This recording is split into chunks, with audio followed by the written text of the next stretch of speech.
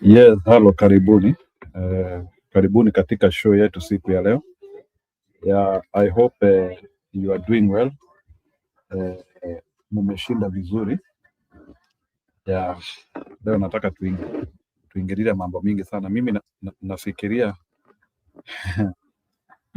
UDO amejiondoa katika hii story ya siasa. That is what I think. UDO amejiondoa katika history ya siasa because hakuna mtu ambaye anataka kushinda anaweza fanya zile vitu nimesikia hao majamaa wanafanya. I don't think there is anyone who want to win. So tukianzia na huyu jamaa anaitwa Omar. Mumesikia vile Omar amesema jana, especially actually, and you can imagine sasa, I don't know how the UDA guys are going to react to that. Munasikia like hao majamaa wa UDA kwa history ya Omar, because ni noma sana. Omar categorically aliattack wa Kikuyu na tuko na some Kikuyu minions who are trying to pretend that things don't matter, ama wa Kikuyu hawapigwi, na mnasikia vile Omar. So that's the guy who I will start with, and then somebody has confirmed to me mgomo ya matatu ni kama inaweza rudi, hata kama au majamaa walisema ati mgomo haiko. So somebody has confirmed to me that the mood in the nation ni kama hiyo mgomo itakuwa. Na then sasa tucheze Psycho Fund kama akina Mbadi, and then we move on. I hope your Sunday was good. Pole niko na kaoma kidogo, but I think that one will not prevent us from kukuwa na mkutano mzuri. Yeah, so karibuni. So let me begin with Omar. Wacha tuanzie na Omari. Mnamuitanga Omari ama Omar? Na imagine huyo jamaa ni alumni wa Moi University. Huyo jamaa ni alumni wetu pale Moi.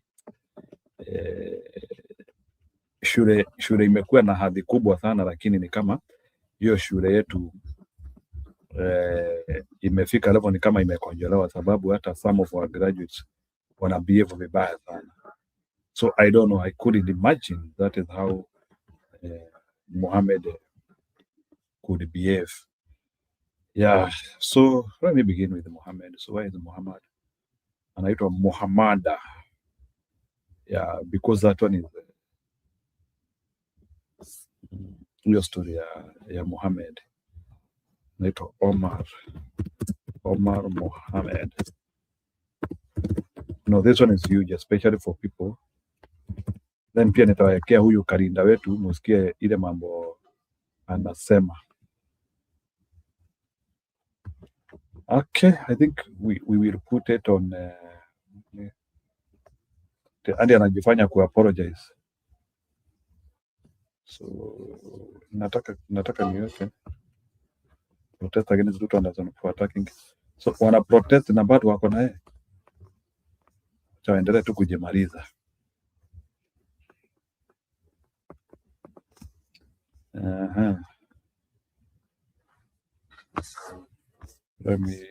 I want to see kama nataka kusikia jamaa akiongea. You never apologize for being Kikuyus and how to Kikuyus. So Omar, ni hii. Wacha tuweke.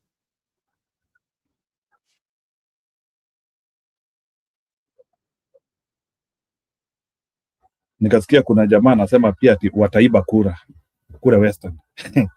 Watu hatujui bana. Ati hiyo experience ya kuiba na niko nayo. Majamaa hatujui. Anyway, let's see this from Prague.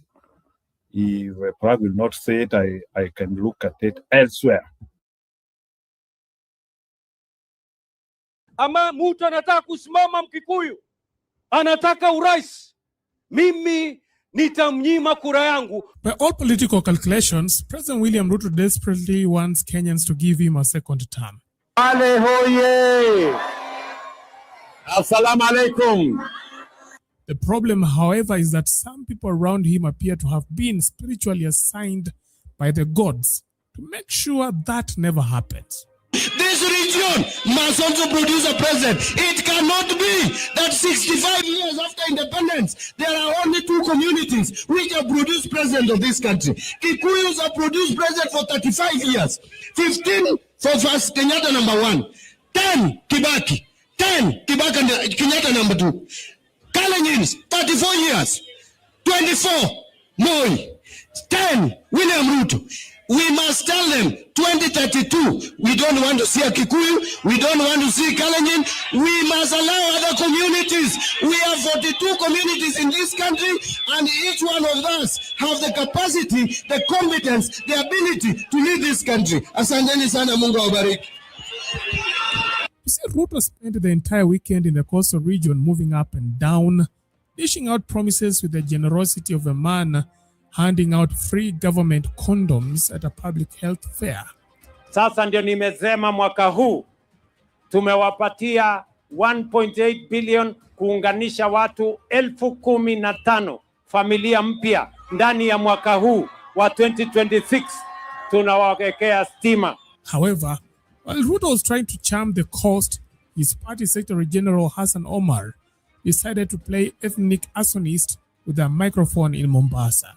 Na sisi tutahakikisha kila nyumba itajitokeza kwenda kujilinda ili kuhakikisha mafisadi, wale mariginani na wengine wezi wa mashamba, wale waliotudhulumu hataweza tena kurudi katika uongozi wa Kenya, either directly or indirectly. The UDA-SG reportedly implied that the Kikuyu community was behind recent anti-government activities and broadly suggested that they should lower the expectations regarding future political power, effectively hinting that the community should be nowhere near a ballot paper anytime soon. Sisi tutasimama na William Ruto. Tutamrudisha William Ruto 2 term.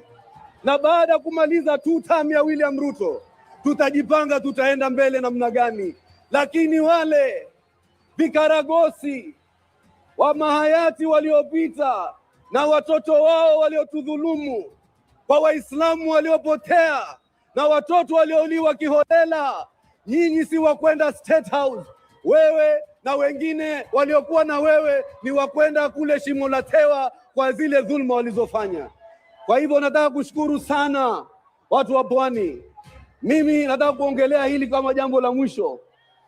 Rais alitupa wasia wake, na mimi Mvuria, Kingi, Mung'aro na Joho na Abdulswamad na wengine tumekubali kwamba sisi tutafanya kazi pamoja ili tuhakikishe hiyo ya election ni mingine ya 2027. Sasa ni kufanya kazi pamoja. Baadaye nyinyi mtakuja amua. Lakini kwa sasa adui wetu yule hatupendi, yule ataka kuturegesha nyuma, yule fisadi, yule aliyetangulia kama rais wa jamhuri hii, yule anafadhili upinzani, yule aliweka vikaragosi, yule hakuwa na azma ya Raila, yule hakuwa na azma ya sisi kuendelea mbele, yule aliyotusaliti, yule na watu wake tutawaweka katika kaburi la sahau ili waende huko mbele watokomee, na sisi tuweze kuhakikisha tumeendelea na William Samoei Ruto. And just like that, the Ruto versus Kikuyus narrative is back on life support. Ama mtu anataka kusimama Mkikuyu, anataka urais, mimi nitamnyima kura yangu kwa sababu nitakacho ni maendeleo, sitaki mkabila.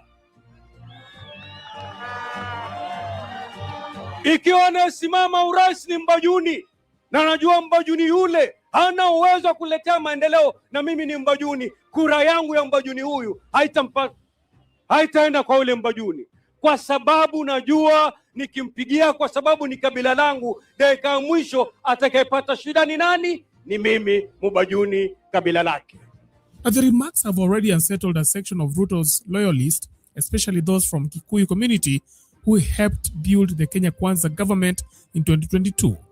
One of the first leaders to publicly push back was John Njuguna Wanjiku, popularly known as Kawanjiku. And judging by his response, someone inside Kenya Kwanza may need to call an emergency family meeting before things escalate. Kawanjiku, through his social media pages, now says the same Kikuyu community now allegedly being profiled stood firmly behind Ruto when many political heavyweights had abandoned him. If that's not enough, he raised concerns over what he described as possible ethnic profiling inside Ruto's government, especially involving public servants and businesses associated in certain communities. That is where the problem is, because Kenya knows too well what happens when politicians begin speaking in coded tribal languages. The country has seen this movie before, and every time the script begins with us versus them, the ending is usually ugly. Propaganda is running a country to destruction. A few ethnic lords, chauvinists, wanna run nchi to destruction. Haiwezekani. This nation will survive. And I want to assure all young Kenyans, hamutobaguliwa kiukabila, hamutoregeshwa pale mulikuwa, hatutokwenda katika imla za Kenyatta, hatutokwenda katika ubaguzi wa Kenyatta, hatutokwenda katika sijui development high potential area. Join a growing number of professionals who are advancing their careers with a graduate degree from the top. Ironically, this chaos is exploding at the exact moment Ruto is trying to convince Kenyans that Msimamo, wacha nikulupi nisikupoteze sana. Hebu react kwa hiyo story ya Omar Hassan ambaye anasema hawa wafidhuri hawatawahi kupata uongozi tena. Najua hiyo story yote umeisikia as we continue hearing. Hebu react kwa hiyo story ya hawa wafidhuri hawawezi. What is Omar Hassan trying to say here? Go ahead, Msimamo.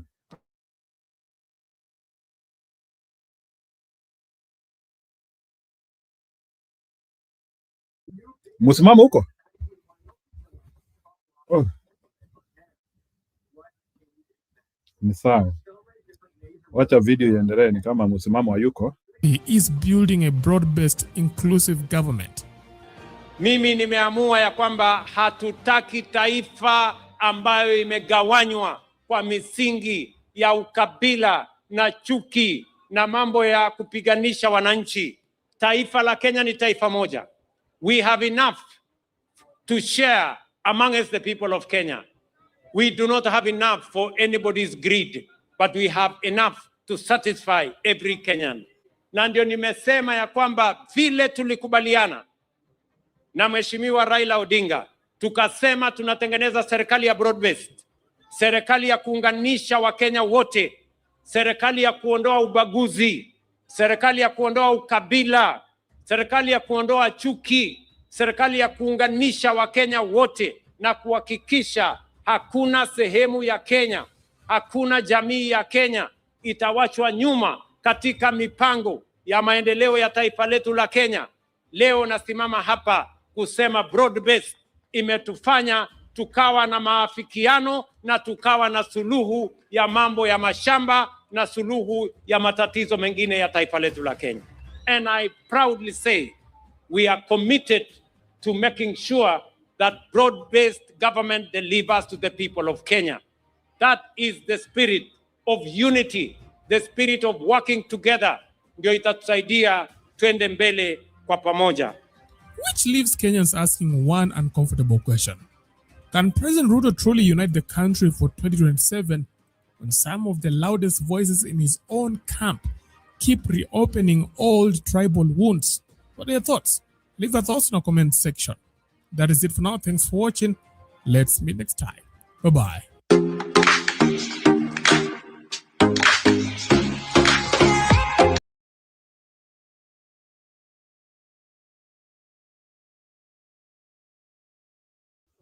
Akesho, wacha nikuwekee Togege usikie vile Togege tunasema. This is sickening. Nataka niwaekee Togege after that story. Na Togege hatuwezi ondoka. Hassan, you have come too much. Wakira wakira. That is not an apology. Never address our region again. Wewe address watu wa kwenyu. Sisi wachane na sisi, tunajua vile tunaongea. We are not going to be apologetic for being a Kikuyu. Uchukue kipasa sauti, sema nakayo kanene, ndio Wakikuyu wakusikie. Sisi hatukupeana application tuzaliwe hapa. Mungu alikuwa na jambo akasema sisi tuzaliwe wapi na tuwe Wakikuyu. It does not matter who you are. When you attack a community for the language they speak, we shall come for you. Hassan, you have come too much. Wakira. That is not an apology. Never address our region again. Wewe address watu wa kwenyu. Sisi wachane na sisi, tunajua vile tunaongea. We are not going to be apologetic for being a Kikuyu. Uchukue kipasa sauti, sema nakayo kanene, ndio Wakikuyu wakusikie. Sisi hatukupeana application tuzaliwe hapa. Mungu alikuwa na jambo akasema sisi tuzaliwe wapi na tuwe Wakikuyu. It does not matter who you are. When you attack a community for the language they speak, we shall come for you.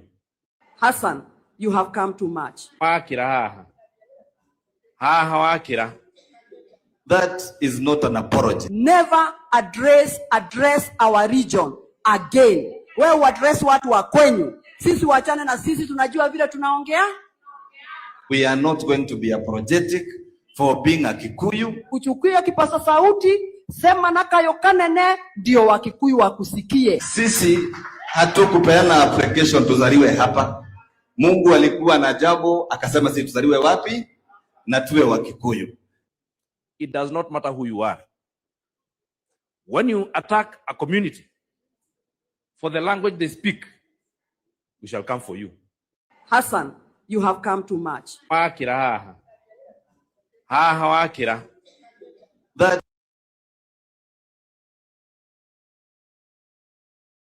Imagine Uto Nitogege. Uto Nitogege tunajaribu kuongea, hatujui ikijaa na ikipungua. Togege are just pathetic. Mbudhi niliona hiyo Kasongo security changed after security scare in Kilifi. I don't know, but niliona hiyo. So anyway, I don't know what I have to say about that. Unajua mimi Kasongo sifuatangi, so I don't want to go to that detail. So hiyo story ya Kasongo kukua nasikia ama kuwa nasikia, me I don't follow, because sisi wa Kenya wengi sana tuko na itirafu yetu. Wacha niweke hii speech ya huyu jamaa mwenyewe. Zika hiyo kiburi ya sahau. This speech is more important. It will form our story. Muniambie sasa, hawa ni watu wako wanataka ati kupewa nafasi ya pili na wanataka kura za Wakikuyu. Nataka tu muniambie tu pole pole, hawa ni watu wanataka kura za Wakikuyu. Hawa ni watu wanataka kura za Wakikuyu. Hawa na Togege hatuwezi toka, na tunasikia vile tunaambiwa. Ni kama mtu anakuambia mimi nitawang'oa mguu na uko tu hiyo pande tu. The worst people to follow ni Togege. This Togeges need to call it as hate speech, and they should call for not even kukamatwa. This is an exit point, and this is how these people are going to collapse politically. They are going to collapse politically. Hakuna mtu ata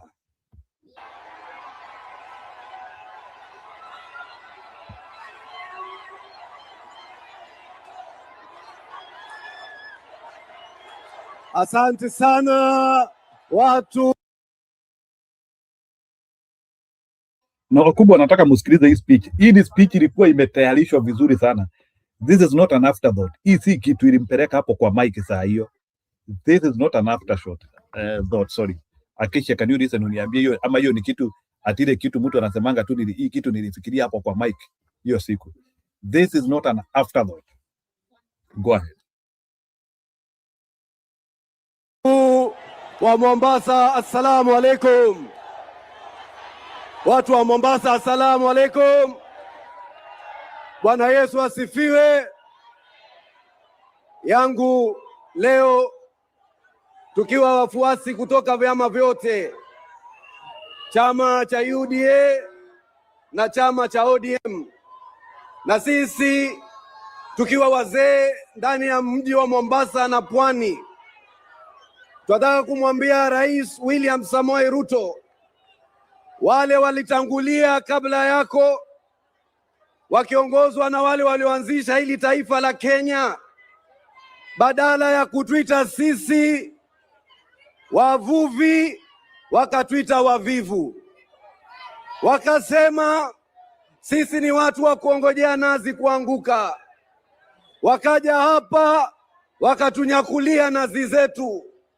Na waambia leo nazi ya kwanza inarudi, na inarudishwa na William Samoei Ruto. Na vile vile wale walioiba mashamba kwingine, wale waliofanya wanyamapori wakawa bora kuliko binadamu Voi na Taita Taveta, wale waliotuchukulia mashamba Kwale, wale walitukulia mashamba huku katika maeneo ya pwani yote, na waambia mkuwe tayari kuregesha nazi. Wenye nazi sasa wako tayari kuja kuzinyakua. Bob Marley alisema, na sisi ndio hicho kizazi kinachosema, you can fool some people sometimes, but you can't fool all the people all the time. Na sisi kizazi hichi kimehakikisha watoto wetu wameishi kwa heshima. Mr. President, you have made us dignified. You have returned our citizenship rights. Sisi leo tunamiliki kitambulisho na tukapata haki zote nyingine za kitaifa. Haiwezekani kamwe sisi tukarudi nyuma. Wazungu wanasema forward ever, backward never. Na sisi kwa mapenzi ya Mungu tunaona zile mikakati ya Rais William Samoei Ruto. Ni katika leo sisi, hizi ndio facts. 1.4 million titles zimekabidhiwa kuanzia William Ruto aingie katika mamlaka 2022. Katika hizi 380,000 zimekabidhiwa watu wa pwani. 25 to 30% ya issuance ya titles zimekuja katika pwani. Kama hayo si mapenzi, hayo ni nini? Na sisi tutarudisha mapenzi kwa mapenzi. Kama vile leo unastiri watu 200,000, households 200,000 ndani ya pwani kwa hii mchakato wa kutoa title, na sisi tutahakikisha kila nyumba itajitokeza kwenda kujilinda ili kuhakikisha mafisadi, wale mariginani na wengine wezi wa mashamba, wale waliotudhulumu hawataweza tena kurudi katika uongozi wa Kenya, either directly or indirectly. Sisi tutasimama na William Ruto, tutamrudisha William Ruto 2 term, na baada ya kumaliza 2 term ya William Ruto tutajipanga tutaenda mbele namna gani. Lakini wale vikaragosi wa mahayati waliopita na watoto wao waliotudhulumu, kwa Waislamu waliopotea na watoto waliouliwa kiholela, nyinyi si wa kwenda State House. Wewe na wengine waliokuwa na wewe ni wa kwenda kule Shimo la Tewa kwa zile dhulma walizofanya. Kwa hivyo nataka kushukuru sana watu wa pwani. Mimi nataka kuongelea hili kama jambo la mwisho. Rais alitupa wasia wake, na mimi Mvurya, Kingi, Mung'aro na Joho na Abdulswamad na wengine tumekubali kwamba sisi tutafanya kazi pamoja ili tuhakikishe hiyo ya election ni mingine ya 2027. Sasa ni kufanya kazi pamoja, baadaye nyinyi mtakuja amua. Lakini kwa sasa adui wetu yule hatupendi, yule ataka kuturegesha nyuma, yule fisadi, yule aliyetangulia kama rais wa jamhuri hii, yule anafadhili upinzani, yule aliweka vikaragosi, yule hakuwa na azma ya Raila, yule hakuwa na azma ya sisi kuendelea mbele, yule aliyotusaliti, yule na watu wake tutawaweka katika kaburi la sahau, ili waende huko mbele watokomee, na sisi tuweze kuhakikisha tumeendelea na William Samoei Ruto. Kwa hayo mengi, wacha tuone two term. Katika jeshi tulikuwa na msemo na tumefika hapo, wanasema fight or die, pigana ama ufe, na sisi tutapigana ili tusife. Mungu awabariki. Haya, Asanyi, naona watu walopiga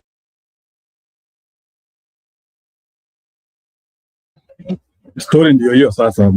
Munasikia story ya Hassan Omar. It is very key because na wanataka kura za watu. Unajua saa zingine najiulizanga hawa watu kweli wanakuanga na do they really want people's votes, ama inakuanga nini? Hawa watu wanataka kura za watu ama what's wrong? Because hata wewe hata kama wewe ni mjinga unaweza support mtu kama huyo kweli, hata kama wewe ni mjinga. Anyway, wacha niweke wale wa Western musikie. Wacha niweke wale wa Western musikie. Sasa hawa wa Western ndio wanoma sasa. Hawa Western ndio wanoma. Hawa Western ndio wanoma.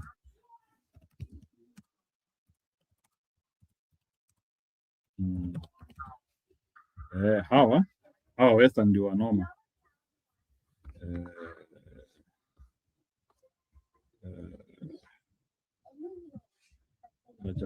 Andi kuna jamaa amesema mimi ukarabati najua, na wote ni wa Ruto.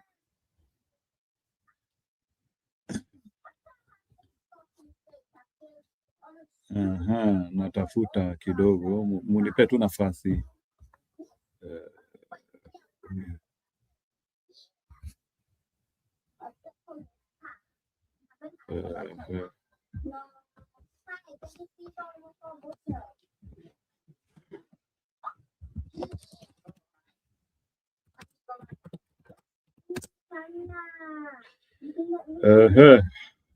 Natafuta hiyo video sababu ni noma. Hii lazima tufuatilie baba. Andi ati huko Coast wametoa Sifuna wao. Ati mimi ndiye Sifuna ya Ruto. Sometimes people can be so stupid. Do they think they can replicate Sifuna? Ati Sifuna wa Ruto. Hebu niwaekee kwanza huyo musikie. So they are not original, they have to copy. Introduces himself ati nitampatia Sifuna 2 million awaletee. Nataka kuwaekea hiyo musikia ati kijana anajiita Sifuna wa Ruto. Nataka muone like how these people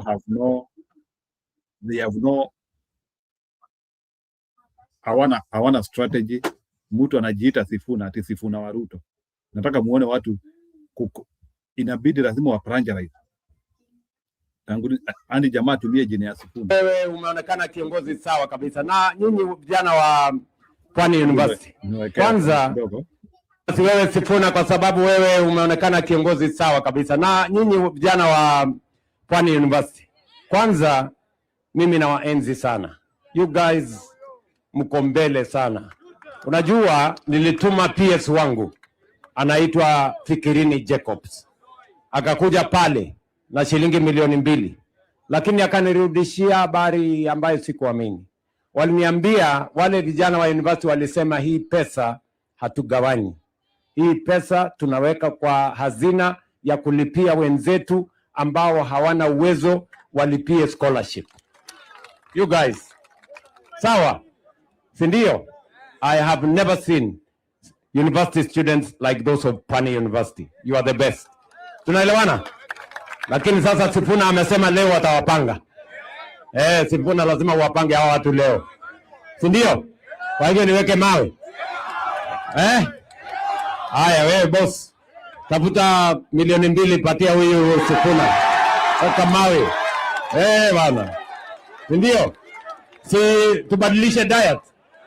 Tubadilishe diet ya leo. Ama ni aje? Si namna hiyo? Na nyinyi, lakini nyinyi mbona mnakaa kama mfanyi homework? Ni mnafanya homework? Kila mtu anafanya homework.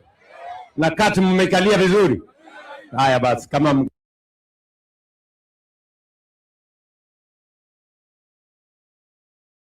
Kipril, kuja unichezea hiyo video ya kuiba kura Western tafadhali. Najaribu kuitafuta, is like I'm not getting it, but kama unanipata kuja uniweke hiyo. So sasa wameanzia kuplagiarize mpaka majina yetu, ati Sifuna. Ati Sifuna. The guy is trying to, that guy is not called Sifuna. He is trying to run with a very beautiful name. Na Ruto ako hapo ati akisema ati nataka kupea huyu Sifuna. You see, hizo ndizo zile maujinga ambazo tutaki. Because surely, why would they do that? Plagiarizing a very serious, hii ni kukosa idea. Plagiarizing a very beautiful name. Yeah. As well in the weekend, tulikuwa tunazika mtoto wa Kiraito Murungi. Na pole sana. Tulikuwa tunazika mtoto wa Kiraito Murungi. So, wacha nione kama, na sijui kama muliona pia huyu Muthungwa Ruiru akikataliwa KU. Hiyo pia story ya Muthungwa Ruiru kukataliwa KU. I will deal with that one, but I want to look at history ya wazee wa Western. History ya wazee wa Western wenye wamesema wataiba kura. Ya hii history ya Western hii. Ndio hii. I think ndio hii. Lakini Kipril, nataka ukuje uniwekee a more bigger video. Because I don't think the mainstream media was able to capture this well. Please. Wa wizi wa kura mwaka 2027 kwa faida ya Rais William Ruto sasa inazidi kushika kasi, viongozi kutoka magharibi ya Kenya wakijiingiza kwenye mjadala huo. Na katika mkutano wa nyanjani wa wajumbe wa chama cha UDA eneo bunge la Lugari, naibu gavana wa Kakamega Ayub Savula na mbunge wa Hamisi Charles Gimose walionekana kuashiria wizi wa kura ili kumkishia Rais William Ruto muhula wa pili. Julius Juma na taarifa hiyo kwa kina. Ilikuwa ngoma na miondoko katika eneo bunge la Lugari, wajumbe wa chama cha UDA wakimiminika nyumbani kwa naibu gavana wa Kakamega Ayub Savula kwa mkutano wa nyanjani. Na moja kwa moja viongozi bila soni wala haya wakakumbusha umma kuwa inawezekana UDA kuwachezea ngware wapinzani wake katika uchaguzi mkuu ujao ikitumia mbinu zozote zile. Nataka hii kama delegate wa UDA, wakati utakuwa kwa polling station, jaribu mfanye ukarabati ile hadi ya juu. Niwezi kura Ruto. Sisi ndio tunatengeneza budget ya uchaguzi. Sisi ndio tunalipa IEBC pesa. Sisi ndio tunalipa commissioners pesa. Ruto ndio mwenye hiyo budget. Sasa Ruto anaanguka namna gani nyinyi? Wewe unatengeneza budget ya kuanguka. Haki ya Mungu, hata kama wewe ni mwendazimu. Viongozi hao walitoa mfano wa chaguzi za majuzi katika mataifa jirani ya Uganda na Tanzania ambazo inaonekana zinawapa matumaini. I know what to do. Been parliament for 3 terms. Si mchezo. Lazima ujue ukarabati ya kura. Na mimi ni mwalimu. Tajua vile ya kufundisha wengine, vile ya kufanya hiyo kazi. Sawa sawa? Angalia intelligence ya huyu Mama Suluhu. Na angalia intelligence ya William Samoei Ruto. Gani intelligence iko juu? Sasa Mama Suluhu akishinda na 97%, sisi hapa Kenya tutashinda na 100%. Gavana wa Bungoma Ken Lusaka alionekana kujiepusha na semi za wizi wa kura na badala yake akajikita kwa kuwarai wakazi wa magharibi kumuunga mkono Rais Ruto kwa muhula wa pili. Unaenda kwa upinzani, hakuna kitu huko. Wale wako kwa upinzani wanataka kuja kwa serikali. Sisi tuko tayari kwa serikali. Sasa utakuwa unatafuta nini? Hii sio mara ya kwanza viongozi wa Kenya Kwanza kudai kuwa watakarabati matokeo ya uchaguzi mkuu wa mwaka 2027 kwa faida ya Rais William Ruto. Julai mwaka jana, mwakilishi wa kike wa Wajia Fatuma Jeho alidai vivyo hivyo na kukashifiwa vikali na upinzani na mashirika ya kutetea haki za binadamu nchini. Kauli hizi zinajiri maswali yakiwepo kuhusu maandalizi ya tume huru ya uchaguzi na mipaka IEBC kwa ajili ya uchaguzi mkuu wa mwaka ujao, na jaji mstaafu David Maraga ameonya kuhusu janja za uchaguzi. Because of the pains I've gone through, IBC had better know that if it plays around, it will set this country on fire. Mwaka 2017 Maraga aliandikisha historia kwa kuiongoza mahakama ya juu zaidi kubatili ushindi wa Rais Uhuru Kenyatta kwa misingi ya uchaguzi huo kuwa na dosari, huu ukiwa uamuzi wa kwanza aina hiyo nchini Kenya na wa pili barani Afrika. Julius Juma, NTV. Haya mtazamaji, ndio vimbwanga vya siasa.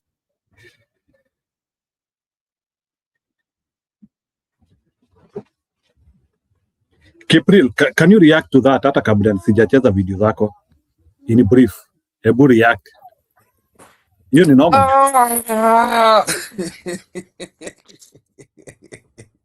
There you've got my reaction. I'm screaming.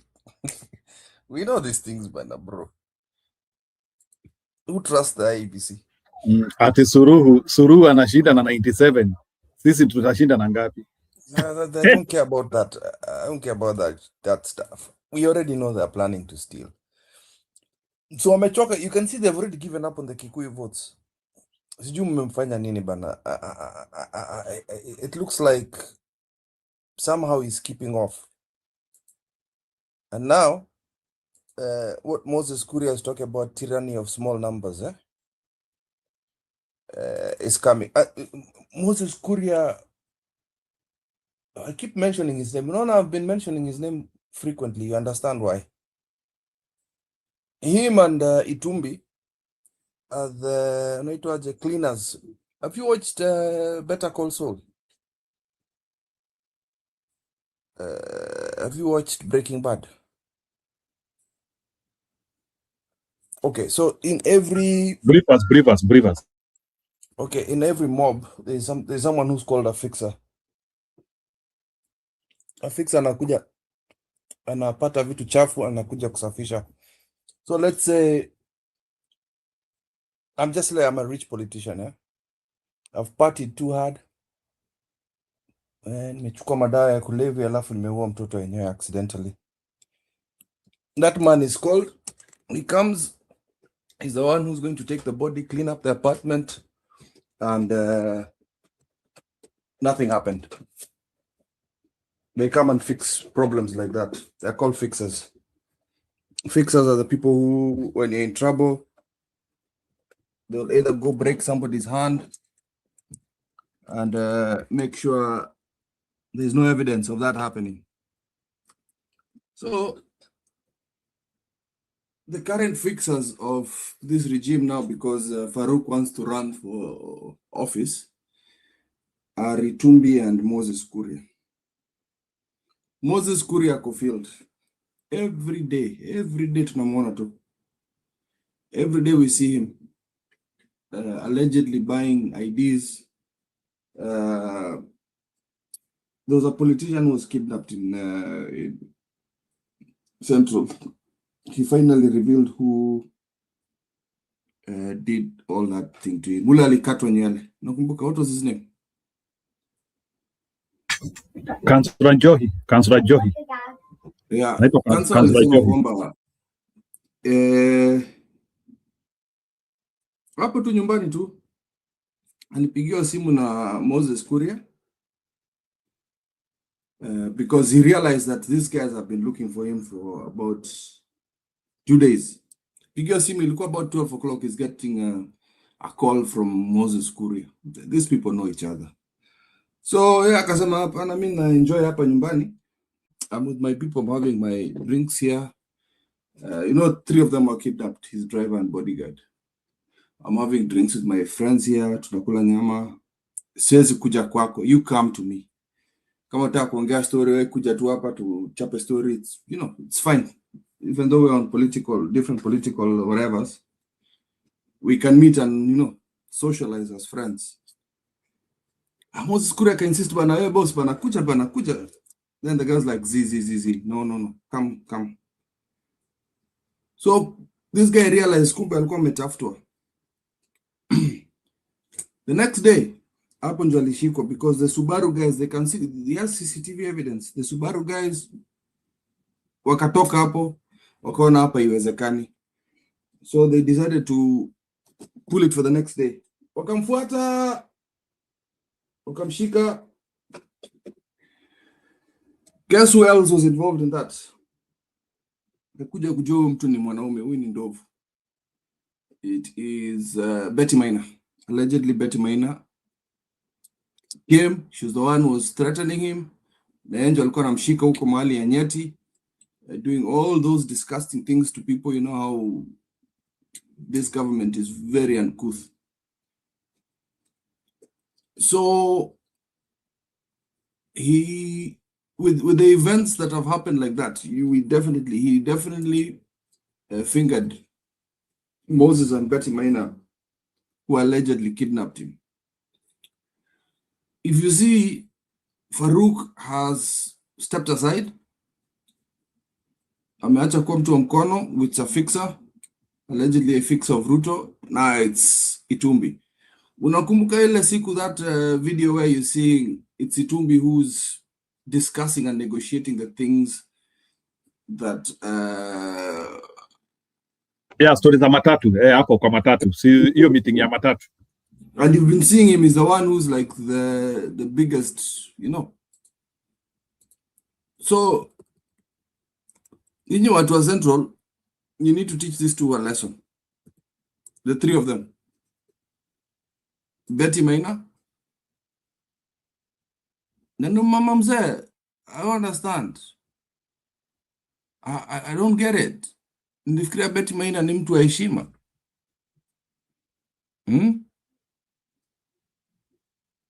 Kuna mambo amefanya bana. There are things she's recognized by World Bank. You know.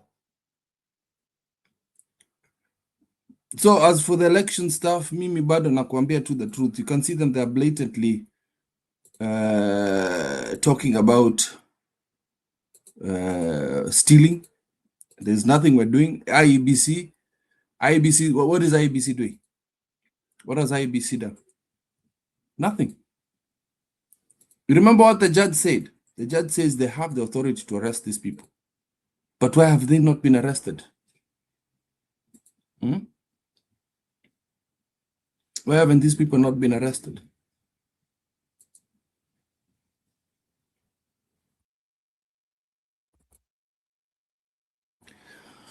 Okay, ulikuwa umenita niweke hizo video hizo.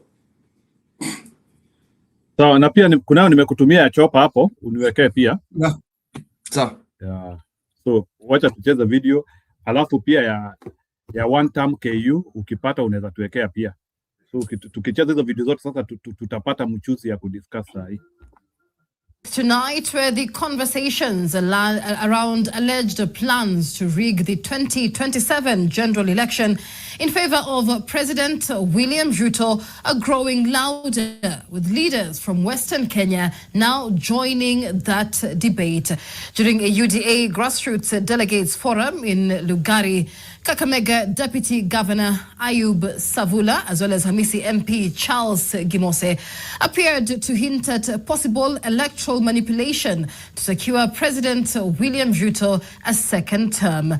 The remarks come at a time when former Chief Justice David Maraga and 2027 presidential candidate has warned that a compromised election could plunge the country back to the dark days of the 2007 post-election violence.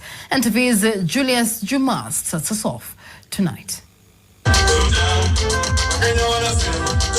It was song and dance in Lugari as the UDA delegates gathered at the home of Kakamega Deputy Governor Ayub Savula for grassroots forum. The event brought together several leaders from the Western region, among them Bungoma Governor Ken Lusaka, who is spearheading President William Ruto's re-election campaign in Western Kenya. Amid celebrations, controversial remarks by some leaders came to the fore, some openly suggesting they would play a role in influencing the outcome of the 2027 general election in favor of President Ruto, remarks that were met with cheers from sections of the crowd. Nataka hii kama delegate wa UDA, wakati utakuwa polling station, jaribu mfanye ukarabati ile hadi ya juu. Huwezi kura Ruto. Sisi ndio tunatengeneza budget ya uchaguzi. Sisi ndio tunalipa IEBC pesa. Sisi ndio tunalipa commissioners pesa. Ruto ndio mwenye hiyo budget. Sasa Ruto ataanguka namna gani nyinyi? Wewe unatengeneza budget ya kuanguka. Haki ya Mungu hata kama ni mwendazimu. Citing their experience in politics, the leaders went on to reference the recent elections in neighboring countries, including Tanzania and Uganda, where incumbents Samia Suluhu Hassan and Yoweri Kaguta Museveni secured controversial wins of 97.66% and 71.65% respectively to extend their stay in power. I know what to do. To be in parliament for 3 terms, si mchezo. Lazima ujue ukarabati ya kura. Na mimi ni mwalimu. Tajua vile ya kufundisha wengine, vile ya kufanya hiyo kazi. Sawa sawa? Hapa Uganda, Museveni ashaanguka kura. Na ukiangalia intelligence ya Museveni, angalia intelligence ya William Ruto. Nani waya inasoma juu? Sasa wewe hata kama huna akili, angalia intelligence ya huyu Mama Suluhu. Na angalia intelligence ya William Samoei Ruto. Gani intelligence iko juu? Sasa Mama Suluhu akishinda na 97%, sisi hapa Kenya tutashinda na 100%. Bungoma Governor Ken Lusaka gave the rigging claims a wide berth and instead urged Western Kenya residents to remain within government ranks by backing President Ruto's re-election bid. Unaenda kwa upinzani, hakuna kitu huko. Wale wako kwa upinzani wanataka kuja kwa serikali. Sisi tuko tayari kwa serikali. Sasa utakuwa unatafuta nini? This is not the first time Kenya Kwanza leaders have sparked controversy over remarks touching on the credibility of the 2027 elections. In July 2025, Wajir woman representative Fatuma Jeho claimed that the ruling coalition will secure President Ruto's second term by all means possible, including vote rigging, comments that sparked criticism from opposition leaders and civil society groups. A month later, in August 2025, Tiaty MP William Kamket echoed similar sentiments, stating that if the votes were insufficient, they would, and I quote, ensure they are enough, whatever comes may, end of quote.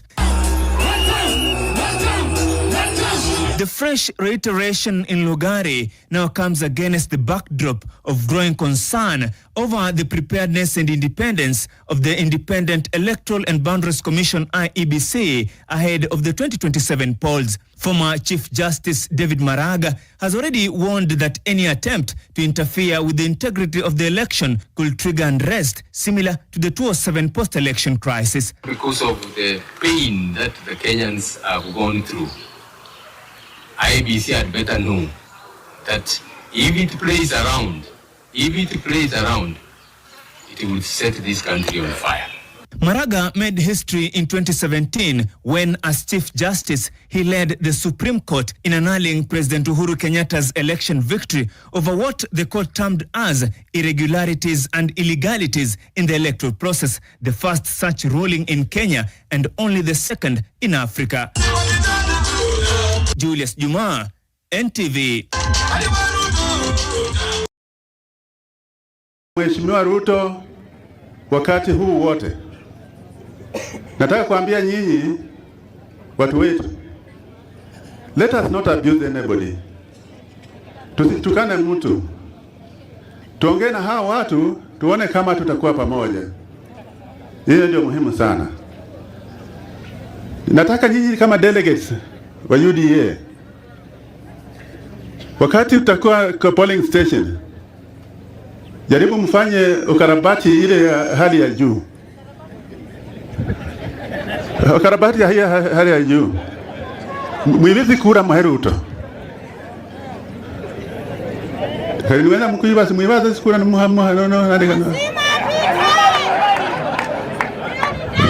Sawa sawa. Ama namna gani? Hatuwezi kubali watu wengine watufanyie madharau na tuwache utume wetu. In fact, if you are not careful, we will do years. I want to tell you this. A Somali man will become the president of this Republic of Kenya before a new year. That's why I'm telling you to be very careful. Mhakikisha ya kwamba mko kwa mrengo ule utampatia njia ya kura. Bwana asifiwe. Mimi katika Hamisi, Mheshimiwa Rais amenifanyia maajabu. Mabarabara, market na kadhalika. Sini hivyo everywhere. Sini hivyo mahali yote. Sitaongea mengi. Mimi ndaongea kama machache, lakini I know what to do. I know what to do. To be in parliament for 3 terms, si mchezo. Lazima ujue ukarabati ya kura. Na mimi ni mwalimu. Ndajua vile ya kufundisha wengine, vile ya kufanya hiyo kazi. Sawa sawa? Mungu amuongeze watoto. And you can imagine those are the people who UDA is relying on to win. Andy anasema ati sasa Waluya wana compete na Wasomali. Is that not crazy? Ati Wasomali wanaweza kuwa rais kuliko mbele yetu. Noma. Wacha tuone hii kwanza chopa ya huyu jamaa.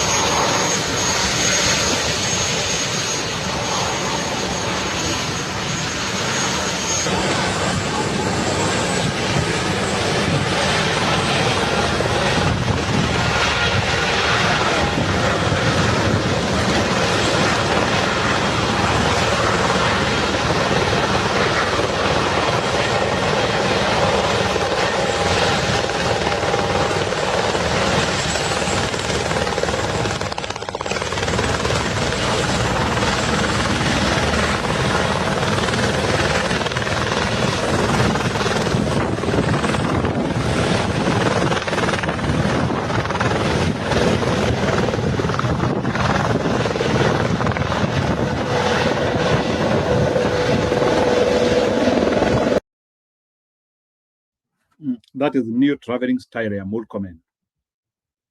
Hiyo ni ndege ya karibu $500 million. Najiuliza hiyo pesa ametoa wapi? It's something we need to ask. $500 million hiyo ndege. It's not a usual helicopter ile mnakuanga nayo. That's not a usual helicopter. $500 million hapo. That's nothing. The head of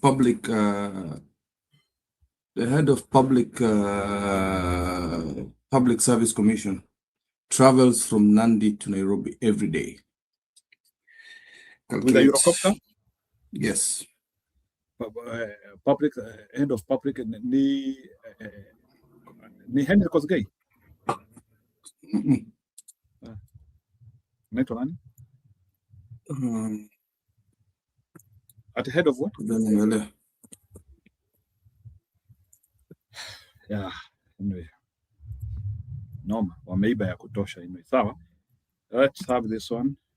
Sasa you remember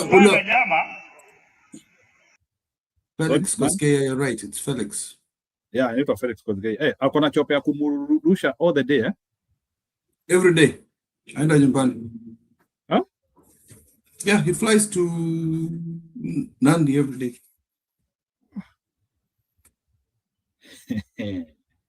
Noma sana.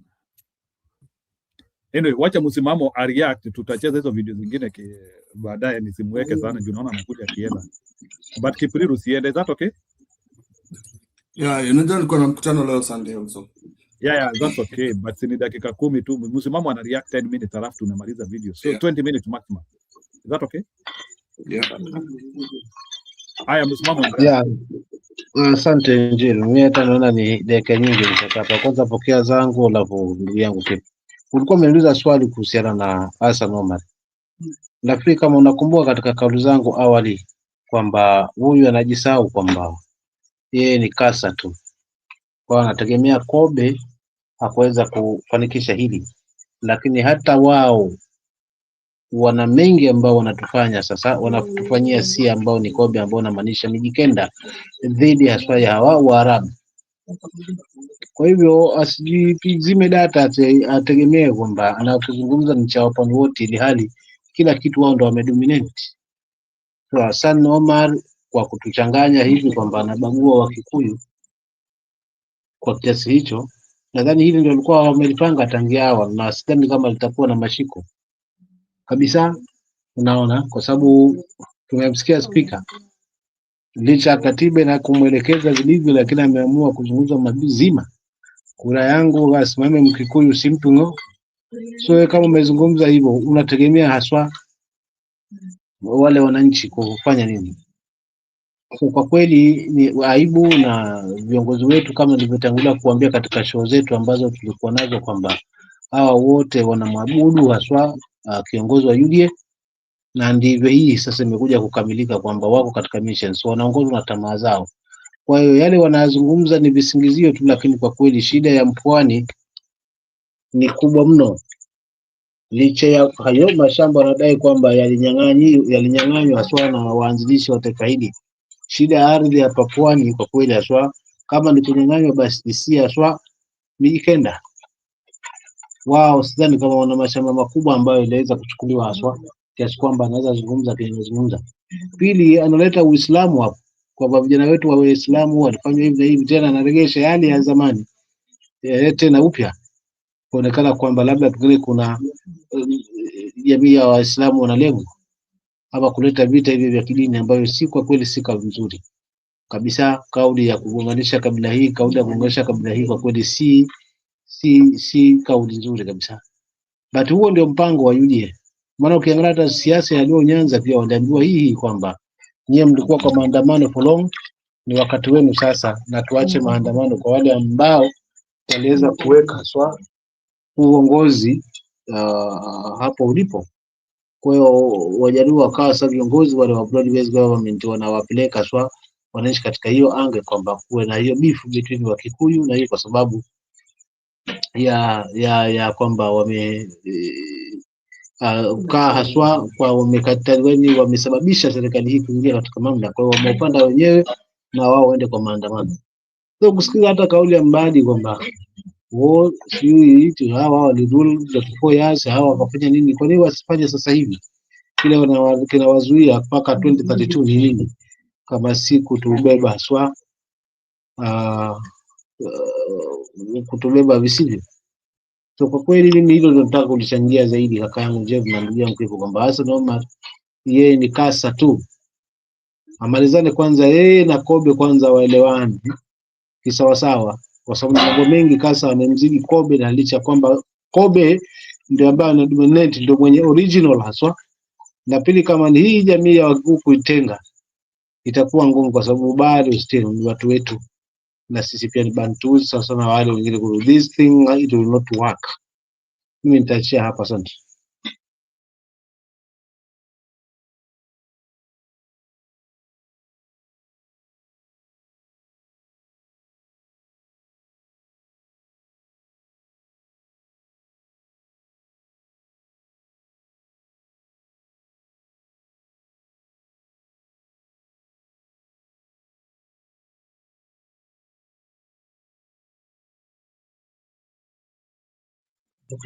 Mjenu, kama unanipata ama ndugu yangu, mimi maliza ya kwangu, nitakujibu tu ile la Hassan Omar peke yake kwamba anatupeleka kwenye kabila na wao ndio wa kabila wa kwanza.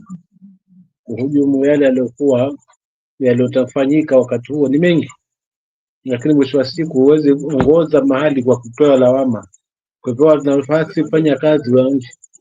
Lawama mwingine alifanya hivi, mwingine alifanya hivi, wote tunafanya hivi, haina maana. Kwa hiyo nalaani sana hivi vitendo ambavyo anavizungumza, sa kauli kama hizi ambazo ni za uchochezi. Asante, mimi hapo tu kwa sasa naomba nitakuingia, na pia ni waage aswa na timu kama na hapo ni wastani, sina ukali. So unajua ndugu yetu Njeru ana akizima kamera ametoroka. Jeru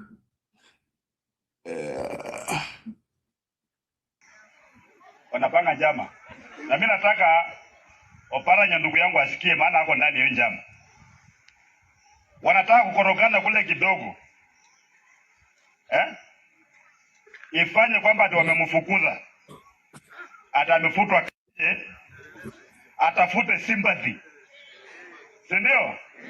Waseme kwamba yeye alikuwa kwa ODM, sasa washikana na watu wengine wa ODM wala ambao wanapigana, atawe uko na president ya nia. Wanataka kugawanya nini? Western. Yenye mtakubali? Fahamu wewe badala timani ukikuja, waambie wafuate na tembea nyuma. Hapo utajua ni ukweli, ndio? Lakini wakikuja waseme wanaunda tuchama chao twingine, hao wote ni watu wa kutumwa.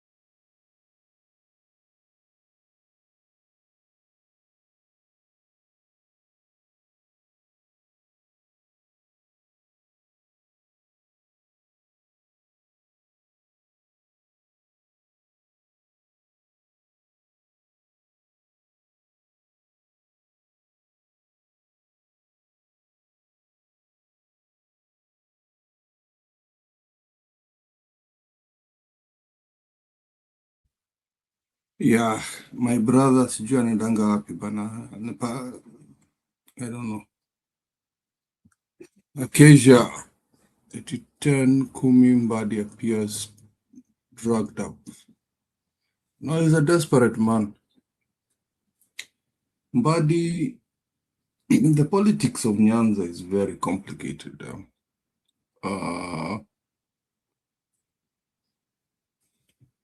Actually, even now, Luo Nyanza has been split into two. You've got Siaya, Kisumu versus Migori and Homa Bay. Because the guys from Homa Bay and Migori are stating that it's always the Kisumu and Siaya politicians are always the ones who get prominence in politics. So they are fighting right now. They are really fighting. I don't know, they've already started sidelining Oburu Odinga because Mbadi ameshinda makende yake, ameshika makende yake kwa mkono na mona imejaza mkono, aone atutukane nayo. He just feels like he's the guy. He's the Somebody is drunk with power. The funniest thing is hata hiyo wanaitanga aje hiyo, hata ile do walikuwa nataka yenye ilikuwa inatoka kutoka that was supposed to go to the Raila family. Mbadi has refused to be moving that to the Odinga family. Because you've got to remember one thing. Wilson Mushora, karibu. Naam, huku washirika wa Rais William Ruto wakitawanyika kote nchini kutetea rekodi ya serikali ya Kenya Kwanza na hata kuanza kimya kimya maandalizi ya kampeni za uchaguzi mkuu mwaka 2027. Hali tofauti inaanza kujitokeza mashinani. Hasira, kuzomewa na upinzani kutoka kwa wananchi wanaokumbwa na ugumu wa maisha vinaendelea kuongezeka. Dalili za vipunde kutoridhika zinaonekana katika chuo kikuu cha Kenyatta ambapo msemaji wa serikali Isaac Mwaura alizomewa na wanafunzi alipokuwa akijaribu kuwahamasisha kauli ya mbiu ya two-term inahusisha na kampeni za kuchaguliwa tena kwa Rais William Ruto. Tukio hilo limeonyesha wazi tofauti kubwa kati ya ujumbe wa serikali na hisia za wananchi. Grace Ng'ang'a anaripoti zaidi. Wakati msemaji wa serikali Isaac Mwaura aliposimama mbele ya wanafunzi wa chuo kikuu cha Kenyatta ya kuhimiza kauli mbiu ya mihula miwili kumuunga mkono Rais William Ruto, jibu kutoka kwa wanafunzi yalikuwa ya haraka na yenye ujumbe mkubwa. Kupiga makofi, wanafunzi walianza kuimba nyimbo za kupinga serikali, tukio lililosambaa kwa kasi kwenye mitandao ya kijamii, ishara mpya kuongezeka kwa upinzani dhidi ya serikali ya Kenya Kwanza. Hasira dhidi ya serikali ya Kenya Kwanza pia zilishuhudiwa Olkalau, kaunti ya Nyandarua siku ya Ijumaa, baada ya umati wenye hasara kuvuruga mkutano ulioitishwa na katibu mkuu wa nishati Alex Wachira, mwakilishi wa wanawake wa Nyandarua Faith Gitau na mgombea wa UDA katika uchaguzi mdogo ujao Samuel Mushina. Hali iliyowalazimu kutoroka chini ya ulinzi mkali. Kuzomewa huku kunajiri siku chache baada ya mwakilishi wa kike wa Uasin Gishu Gladys Bosch-Sholei pia kukumbana na mapokezi mabaya katika hafla ya umma, jambo linaloonyesha kuwa hasira za wananchi kutokana na gharama ya juu ya maisha si matukio ya pekee tena. Mapokezi yasiyoridhisha katika hafla za Kenya Kwanza yameonyesha changamoto kubwa kwa serikali kuuza ujumbe wake wa muhula wa pili, wakati vijana wengi wanasema wanakabiliwa na ukosefu wa ajira na hali ngumu ya uchumi. Shisha dead, alafu mtu anasema it isn't working. What is working? If transport dead, shisha dead, health dead, education first of all. Why are we grading our students at most vulnerable, less vulnerable? What is this? What is this mess? Why are we lost? Where are the people of Kenya? Washashibisha watu na mimi nasema ni one term. Kwanza Mombasa sisi ni watu wa one term kulingana chinzi maisha yanavyotupeleka. Pia kuna baadhi ya viongozi wa serikali waliokiri hadharani kuwa kutoridhika kwa wananchi kunaongezeka. Wanafanya kazi yetu kuwa ngumu. Kazi yetu ya kutafutia rais kura imekuwa ngumu. Kauli hii isiyo ya kawaida kutoka kwa afisa wa ngazi ya juu serikalini inaashiria wasiwasi uliopo ndani ya baadhi ya viongozi wa serikali kuhusu hali ya kisiasa nchini. Kwa serikali ambayo inakamilisha muhula wake wa kwanza, matukio hayo yanaibua wasiwasi wa kisiasa. Grace Nganga, KTN. Kwingineko, kuongezeka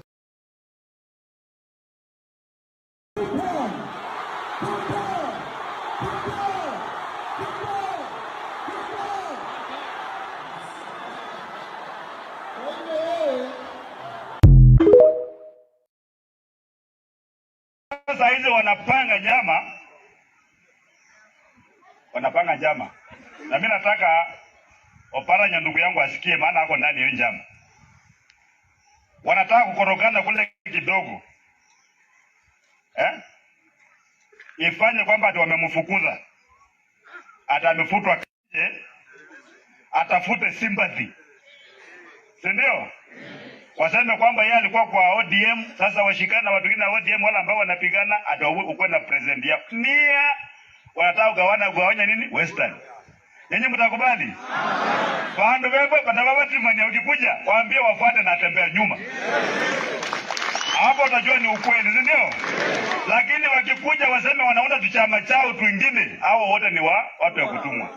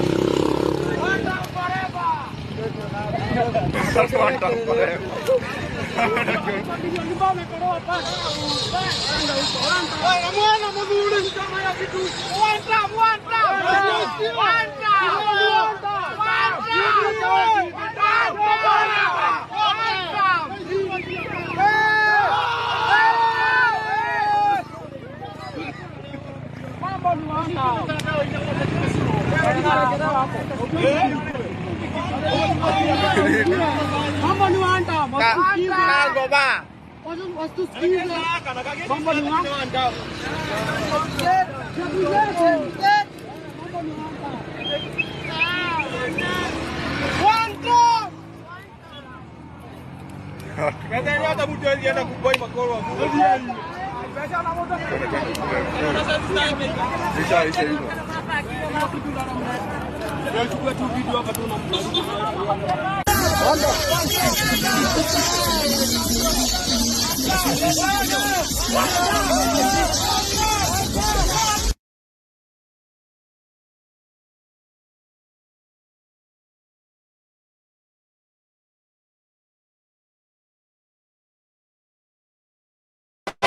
Niongee. Unajua mimi naitwa Mokami. Na unajua Mokami alikuwa bibi yake Kimathi, si ni kweli? Nataka kuongelesha SG wa chama yetu ya UDA. Lazima aheshimu Wakikuyu. Ni vibaya sana. Ni vibaya sana. Munanisikiza? SG anatakikana ajue amekalia hiyo kiti ya SG wa chama ya UDA kwa sababu Wakikuyu walishagua serikali. Ni kweli ama ni uongo? Tuliamuka mapema tukachagua hii serikali. Na ile kitu wanajaribu waje kutusukuma nje tutoke ndani ya serikali. Hatutatoka, tunakaa ndani ya serikali. Nataka kusema hivi. Siasa ya ukabila imepitwa na wakati. Na ndio sababu nimesema hapa Nakuru, hapa Bahati, kuna Wajaruo, kuna Wakikuyu, kuna Waturukana na unaishi pamoja kama madugu na madada. Si ni kweli? Hebu tuambie SG wa UDA, mimi nilikuwa naongoza chama ya UDA Nyeri na leo niko ndani ya UDA. Akiendelea kuongea hivyo tutaenda kumtoa kwa hiyo kiti. Aende akienda. Aende akienda. Washeni niwaambie, huyo SG, kuna mama anaitwa Veronica Maina mwenye ameketi pale. Mnaona Veronica? Veronica ndiye alikuwa secretary wa chama ya UDA. Yeye amepatiwa nafasi mbili. Yeye ni secretary general wa chama ya UDA na yeye ako East African Community. Ndio anatuletea hiyo maringo yake. Asituletee, tutakaa ndani ya serikali, apende asipende. Na maendeleo ambayo tumepata hapa Bahati sisi hatubanduki. Tumepata mengi sana na nataka kuwashukuru watu wa Bahati. William Ruto hatutoki kwake ng'o. Wale ambao wanafikiria sisi ni wajinga waende wauze kura zetu, sisi hatuuzwi. Bahati tunauzwa. Bahati mnaitikia kuuzwa. Bahati kama watu watakuwa kwa meza, mimi nitakuwa pale nikitetea maneno ya Bahati. Sisi tumeamua hatutoki kwa power. Mnatoka kwa power? Tuko wapi? Tuko wapi? Tuko ndani ya power na hatutaondokea power. Kwa viongozi ambao ni wa serikali, nimeona katika Hassan Omar ambaye ameanza kuongea lugha ambazo sisi hatutaitikia. Na mimi kama kiongozi, I want to tell him to desist from bringing negativity in our country. Sisi wote tuko pamoja. Nakuru County is a cosmopolitan county. We cannot allow such utterances from a leader who is going to lead us. We cannot allow that. I want to tell him that is a no-go zone. We are behind the President of the Republic of Kenya. You are not the one getting elected. It is the President who is getting elected. And I want to urge you, please make sure you desist from such utterances because that is a no-go zone for us. We want to maintain peace and we want our county to have the best of the best, and we have already gotten enough projects from the government and we are still looking for them. So please allow us to get whatever we are getting from the leadership. Hao watu ni vitu gani tu wanapata kutoka kwa serikali because we have already gotten enough from the government. Ni vitu gani tu wanapewa? Tugege.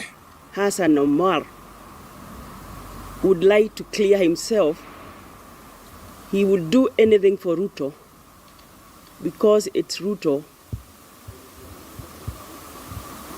It's him who put Ruto in the ICC list.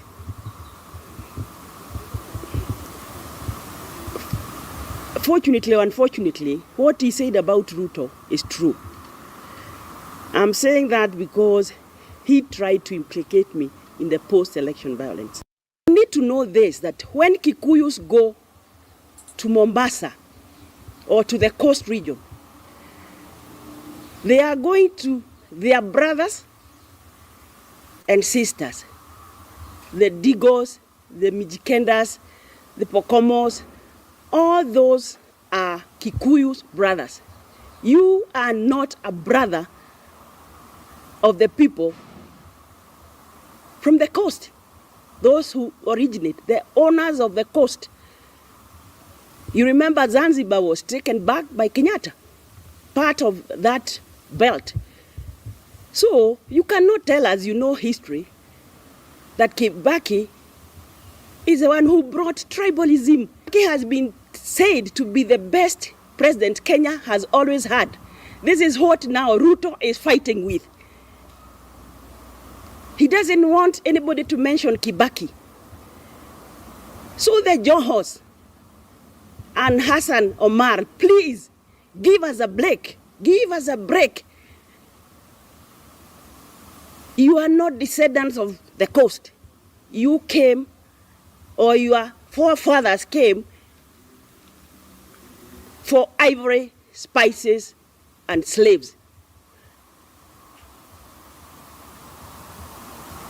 We know you have a big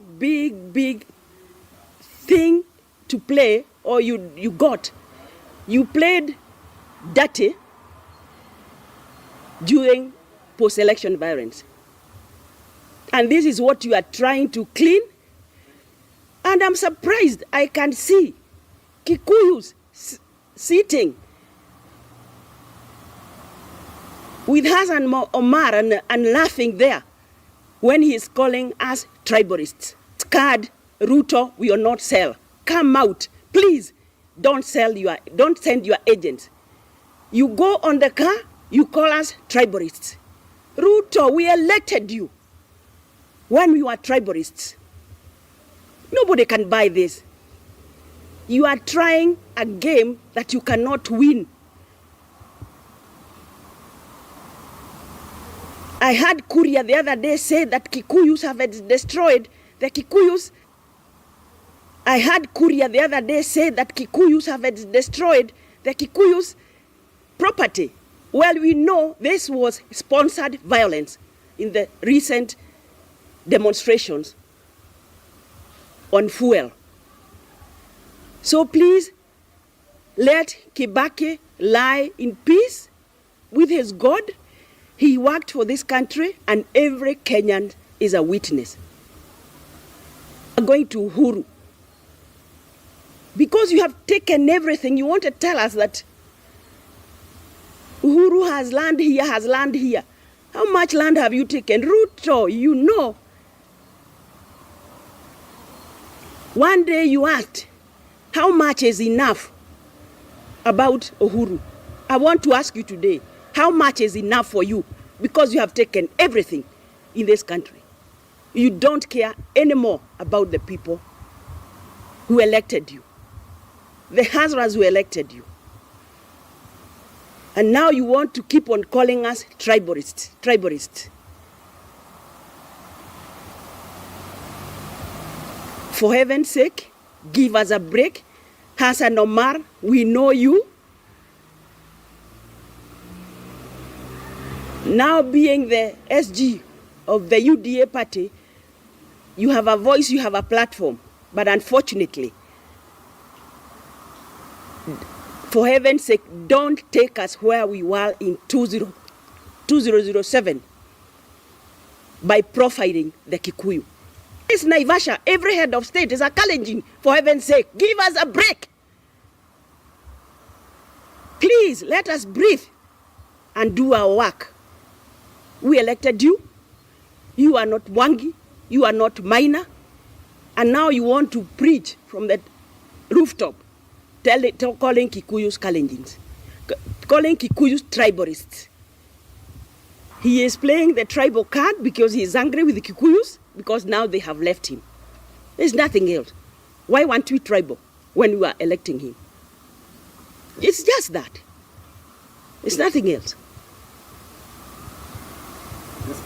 Unfortunately, Ruto has captured parliament, he has captured Senate, so whatever our speakers do and say is what Ruto has told them to do. Yeah. NCIC, first and foremost, doesn't have commissioners as we talk. And even when they are there, that's a toothless dog. They don't do anything. They are biased. We have seen it. We have seen them summon Gachagua. They have not summoned Chariot. They have not summoned this Senator Wanandi. Cheragay. They just want to summon us because we are the tribalists. That group of leaders, they are not all Kikuyus. It's only Rigathi who is a Kikuyu, and Martha maybe and Muturi. The rest are not. And in any case, tuna katiba in this country ambayo inasema you can be anywhere, you can move anywhere, fanya biashara, kaa anywhere in this country, wherever. So when kina Joho are telling us wa Kikuyu, wako Mombasa, I want to tell them Kikuyus are riba,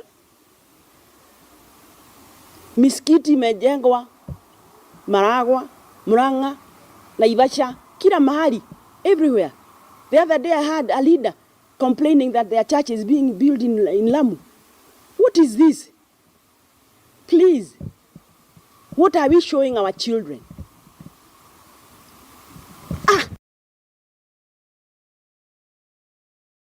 Okay, Robo utanipea tu, wacha tu tucheze hii Asifuna alafu you react. Yeah. Alafu mimi naenda mkutano wa kabisa. Wanatuambia mnapanga kuiba 2027. Saa hii tuko na IEBC. Mimi kama wakili najua sheria iruhusu mtu kuhujumu matokeo ya uchaguzi kama mtu ametangaza wazi kwamba anataka kuiba kura. Hawa jamaa Ethical na ndugu zake wengine wameingia IEBC juzi.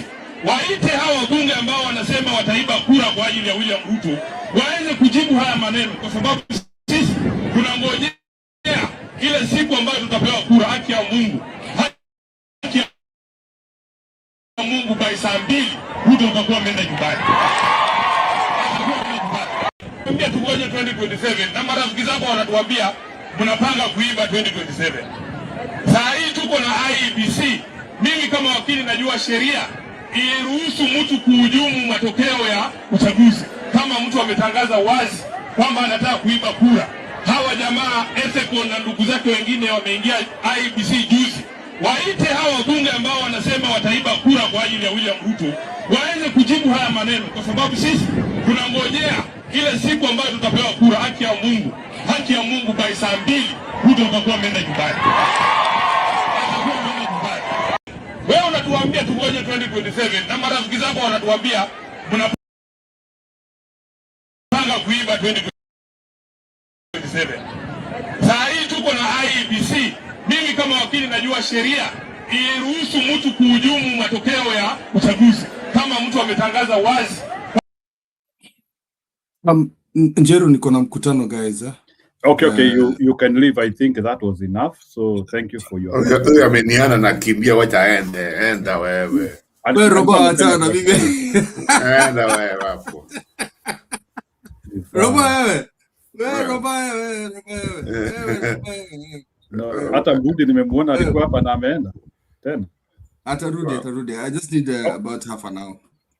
Okay, no problem. I'm to go for my Sunday meeting, yeah. Okay. Alafu tukuje tumenyane na Big Brother hapa tukulane.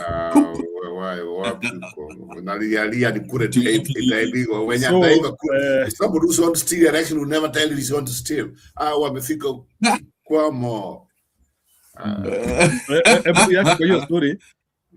So wamesema mimi kuna Western amesema mimi ni mkarabati. Mnafikiria kushinda kura mara 3 ni mchezo? Iya Ruto tutakarabati. Can you react to that, Bwana Robert? Yeah, thank you. I saw that one, the Western two people and there in Western walikuwa meeting. Wale wamefika mwisho. Unajua mwizi akwambie what is going to steal. Mwizi anakuja naiba tu because they know what they're doing. Hapa, they are trying to discourage people so that watu wasiende, people get discouraged. Yani kama wao ndio wanaenda kuiba kura. Na sasa sisi tuko na CNC, tuko na IT, tutajiwekea 10% na sisi tumeshinda kama vile Sifuna amesema na hao waseme. Then from there to where Kenya is going. That's why IBC has to come forward and tell us what's this thing of these elected members of parliament. People are supposed to make our laws, and ndio wanakuja kutuambia sheria ya kwenda kuiba. That's what they are telling us. Yeah, that's what they are telling us. And yet, what walikuwa wanawaangalia huko wanasema hivyo. And that's why we keep on saying, institutions in Kenya don't work.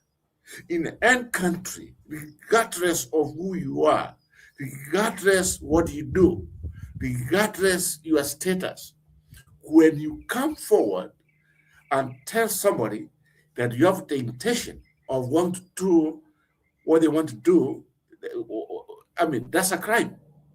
That's a crime. There's intent. They could have been answered, they could have been arrested, but it's Kenya. It's Kenya.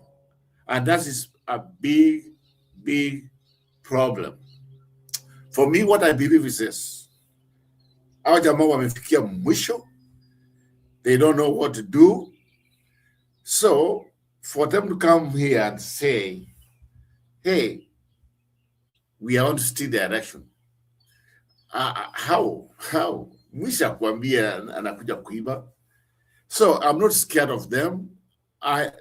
As long as we are united the way we are united, and we go to the elections, 2027, August, to end the elections as a unit, as one people, as opposition united, Sifuna being our president candidate, na makamu tampatia makamu, then from there tuambie Ruto utashidia kura wapi.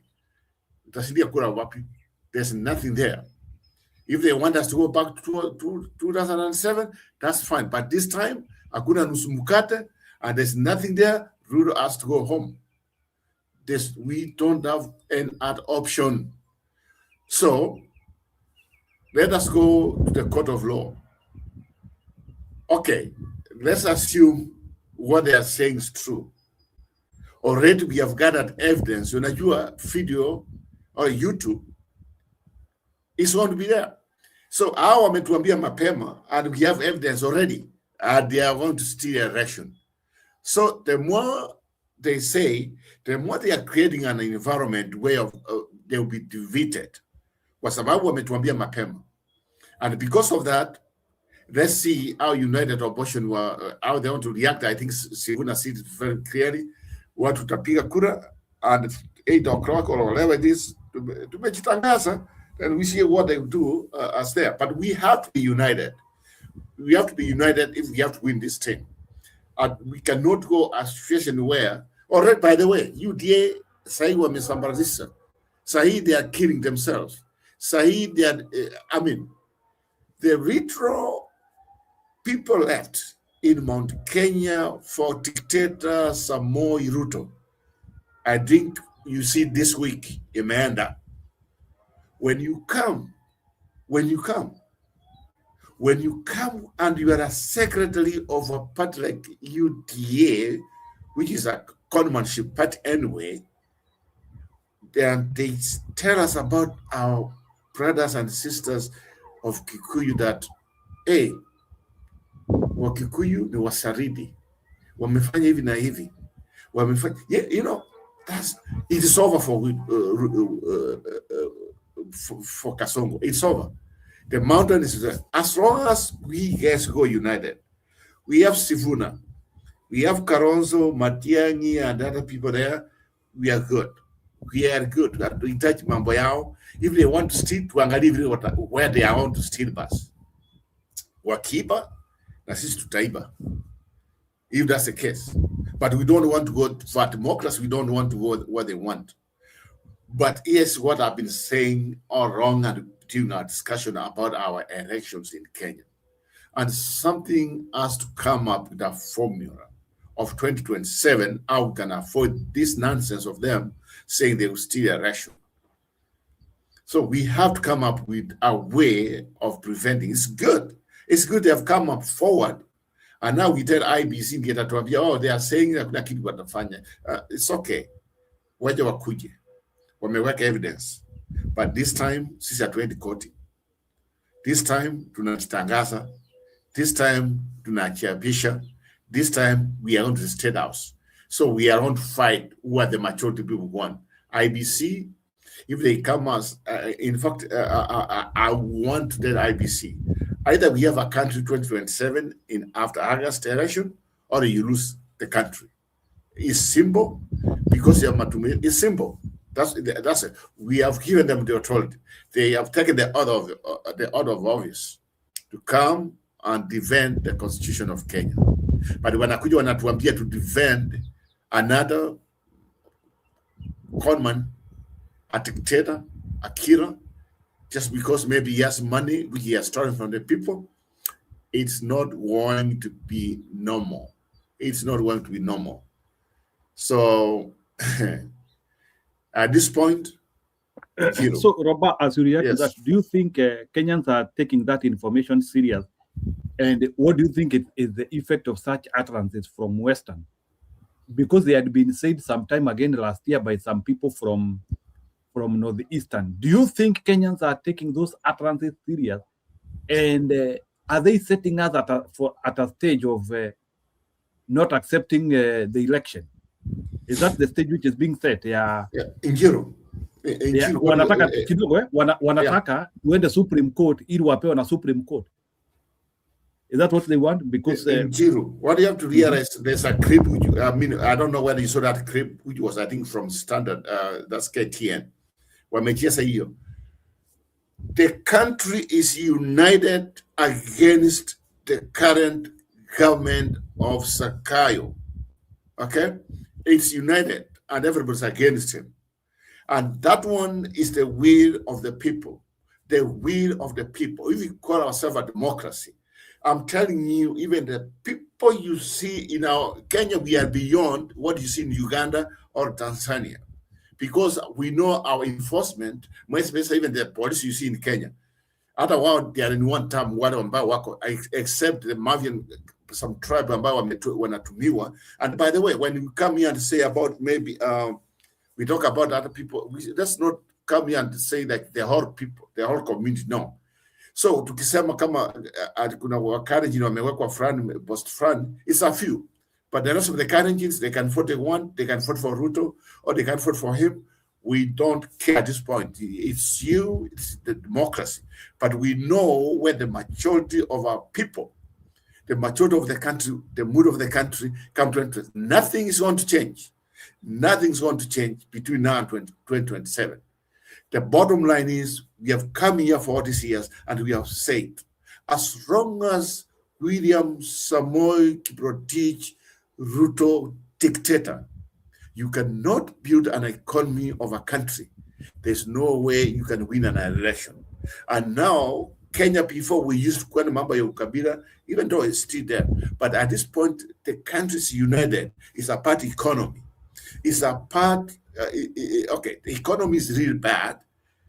After that, everything has changed in the country, from healthcare, which has been affected. A lot of people are dying. And that's something we need to talk about. People are dying because the healthcare has been swallowed because of corruption. Yeah.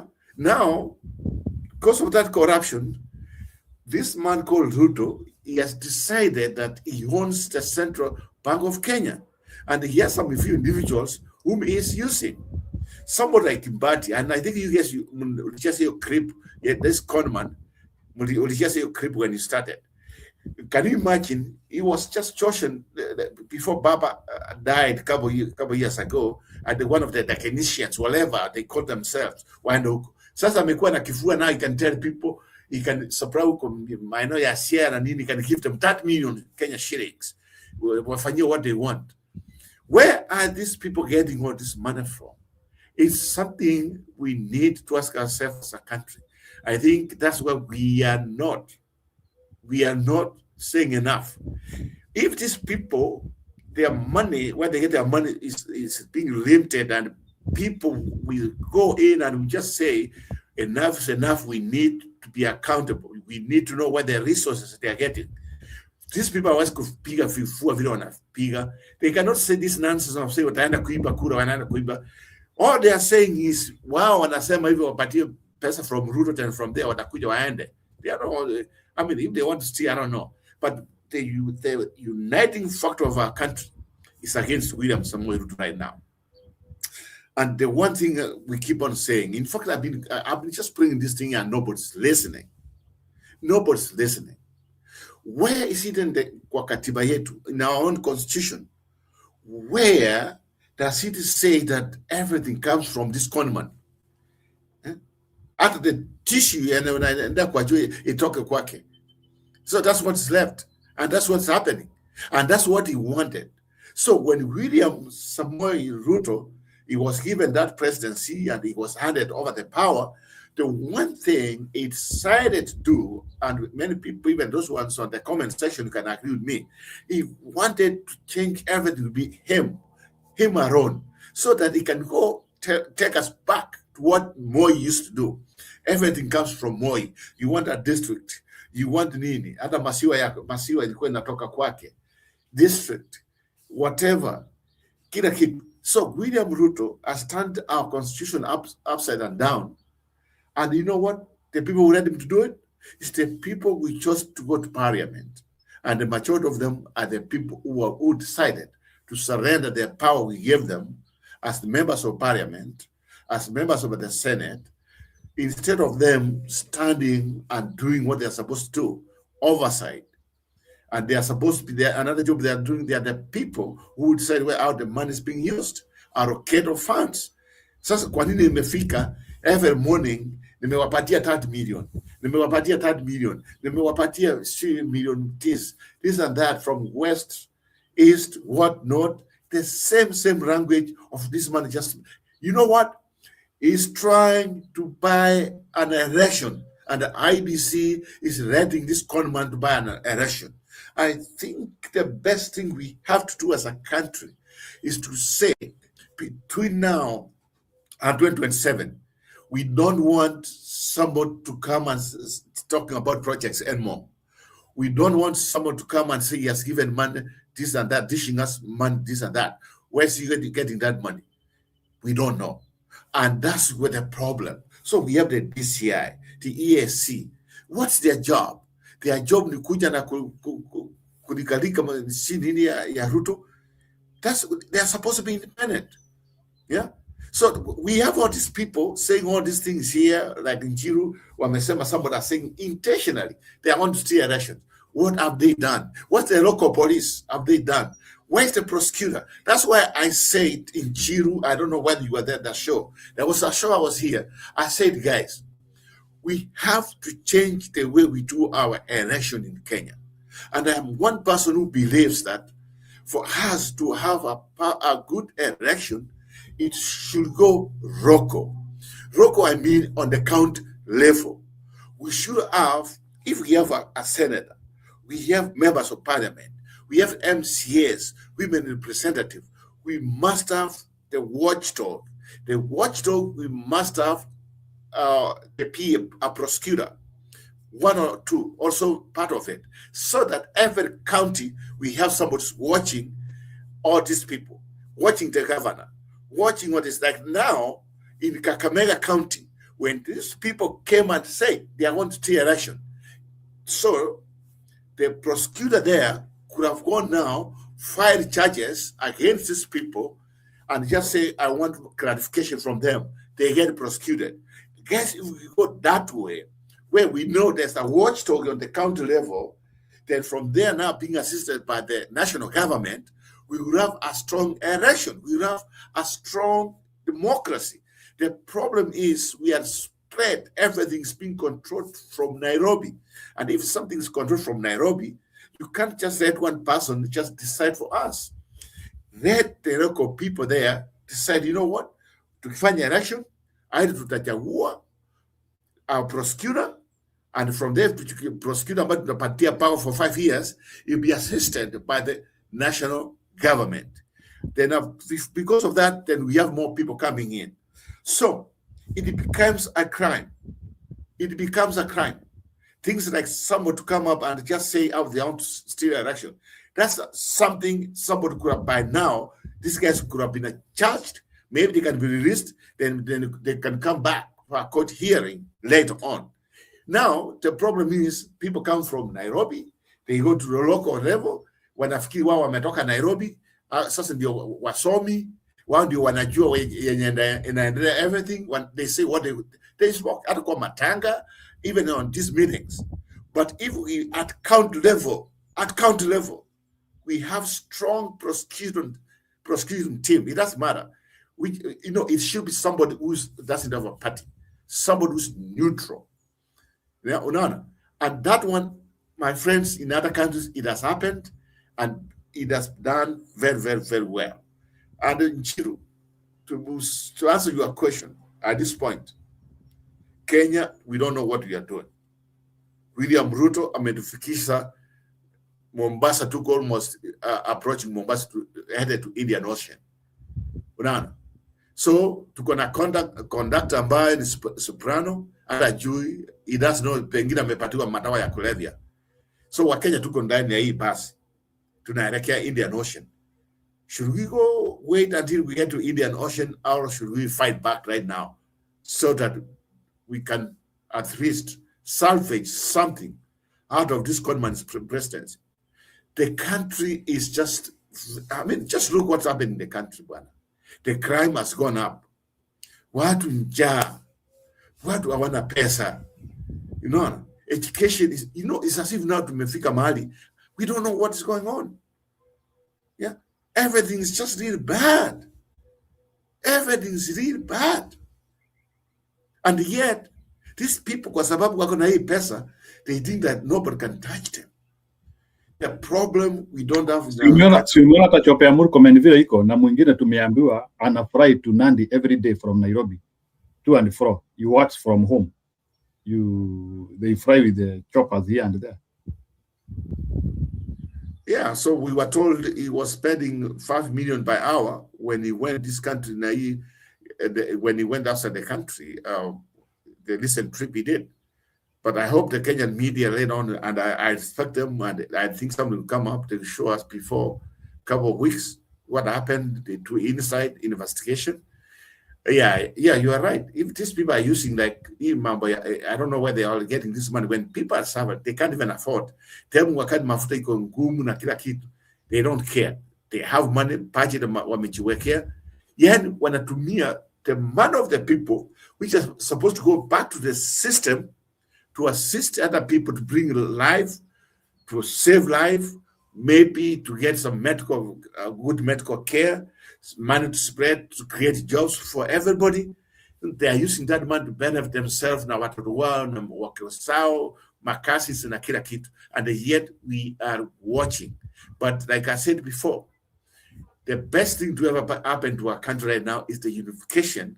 All of us here, from rural to urban centers, we are all unified, to all schools, most schools, to all churches.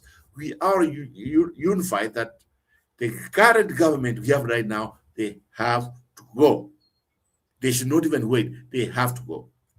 And I think if our unit continues to be what it is right now, I think even this conman might not even run for presidency, because he knows he's going to be defeated, and let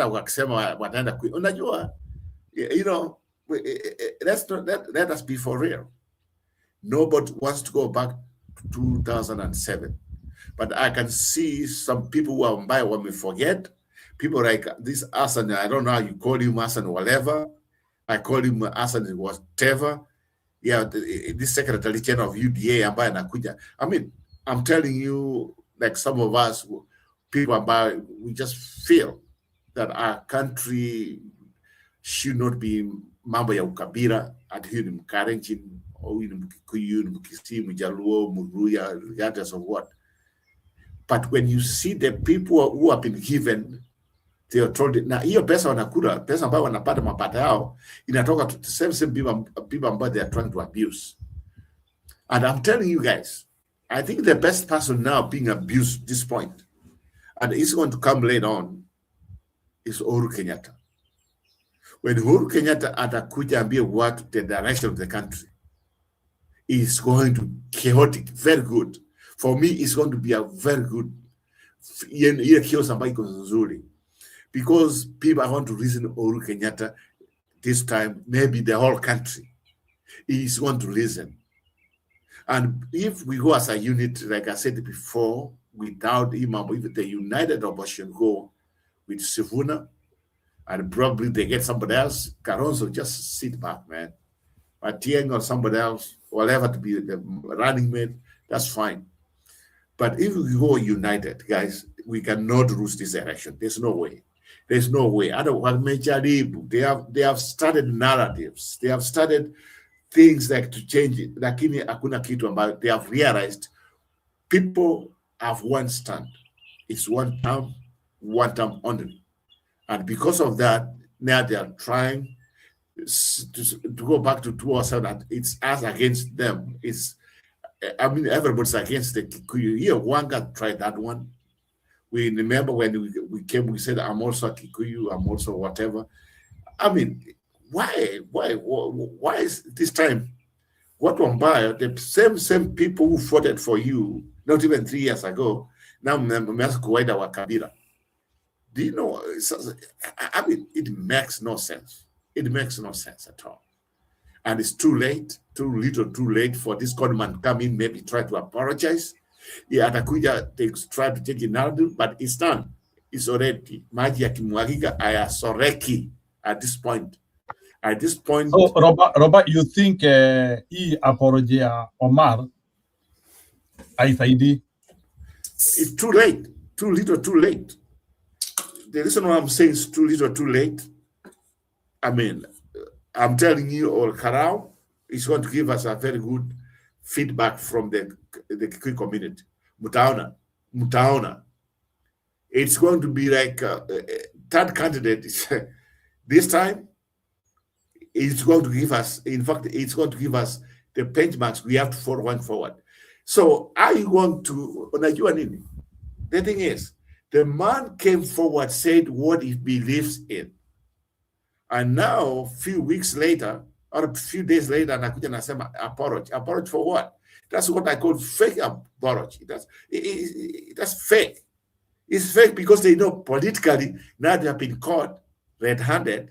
Now, these are the same people. A few days ago, they were taking advantage of the red who died from Mambaya.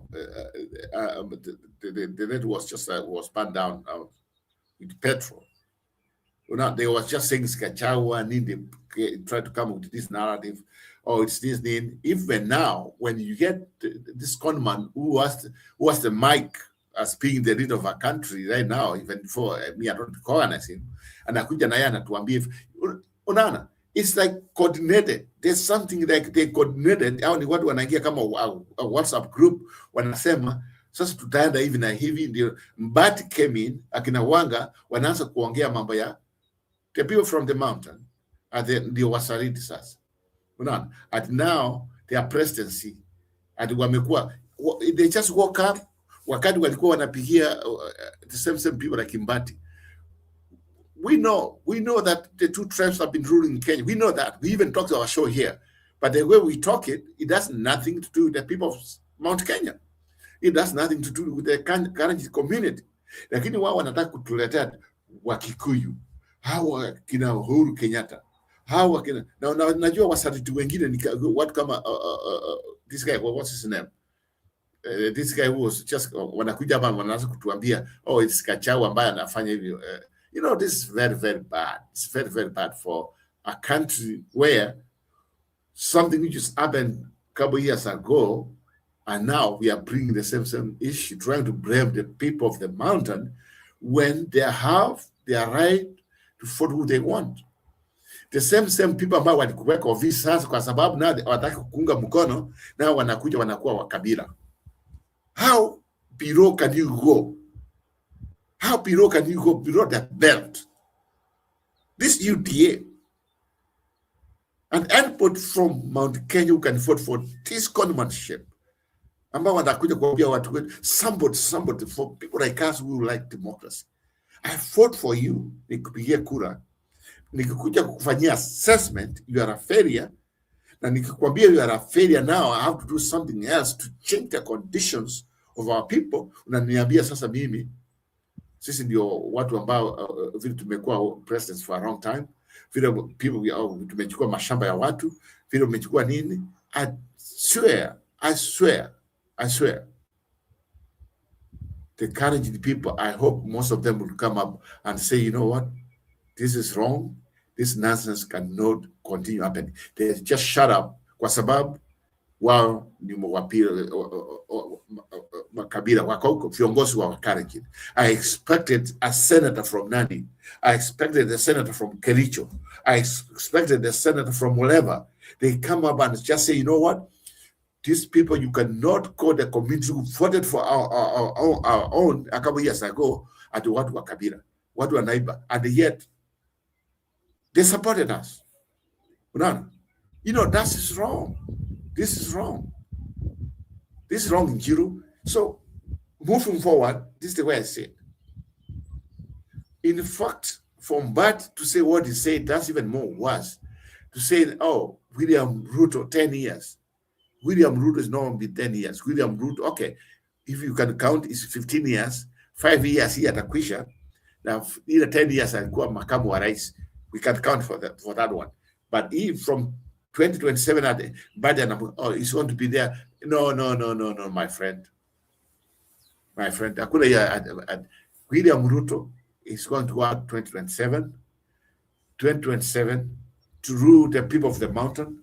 2027 through the people of Western Kenya, 2027 through the people of Ukambani, eastern part of the country, 2027 through the people from Nyanza, Kisii, and some parts of rural Nyanza.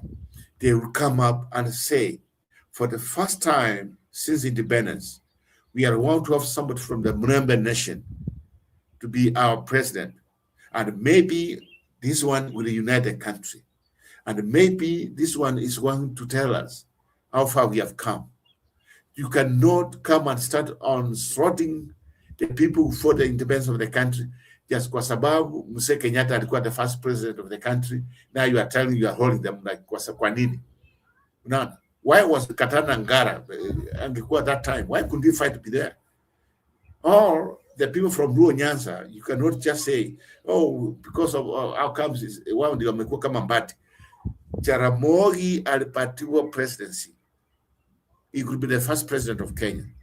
But Jaramogi akasema, you know what? We have our leader. It's Mzee Kenyatta. And that what happened? Ndiye akakuja kuwa president. Now you are blaming the Kikuyu people. Now you blaming them muda akikuja akanunua shamba ama wakipatiwa nini? They end up nunua shamba huko like the Kisii people now. You end up in Machakos County. Wamenunua wengi. Are you going to blame the people of Machakos watakuja kuambia wa Kisii kwa mmetokea wapi mkakuja ama mmetokea wapi mkaingia left fare huko? Yeah, you want to blame the Kisii people doing it because they have got the money and buy land maybe somewhere there in Machakos County or somewhere there in Hawaii. Some of them, they have started families. Or are you want to blame the Kikuyu people? Some of them, when I went huko nyumbani kwetu huko, even local, they are there. Even these towns, Kisii wako na Machakos. Are you want to blame them? Kwa sababu walikuja, they worked so hard, they bought property now, unaanza kuambia mlipata they never stop. They never store the money. They worked hard, they did business, they went ahead, and they got the Kenyan dream. But what people are telling us now, and the people are telling us, the people ambao wanakalia pesa, ambao wamekalia pesa ya Kenya, people are taking our tax money, and the people are supposed to be viongozi wa watu, leaders. Yeah. A minister of finance ndiye anakuja kutuambia vile yeye is tired of some other communities producing more presidents than before. A minister. When we say a constitution says very clearly, some of these people should keep away from politics, but they never did it. They have not done it. Who do you blame? The Kyogos? Wow. Kill the head of the snake. And that's Samoei Ruto. This man is just like, now he wants to start a civil war so that he can retain power. Now he wants to do what he can so that he can retain power. And when Akuja to apologize what? Too little, too late. It's time for us to say enough is enough. William Ruto and UDA should come out and quit. We have even elections tomorrow. We have elections next month. We have elections whatever, because we are ready. We are ready to move on. We cannot have a country like our country where Uhuru left us. We were doing very well. United the people. Uhuru came in. He united. People love Uhuru Kenyatta. Why do you think people love Uhuru Kenyatta? From all over the country. You go to Kisii, people love Uhuru Kenyatta. You go some Western, people love him. You go to the coast, they love him. Why do you think people love Uhuru Kenyatta? Hakuwa na kifua kama huyu jamaa kuna kifua sahi. Hata anakuja anatuambia, yani he thinks he's smart. And I've never seen somebody ambaye ana claim is the first president. Is the first president. Anakuambia, I'm the first president with PhD. Hi? How? Yes, you have PhD. Uko na PhD ya ukabila. Uko na PhD ya utoto. You have PhD of killing our young people. You have PhD of being the worst president ever to have in a country. You have PhD as the person who have come in the goodwill of the Kenyan people. You have been given the shot of power, and you have PhD. You have come in, and you are the most corrupt president we ever had. You have killed the jobs. You have killed the dreams of our young people, and you claim yourself you have PhD. Maybe PhD means something else, but a person like me, I will never recognize that you are educated. Your education is nothing at this point. If you cannot help the people who, when you ran and you say bottom up, they need help right now, and they are the most suffering people. And you are the PhD. PhD tunakura nini? What does your PhD want to help us? And now you have the few people you are using in the mountain Kenya, Kina Mwaura, and some people that you are using them, and you think somebody has to tell William Ruto, man, say start packing. There's nothing here. Hakuna kitu. There's nothing left. It's nothing left, guy. In the comment section, guys, just welcome. I want to just welcome there. And Chiro, I don't know whether you're here. Just welcome those on the comment section. Yeah, I think we can just see that. I can see people talking about Wanga. Yeah, you're right. People like Wanga, they are losers now. Wamefika mwisho. Today at the other meeting at wanataka they are posting ODM. Which ODM are they talking about? Wanaenda wapi? Hakuna mahali wanaenda. Yeah. Hakuna mahali wanaenda. Yeah. You guys, let me give you a story. And this is a real story. 207. And you guys just get it from me. And when I talk this one here, sometimes I feel emotional because this was something, about 207. So 207, I decided to go participate in the election. So I was registered for the back home where I come from, in Kisii County. So I took my flight. I got to Nairobi just a few days before election. Then I headed home, nikapiga kura yangu. Then from there, that time I had some of my family people were in Kisumu. So I said, you know what? Then we go to Kisumu because some of these guys I wanted to go to see them because I just got back, so that we can just see Mali Naira, because we knew who was going to win the election that night. So I go to Kisumu. When I get to Kisumu, the election is cancelled kuingia matokeo. Yeah. So when this one, everything came in, the following day, it went like the second day. So when we woke up, things has changed. And we know what the story is. And now we know people like, what's his name? This conman from Kambani. This is now we know what they were doing that night. So they were leading the election. So the next thing is, we know everything was really bad. So I'm from Kisii, I'm in Kisumu. And we are there, community of Kisii, Ruya, and everybody went to Kisumu. So that time I remember in Kisii, we had given them almost every constituency, governors, not the governors, we did have governors, members of parliament that time. Almost all of them in ODM, except a few, one or two, who won the part of Mike back that time. So the next thing, man, we just like where we were seated, the people who were with, because Kurusha Mawe. Now we are being called Charango. Charango means like, I mean, you are a foreigner. In the Kisumu place where some of we knew it, the same people. So my uncle, who was hosting me, he had a bar, a place called Brilliant, to be specific. Brilliant is not far from, it's between Manyata, in between there and, I don't know, you can call it Brilliant between Manyata and some other places there. So he had a place there, I mean, where people were coming there. The next thing they did, well, Kuja Kama mob, these people, they took all the stock, everything which was there, they took it. And now wakati vitu imeenda mbaya. So the next thing you are being threatened, they will be killed because this is the Charango. Imagine we are the people of Bapa and everything, but nobody saw that.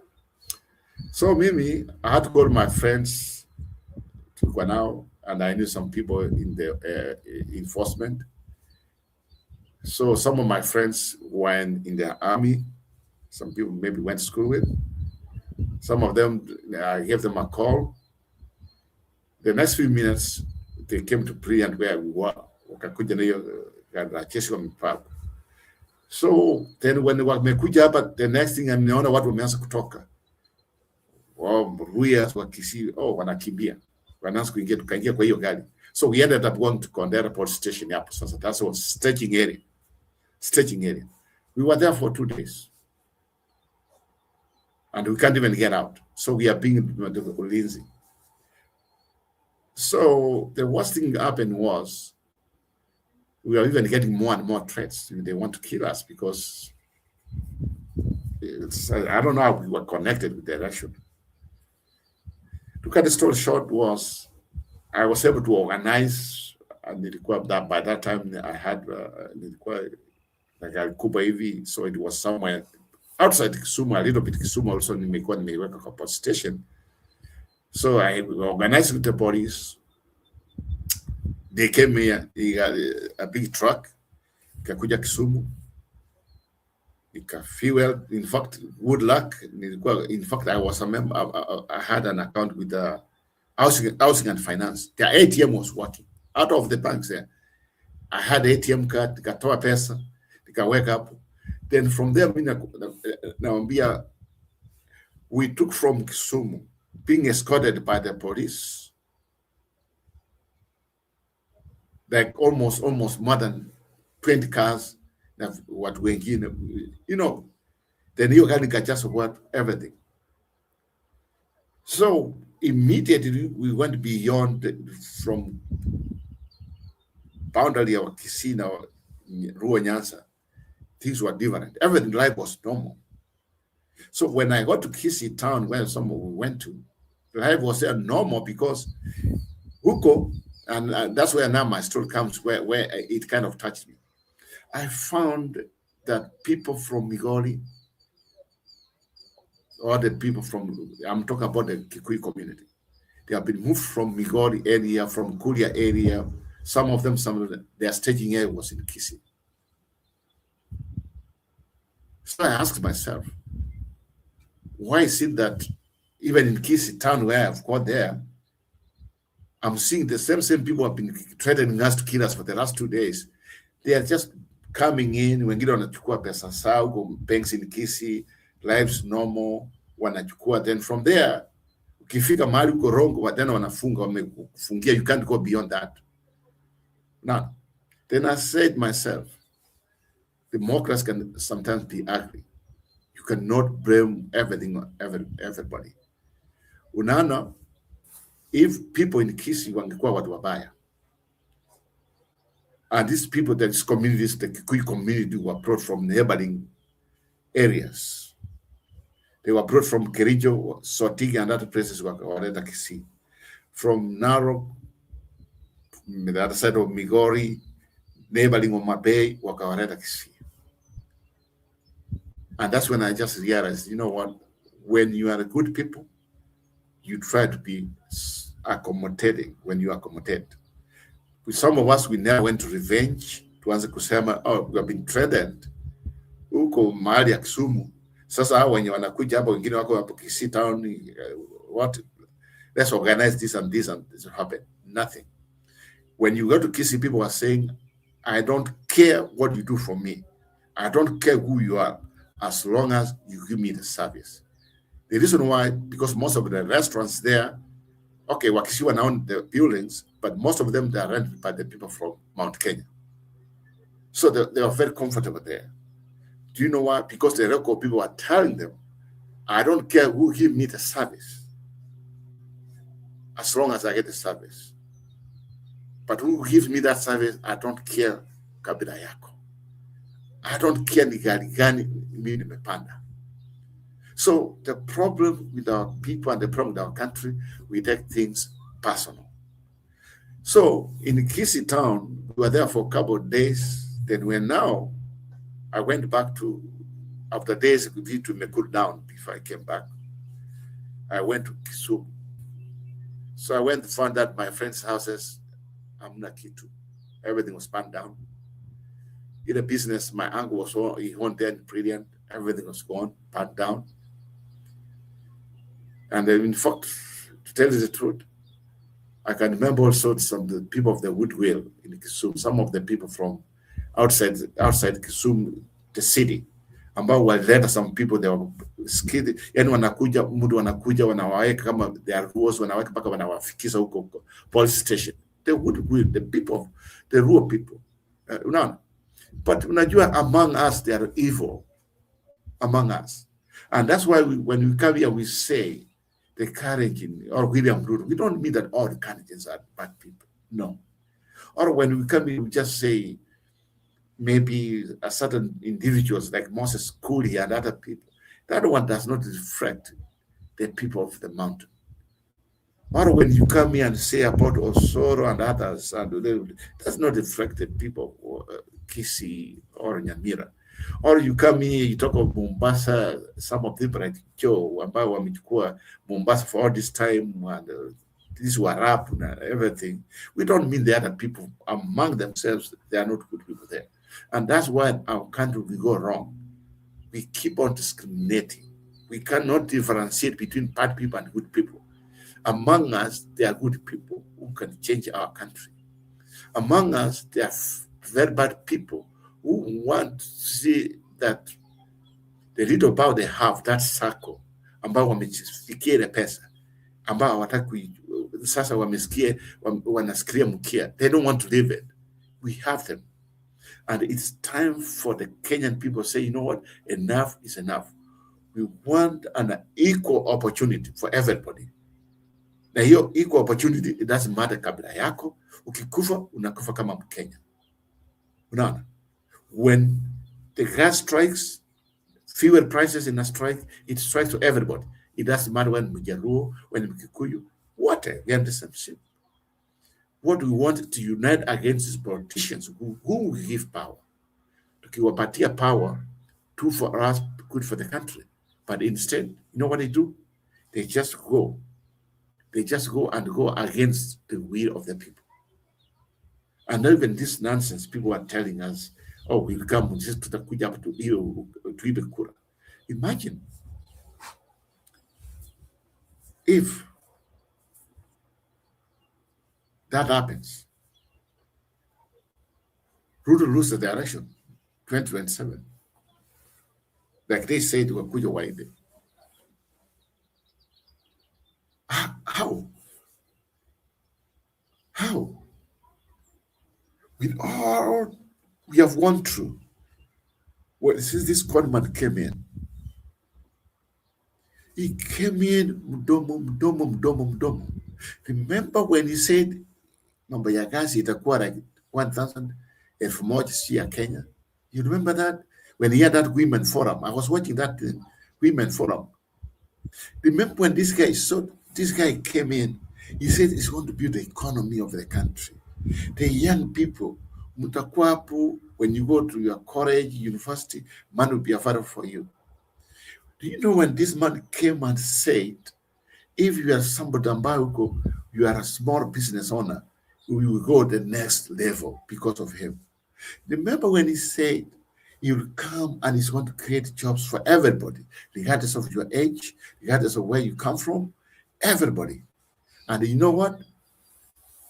Remember when he came and said, insurance, the medical, you afford everything, go to the hospital. Did you know that he was saying it because behind him, he had a system. He had people like Twale. He had people like, I don't know who.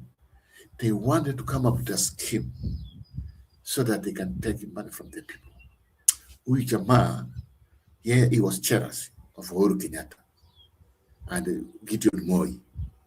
Sasa wakati na yeye anataka kujiweka, anataka na yeye akuwe mali kama wao, so that he owns this and that. He wants to be like the most richest man in Kenya is William Samoei Ruto. That's what he wants. Then from there, that's what William Ruto. That's what he did Msumbua. And now, since now, it looks like he has achieved it. He wants to do more. But him wants to use the same money, the same things he has been doing, and those who are around him, so that he can win a re-election come 2027. We will not allow him to do so. My good Kenyan people, this is not normal in a democracy.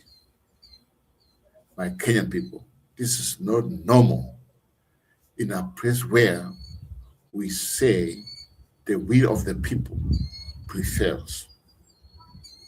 This is not normal. The way we fought for a new constitution, and now the new constitution is there, but it's been there down. Nobody even just follows it. We cannot allow William Samoei Ruto a second term. We cannot. I'm one person, and when this sort started, I came here and even I told you guys, some of you guys, even the comment section, you can be my witness. I said, okay, this conman has come in, but I would never call him the president of our country. For him to survive, or for him to take us, if he can come and govern. The most important something we requested him to do is to come up with a way of ending corruption. And by ending corruption, he will come up with ways of building the Kenyan economy so that we can see the people, the lives of people starting improving. And this is by 2027. Then he has a very good chance to take over, to have a second term so that a goodwill of the people, so he can build on what he has started. A little did we know that William Ruto came in to destroy whatever has been achieved by Kenyans since independence. And that's what he has been doing, destroying everything in the country.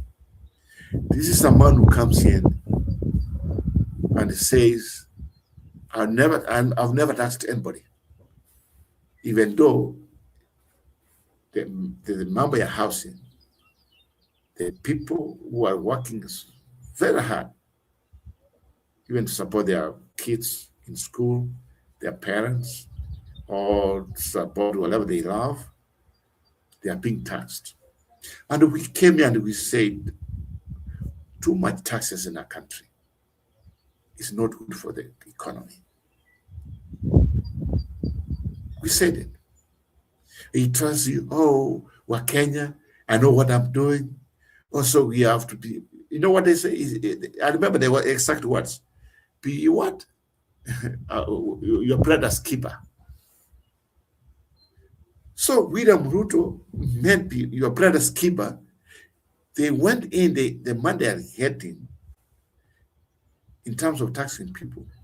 They are taking that money and they want to use that money to come and do bribery for re-election. And that bribery is already started.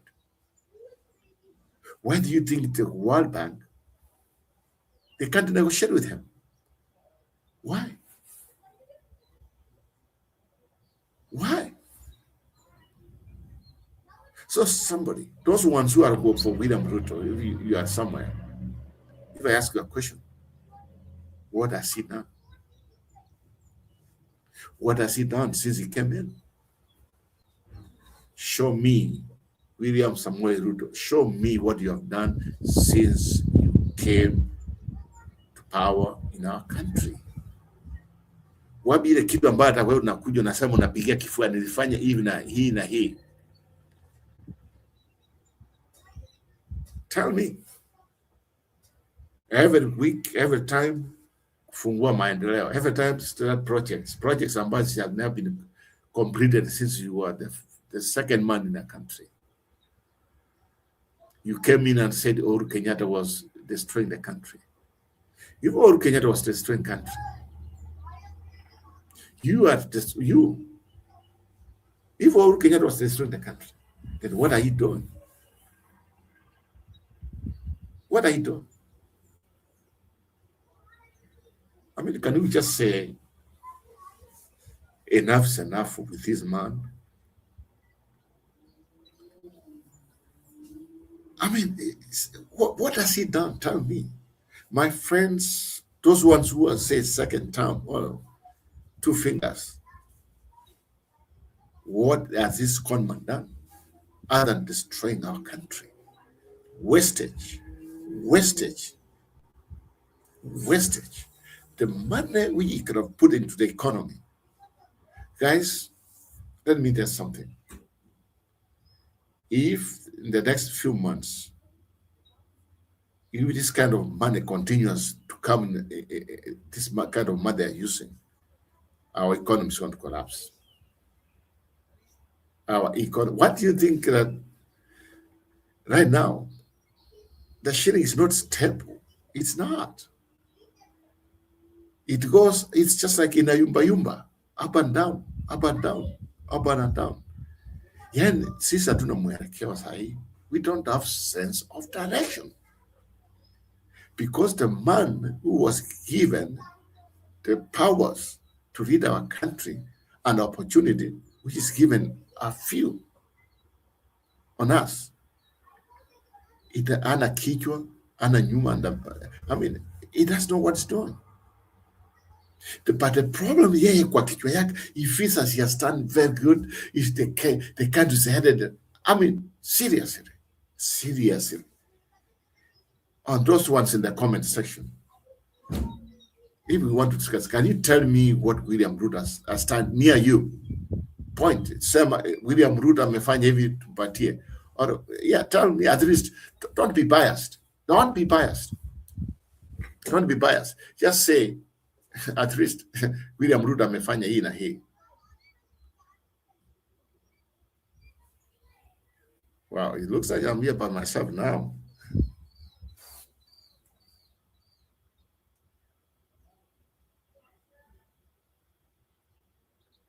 Oh, somebody saying life is spiritual. Hii serikali ifikis 2027. Yeah, that's true.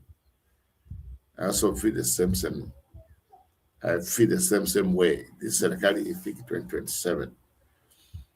Then Darren Stadium in Yota Fund, yeah, so okay. But my friends, look at all these programs they are telling us they have been doing. My question is, how much are they spent on that program? How much? How much they spent to build that stadium? Yeah, how much? They have spent a lot of money.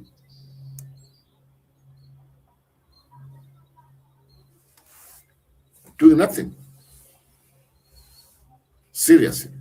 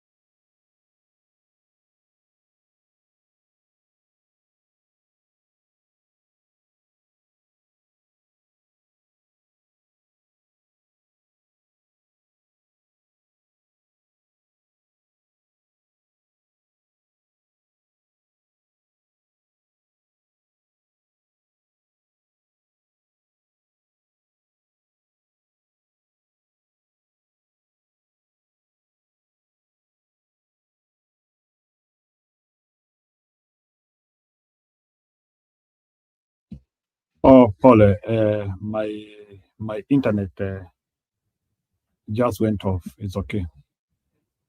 I was trying to correct a number of things, but net yangu imekataa. So I was doing an auto correction. So thank you. So nilikuwa nimeweka Mohamed Ali. So mniruhusu kidogo. Mohamed. Nilikuwa nimeweka Mohamed Ali yule wa Mombasa. Yeah, ilikuwa imepotea net.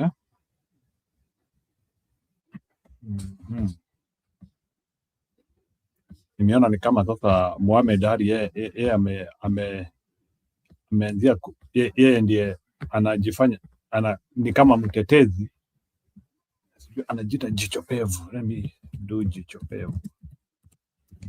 Jicho pevu. Let me see.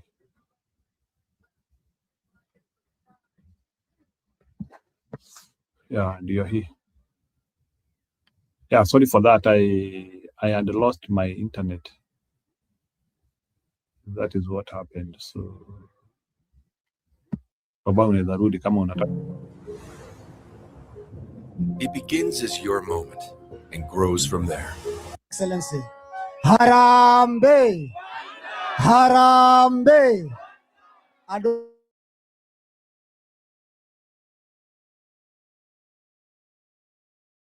Rudi tena hapa. Na mimi sitakuwa na mambo mengi ya kusema, nina mambo manne na nataka unisikilize vizuri. Ya kwanza ni kuhusiana na huyo Secretary General wa chama cha UDA ya kuweza kuprofile jamii ya Wakikuyu. Nataka nimwambie Wakikuyu hawaendi popote, watakaa hii nchi na wataendelea kupiga siasa. Si namna hiyo? Nataka vile vile vuvuzela, hii ni mambo serious, wachana na hiyo kelele. Nataka vile vile niseme hii jamii ya Wakikuyu ambao munadharau, ambao munatukana, mumeanza kuhesabu serikali ya Jomo Kenyatta, Kibaki na Uhuru Kenyatta. Sasa munasema Wakikuyu wasiwahi tawala hii nchi. Nataka kuwakumbusha hawa Wakikuyu munao wadharau, ndio tulikuja kwao 2022 tukawaomba watusaidie na suruali tufiche uchi, na wakatupatia suruali tukashinda uongozi. Si namna hiyo? Niseme nisiseme? Nitoboe nisitoboe? Wakikuyu wanasema hivi: suruali yako hoya denyi itakake, suruali yako hoya denyi itakaitina. Si namna hiyo? Hiyo suruali tuliwapatia, tutaikujia tuirudishe hapa Central, tuvalishe mtu ambaye ako na heshima na sisi. Si namna hiyo? Na nimeona ameweza kuweka taarifa kwa vyombo vya habari, maanisha hivyo. Tunataka kuwaambia hiyo barua hatutaki, sisi tunataka mwenye umbwa.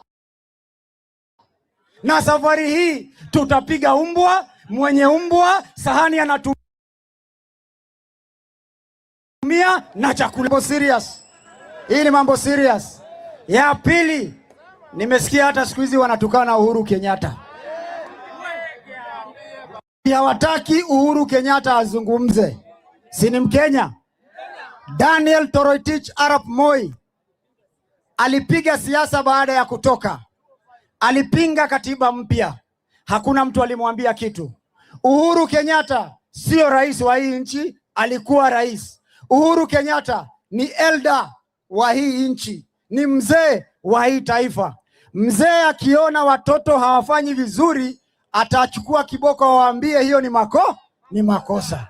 Kwa hivyo muachane na Uhuru Kenyatta, muache akule penshoni yake, aongee saa zile anataka. Toto marenda tomuhigira tadutura. Hiyo inawezekana? Uhuru mahali huko, ongea, kwa sababu Kenya mzima inasema ni one. Ya tatu, si nimesema niko na mambo 4. Ya tatu ni finance bill. Ile wakati mwingine tuliteleza, si namna hiyo? Safari hii hakuna mtu atateleza. Hii finance bill inakuja, tumeanza kuwaambia mapema sisi, msikubali muanguke na hii finance bill. Inasema hivi: kama wewe uko na pesa katika benki na kama wewe uko na pesa kwa M-Pesa, serikali kupitia KRA bila ya kufuata katiba ya Kenya inachungulia banki yako, inajua uko na pesa ngapi, inakata size ile inataka kwa pesa yako, inakutoza ushuru wa lazima katika pesa ambazo umetolea jasho, umepeleka benki kusaidia wewe na watoto wako. Kwa M-Pesa pia wanachungulia. Ati ukitumiwa kwa shilingi 1,000, hao wanakata juu kwa juu kabla uchukue hiyo 1,000 yako. Si namna hiyo? Wameongeza bidhaa.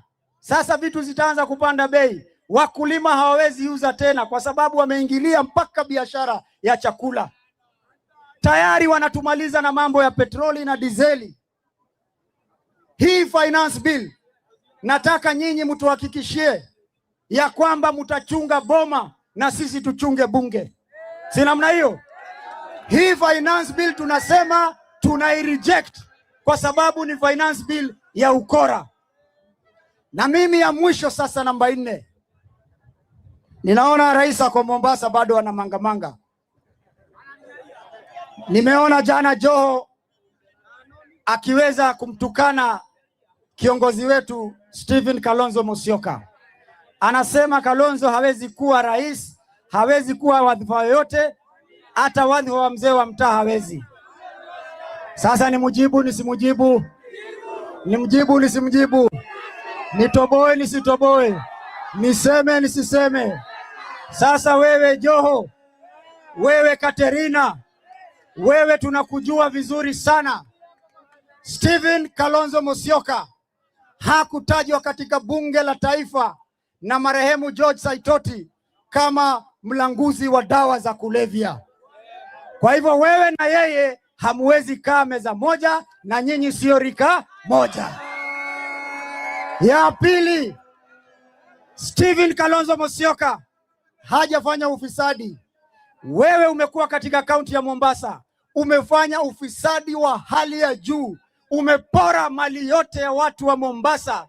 Ile maendeleo umefanya ambao watu wanakumbuka ni kuleta Alikiba Mombasa na kuimba. Kwa hivyo wewe Joho, mimi nakwambia wewe, safari hii chuma chako kimotoni. Wewe ndio unajifanya kuleta muungano, lakini ni muungano haramu, muungano ambao hautaki kutetea Wakenya.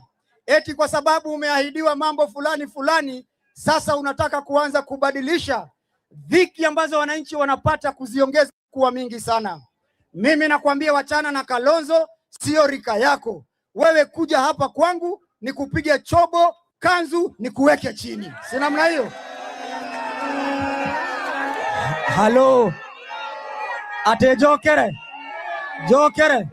Mumesema nirudie. Pull up from the top DJ. Munasema nirudie.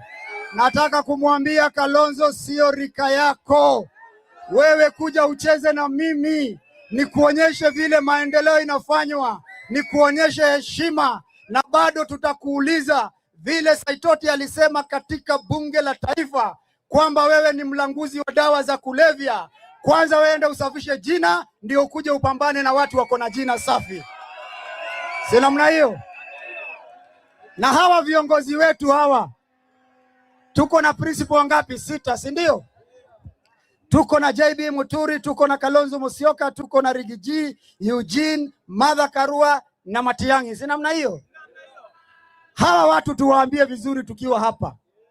Mayaga nyinyi mkikataa kushikana, mtupatie candidate wakae kwa meza waongee, watupatie candidate.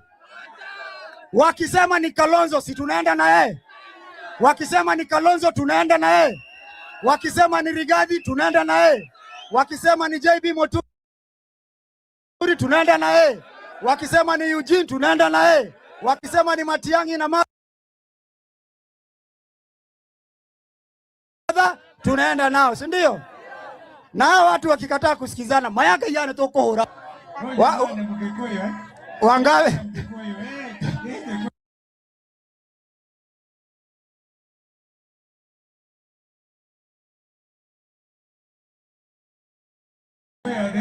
Wangapi wanasema washikane wakuwe kitu kimoja? Sasa tutawaita viongozi vuvuzela chini ili tuokoe wakati. Tutaonyesha viongozi wengine, national leaders wako hapa.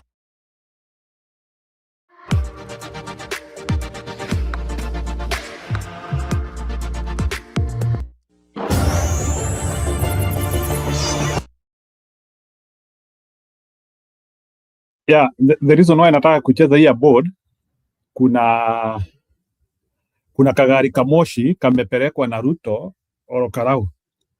Ati yako kagari kamoshi kanataka katumike kuhudwink watu wa Electoral ati wamepata reli. Sijui kama mumeona, nani ameona hiyo kichwa ya gari ya moshi, kichwa kadogo kanatoshana hivi, kalipelekwa huko kuonesha watu wa Electoral watapata reli. He explained that scenario very well. That's why I want to play him. So let's hear his analysis about ako kagari kamoshi kadogo.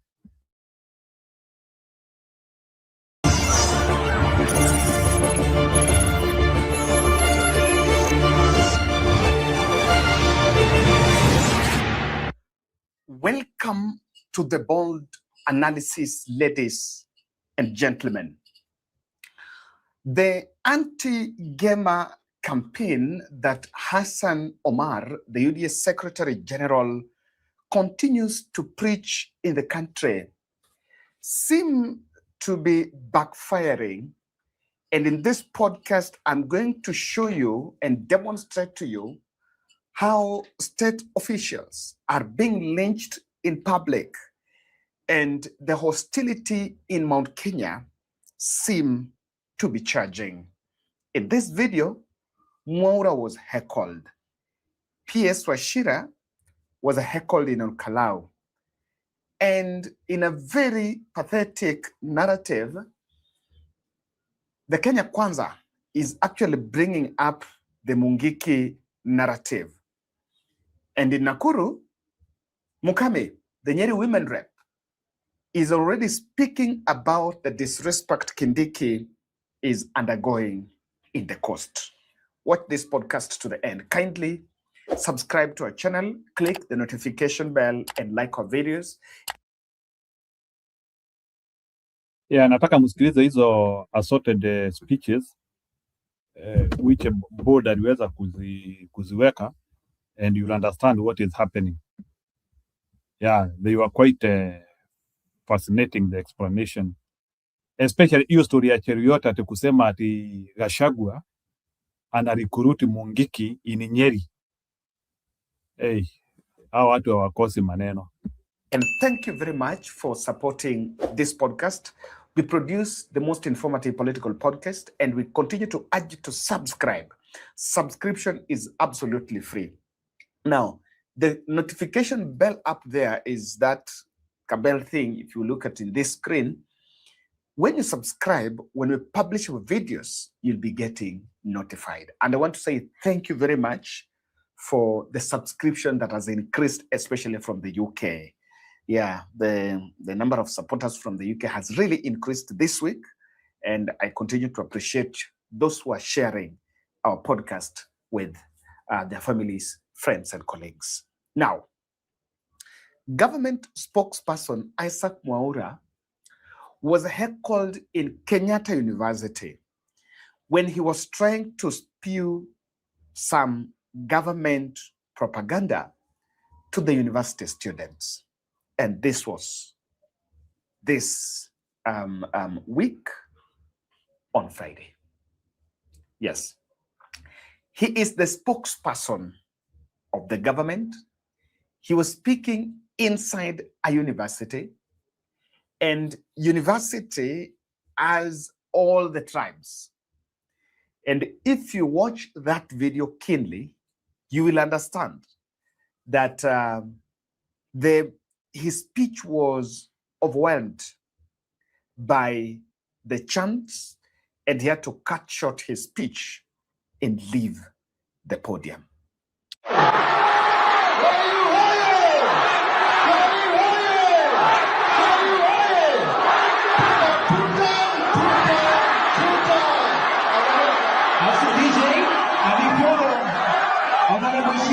Mheshimiwa Honorable Tafadhali, before you leave Tafadhali, let us now relax Tafadhali, let us relax.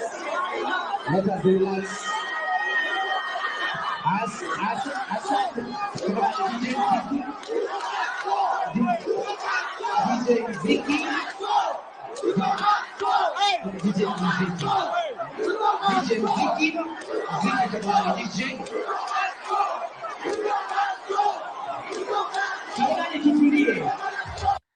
It is not easy. And I want to take you to Ol Kalou. Principal Secretary in the Ministry of Energy, Alex Weshira, was in Ol Kalou with state officials. And like the script that they had in Mbere, they went there na polls za stima. And ironically, or sarcastically, someone is saying that some people are being given polls kwa mkono so that they connect to some 250 households. And this seemed to be the strategy that has been given. Now, because the president cannot be everywhere, they have now gone there with polls. Even though the people of Mbere were saying that before the by-election, they saw that development gimmick. And after the by-election, everything stopped. And people heckled the PS. And this was how the situation was. And things are really moving. In this Ol Kalou, I've seen Wanjiku Muhia tore into the UDA because Moses Kuria was in Ol Kalou. And he told the residents to campaign, or rather to support UDA candidate in that by-election, because if they do that, then the train in Napitanga hapo, the train will be brought back. And today morning, Wanjiku Muhia was actually showing us the train that they were talking about. Watu wa Ol Kalou hamjambo. We are here in Ol Kalou na tunaendeza kampeni ya DCP na kandidati wetu Bwana Kamau vizuri, na tunawashukuru sana kwa vile mnatupokelea vizuri. Sasa tuko hapa kuwaonyesha hii ndio train ambayo Moses Kuria amesema candidate wa UDA akipita ndio hii italetwa. Sasa hii ndio train. Hii train kakichwa kamoja tu yani. Moses Kuria na enda tuwa waname. Ugaka ndo Kalou ndiko tukireirwo. Gaka. Ate rĩu ndiko tũrĩgĩthia ala kwa jahuru. Rĩu ndĩkĩgeretio haha na ndĩkĩoneka rĩgekũngua. No twakora rĩu gũkũ no kwambie gũgĩthondekwo tondũ rĩri nĩ ya hĩndĩ ya rĩri. Na tunataka kuambia hivi Moses Kuria and the team. Hii matamshi ya Hassan Omar Hassan ambayo mnachukulia kama mzaha kwa Wakikuyu ni aibu kubwa sana. Mjue hakuna Mkikuyu na Mkikuyu. Wakati anaongea mambo mabaya ya Mkikuyu, hata we Moses Kuria, hata we Kimani Ichung'wah, hata we Faith Gitau uko hapo ndani.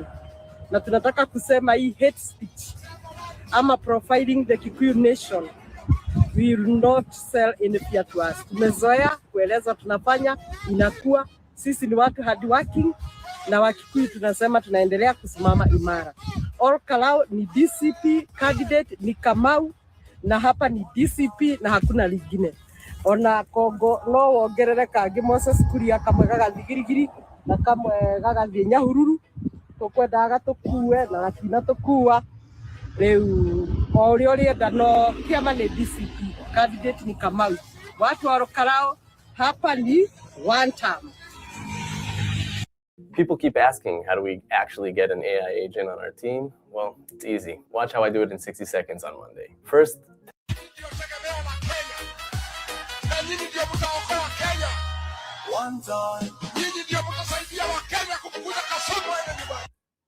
and I can tell you, things are happening very fast, thick and thin.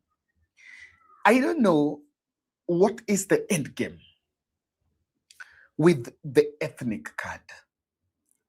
I have seen a video. I cannot play it here. I realize I don't want to play it here because it is too, the venom is too much. And I would want probably someone who's watching this podcast, you're close to a leader elected in Mount Kenya or someone in a position of influence. What is the end game? What is the objective?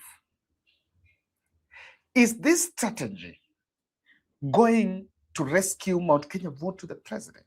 Or has William Ruto completely lost hope of Mount Kenya and is now running a destructive politics?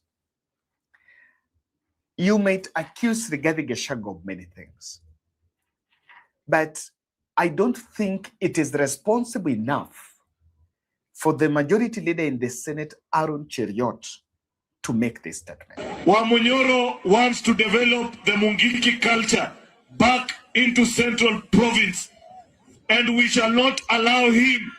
We cannot allow him to terrorize our fellow citizens. We are aware that nowadays he goes around all the major towns in Murang'a, Nyeri, Kiambu, and threatens business people that if they don't give him money, he sends goons during demonstrations. Na ndio maana muliona juzi wakati kulikuwa na maandamano ile ya maneno ya mafuta, walikuwa wanavunja maduka ya wale ambao wamekataa kupatia Wamunyoro pesa. That is not politics. This is incitement.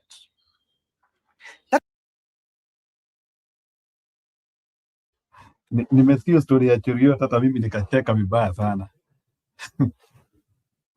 Ati Wamunyoro yeye ndiye anaenda kuattack mabiashara.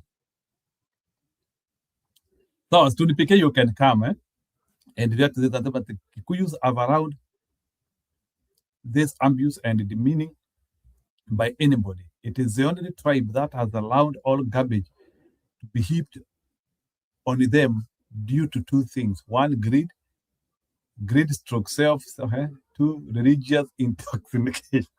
Yeah, hatiri dena gaini ale tutaidia. Yeah.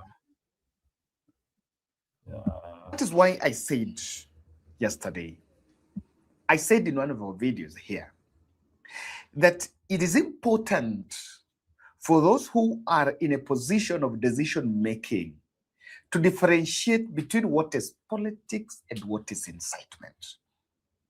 Are you worried that using your home address for business puts your privacy at risk? At iPostal One, we can help. This is not politics. And even if the region is hostile, Mount Kenya is hostile for Ruto's re-election, the hostilities brought about, it started after Rigathi Gachagua impeachment. That had nothing to do with the current venom being planted. This is not what politics was meant to be, and they continue doing it. In CBD, Nakuru CBD, women clad in UDA colors were heckled, jeered, and dispersed by angry locals when they started chanting two-term, moving around Nakuru town.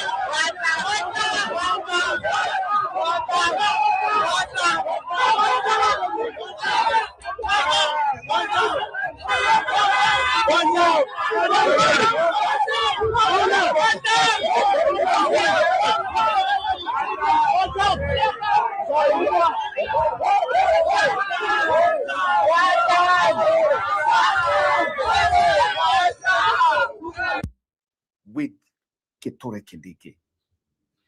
And maybe in their own calculation, the votes that Kindiki is supposed to bring, they can have it whether they have Kindiki or not. And the ones they have lost, Kindiki cannot rescue. State officials are parading tribalism dressed as politics.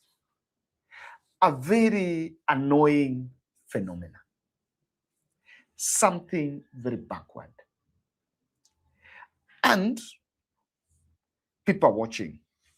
And I can see in the view of this hostility happening, Hassan Omar politics of Mount Kenya exclusion, while on the view of the president and his team, it is supposed to galvanize the country against one community.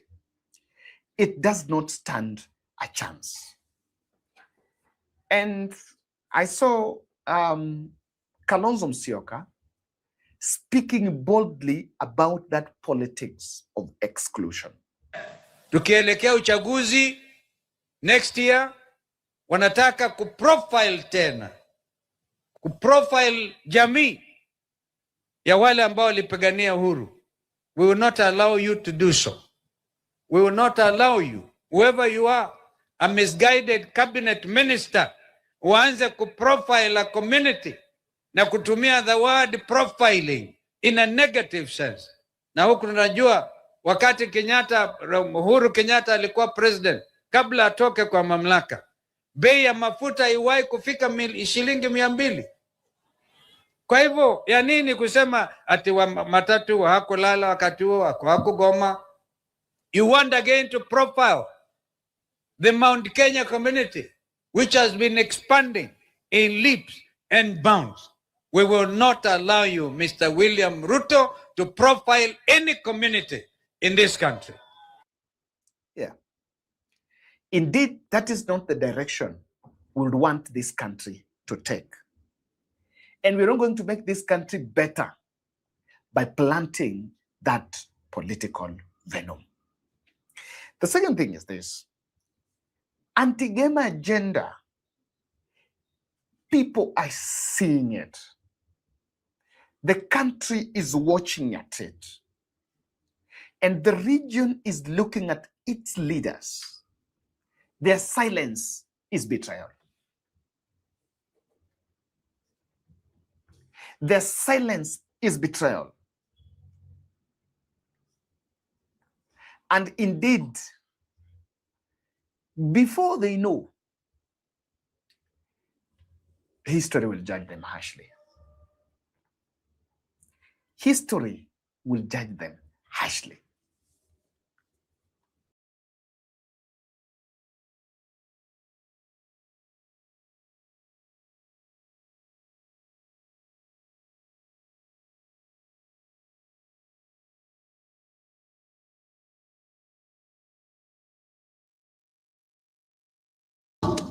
Kuna siku moja nilikuwa kwa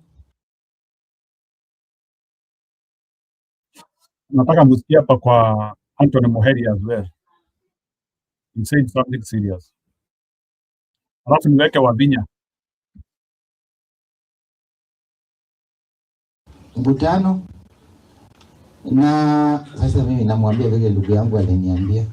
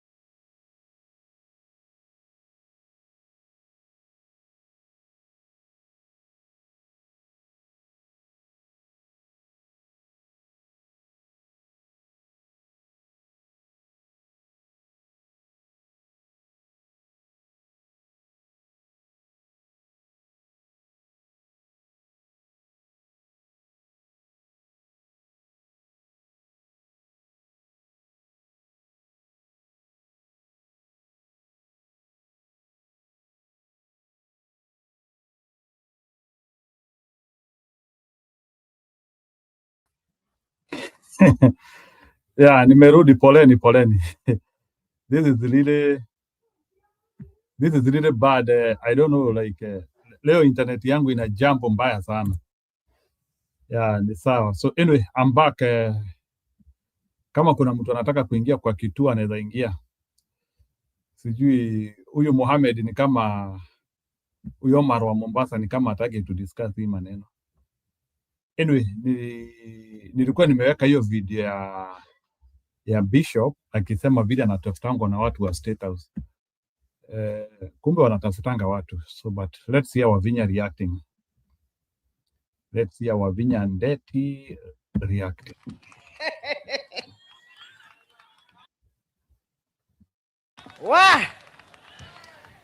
Mimi hapa leo, Your Excellencies, naona wamama ndio wengi. Wamama oye! Wamama oye! Nataka kuwauliza kitu kimoja. Hii serikali inasema inapenda kina wamama. Mnajua kutoka January mpaka March wamama na wasichana wetu 129 wameuawa. Hiyo mnajua? Femicide imeongezeka Kenya. Wakina mama, watoto wetu wamepoteza maisha yao. Sasa na waulizaje? Hao watu ndio mnasema tukae na wao? Tena kuna kitu kingine nimeona. Yaani kuna watu wamekuwa wakabila sana. Wakabila, when I look at Hassan Omar, by the way, I feel sorry for him. Mimi namuonea huruma sana. Unaongea, unafungua mdomo wako, unaongea maneno ya kuleta vita Kenya. Na kuulizaje, wewe Hassan Omar, 2007, 2008 ulikuwa wapi? Mimi nilichaguliwa nikiwa mdogo sana kama mheshimiwa wa Kadhiani. Na huyo ndio wakati kulikuwa na vita Kenya.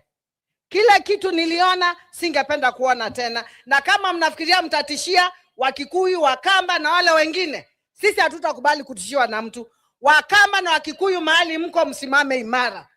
Na sio Wakamba na Wakikuyu peke yao. Kabila zote za Kenya. Kabila zote za Kenya msimame imara. Tujikomboe sisi wenyewe. Mtu anasema ati hamtaona Kikuyu will never see presidency again. Are you God? Wajamani, wanasiasa tukifungua mdomo, wanasiasa tukifungua mdomo tu tupime kwa sababu iko kesho.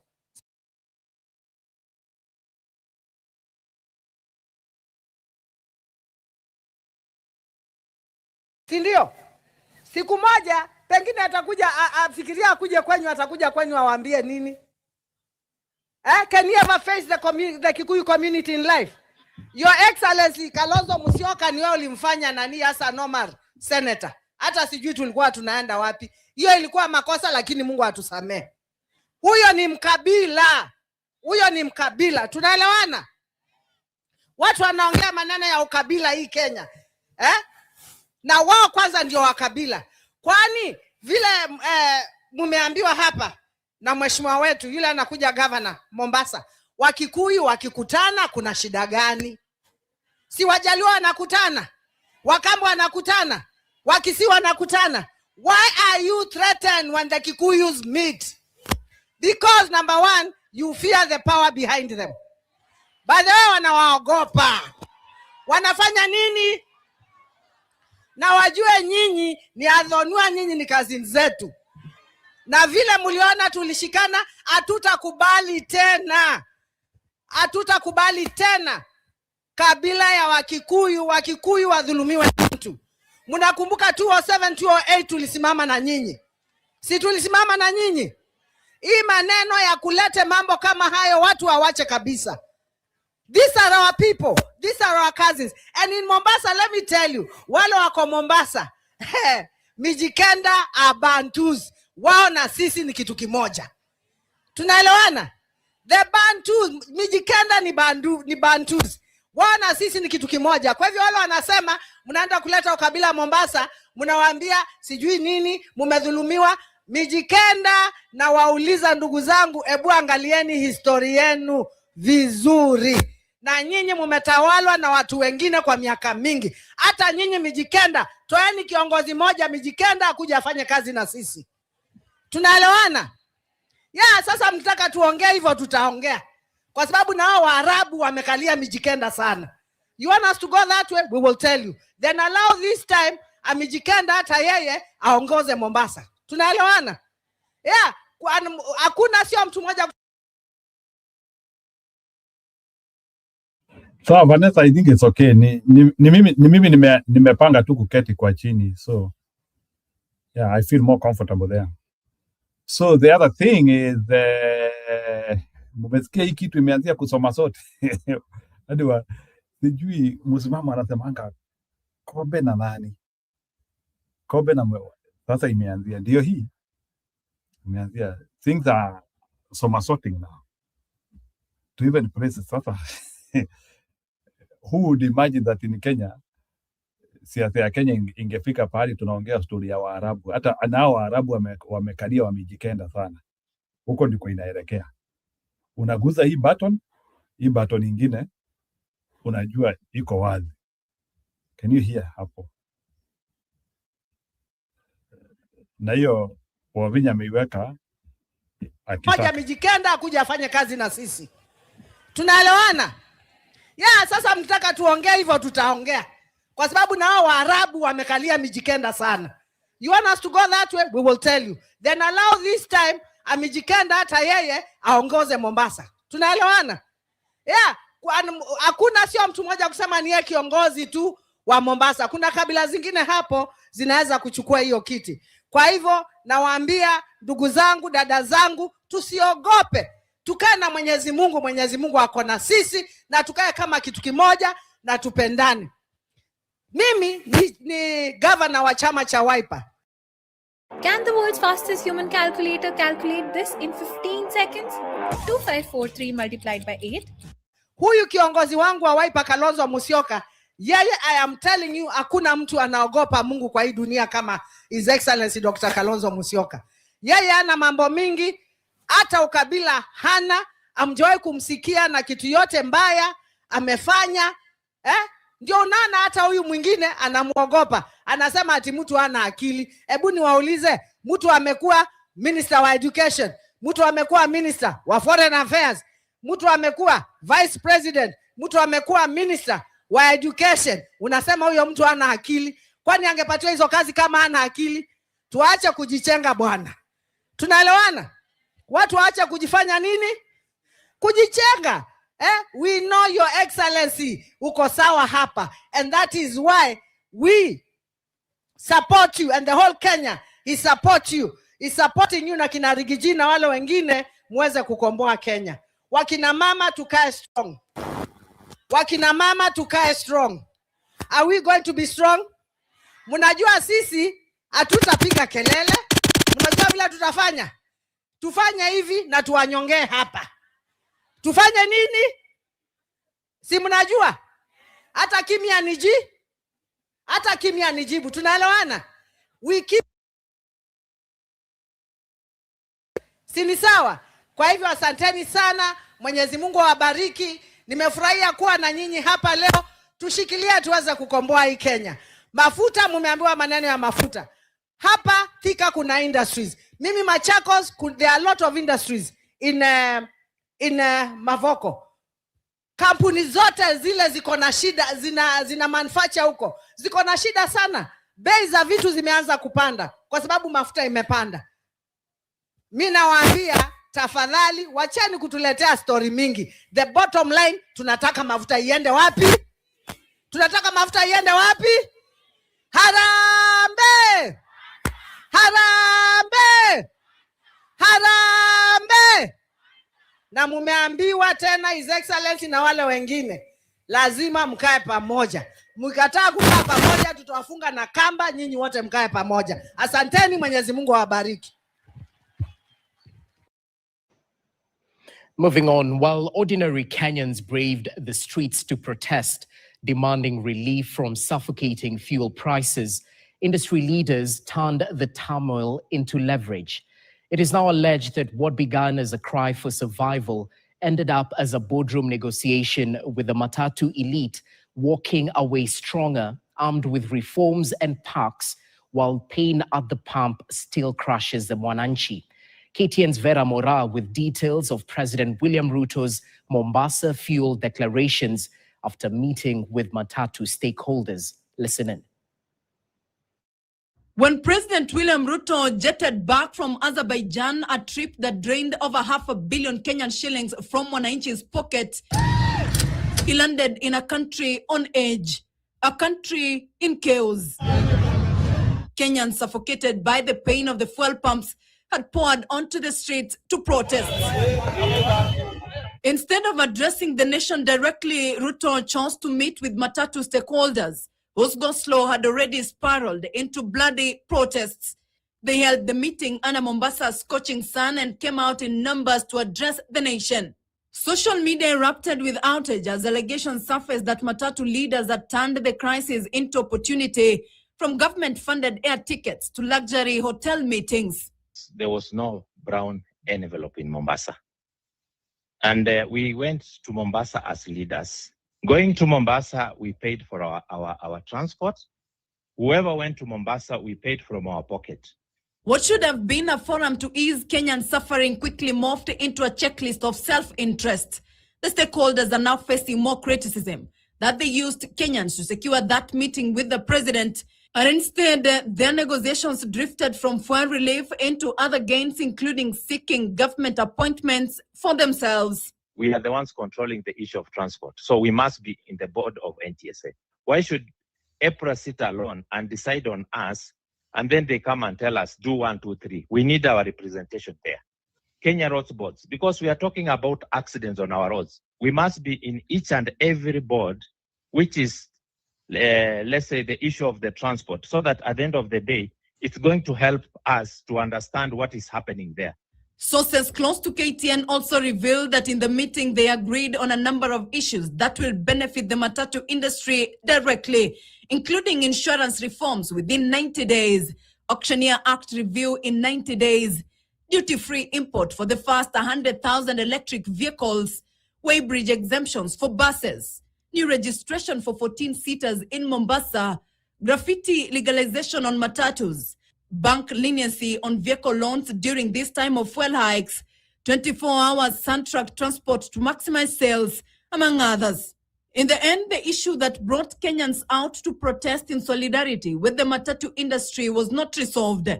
Strike was called off, but the high fuel costs remained with the ordinary Mwananchi, while the stakeholders walked out victorious, far beyond the 10 Kenyan shillings minimum fuel price reduction they're hoping the government will consider in June. Vera Mora, KTN.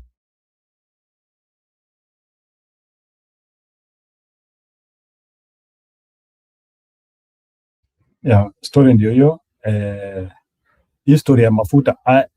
I'm hearing like ni kama kunaweza kuwa na maandamano kesho. I don't know. The story is not clear, but wacha tu tufuatilie tujue. But maybe kama kuna mtu akona hiyo information. I mean, some people in Embu are telling me kutakuwa na maandamano kesho. So I don't know how it is, but it is something which is becoming serious. Yeah, I'm unable to play Obina. So let me see if I can be able to get a better video. Yeah, let's take pictures of Obina. Okay. I'm unable to play Obina.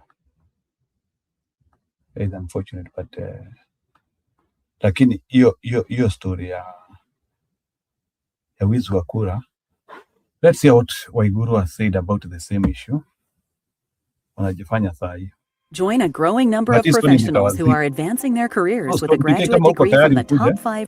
And UDA Secretary General Hassan Omar has come under fire over his recent remarks with the clergy, warning that such talk could divide the country. The clergy insists the church will not condone such divisive rhetoric, maintaining that just as the church is one, so too is the nation of Kenya. Omar has since apologized, claiming his words were blown out of context. Electine Odera reports. UDA Secretary General Hassan Omar has found himself in the soup for allegedly making remarks that did not sit well with the Mount Kenya community. Omar insists the comments were never intended to demean, but after public outcry, he was pressured to apologize. Through a letter, Omar stated, "Nevertheless, I fully appreciate that some of our brothers and sisters, particularly from the central Kenya region, may have felt aggrieved by the remarks. To all those who may have been offended, I sincerely regret the misunderstanding and extend my apology." Part of the excerpt of the letter read, earlier, Kirinyaga Governor Anne Waiguru had called on the UDA Secretary General to apologize over remarks she said appeared to sideline the Mount Kenya community. Speaking through her ex-social media page, Waiguru said, "I have stood against ethnic-based politics when espoused by some leaders in Mount Kenya.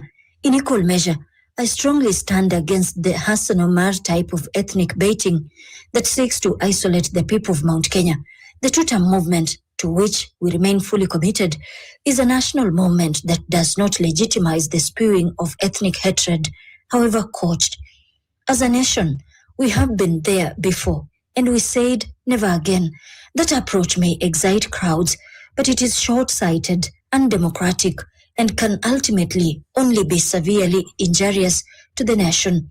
He owes our nation an apology." It is against this backdrop that Muslim and Christian leaders have joined hands to preach peace. Wazazi wetu wanakosa amani, makanisa tunakosa amani, ni wale vijana wetu, wale wanalika ambao wanatumika vibaya, kwa sababu behind hawa watoto wetu kuna watu ambao hawataki amani. Ile kitu tunahitaji sana katika jamhuri letu la Kenya ni amani, ushirikiano na upendo. Speaking in Juja, Kiambu County during a national interfaith and unity religious group meeting, the clergy emphasized that the 2027 elections fast approaching, the bud of hate speech must be nipped early. Amani ni ya muhimu. Amani ndio kipaumbele katika maisha yetu. Adding his voice, Machakos Catholic Diocese Bishop Norman Kingo condemned politicians dividing the country along tribal lines. Those who come with tribalism and all other classes, those are people of darkness, kuja kugawanya watu, kuleta mambo mengine. Electine Odera, NTV, Machakos.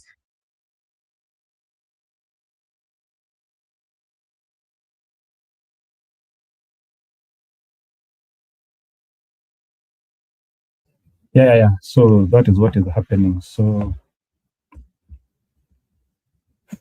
quite emotional stuff happening. Oh, Arsenal wamechukua kikombe. I don't want to follow.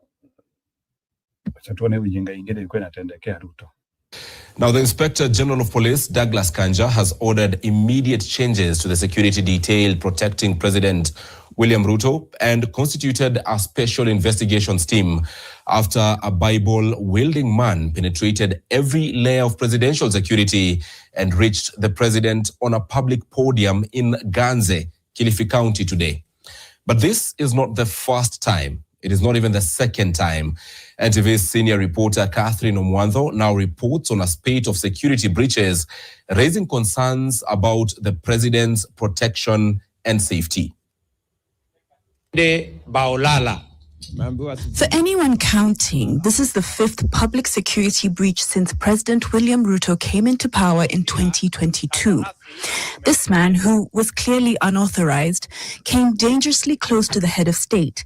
Inasmuch as the president brushed off the incident, it has raised eyebrows and left many Kenyans asking questions.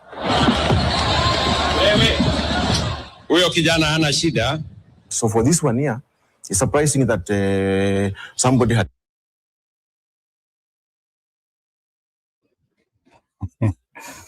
Of course, wanataka kuleta attention kwa Ruto na kumuoneshana venye ako na moyo ya watu. I think they are trying to rebuild Ruto's character. Ananga shida na watu. Yeye anapenda watu. Unaona hata mtu anakuja karibu hajui ni nani lakini anamuongelea vizuri. Anasema asiumizwe, ana protect. Na nyinyi mnasema ati anaua hata Gen Z. Huyo mtu anakaa kama anaweza ua Gen Z. Vijana BF. Anapenda watu. That one is trying to recreate Ruto image. Anyway, but amwezi elewa, so achani na nyingi. Mtu anafanyia watu hivyo, hata anaweza ua watu kweli? Huyo jamaa anaweza ua watu kweli? Let's see how this one. And Musungu KTN, Nairobi. Now, there's no doubt that the opposition and the Linda Mwananchi group are aiming to oust President William Ruto from power through next year's election. While Linda Mwananchi appears to attract the youth, the opposition appears to remain with the old method of holding on to their original constituents as a talking tool. Linda Mwananchi also appears to be afraid of connecting with the opposition, despite several surveys showing both groups to be popular. What method will they use to unite without both sides losing out on any following? Alan Ochanda with the latest. Whenever the united opposition and Linda Mwananchi luminaries get the microphone separately, their common rallying call is Ruto must go. Ati sisikii vizuri. Fragile egos, rigidity, and entitlement characterize the two camps, which political observers say may be their Waterloo. While Linda Mwananchi has rapidly gained ground appealing to the youthful demographic, the united opposition, largely made up of legacy politicians, are keen on locking their perceived individual backyards as a bargaining chip and thus believe in different school of thoughts. Any ticket by the opposition that has Edwin Sifuna has a head start, whether he's a presidential candidate or is a running mate. The next thing would be, how do you have Rigiji's supporters understand that this ticket is not for Sifuna and Kalonzo? This ticket is for Kenyans, irrespective of where they are, whether they're in Mount Kenya or other parts of the country. How do you help other luminary figures within Linda Mwananchi understand that this is not about the ethnic of, the people who are going to have the ticket. This is about Kenya. Linda Mwananchi has gained very good traction within the opposition. They must now run away from the political messiah complex or syndrome and place ideas on the table. Within the united opposition in Kenya, you've got a number of individuals who are running for political office, not because they want to save Kenyans from what they say are the economic situation, but they want to settle political scores. Multiple political surveys separately rate them favorably, and political observers say their coming together doesn't necessarily guarantee their supporters will tag along. The complexity of the matrices, compounded by hard stances from their allies, posing more challenge for the outfits. Linda Mwananchi presidential candidate is none other than Edwin Sifuna. Sisi tumekuweka mbele, tunataka united opposition iunge Sifuna mkono and not the other way around. Kama Sifuna ayuko kwa ballot, we are going to have voter apathy. The moment they come together, the dynamics will definitely change. And the people who are behind Sifuna are probably behind Sifuna and not necessarily behind Sifuna if Sifuna is going to throw his weight behind Rigiji or Kalonzo. With an enraged youth populace, demoralized salaried Kenyans, a fragmented opposition, and on the other side, a president seeking another term in office, 2027 might be a different political year with the electorate interrogating issues. Anybody who wants to look at the 2027 scoreboard and hopes to win, you must present policy proposals and convince Kenyans that the proposals you have on the table are superior to what Kenya Kwanza administration is offering. Now, in that case, then people will pay attention to you. With all factors at play, it remains to be seen who will sit ground and rally behind one candidate, or all remain adamant, present themselves to the electorate, which may trigger a runoff. Now, President William Ruto faces an uphill task in his quest to remain in office post the 2027 general election.